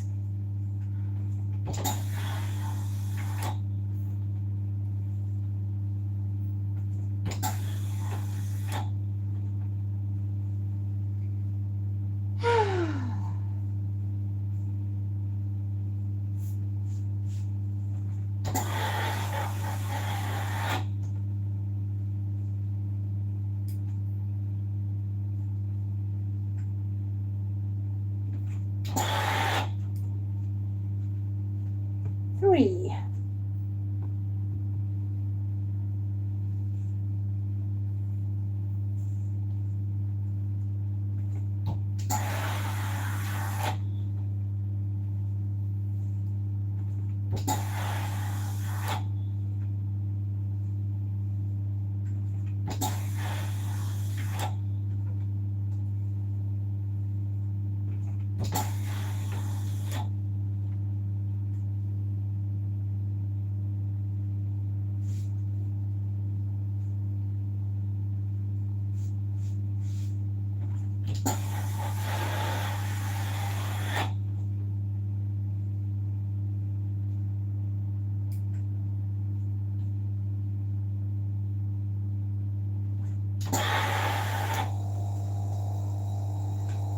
Four.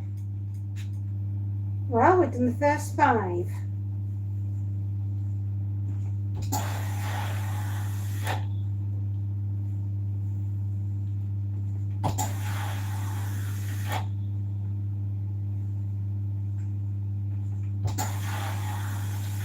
Now, at least you kept me company with some of it. All of it, even. Thank you. You've been absolute darlings. You really have. Honestly, I've loved every minute of being with you all today. I'm sorry I can't stay with you right to the end of my ironing, but there's always tomorrow and whatever that brings our way, darlings. So I'm going to say a fond farewell. Take care. I'll see you all tomorrow.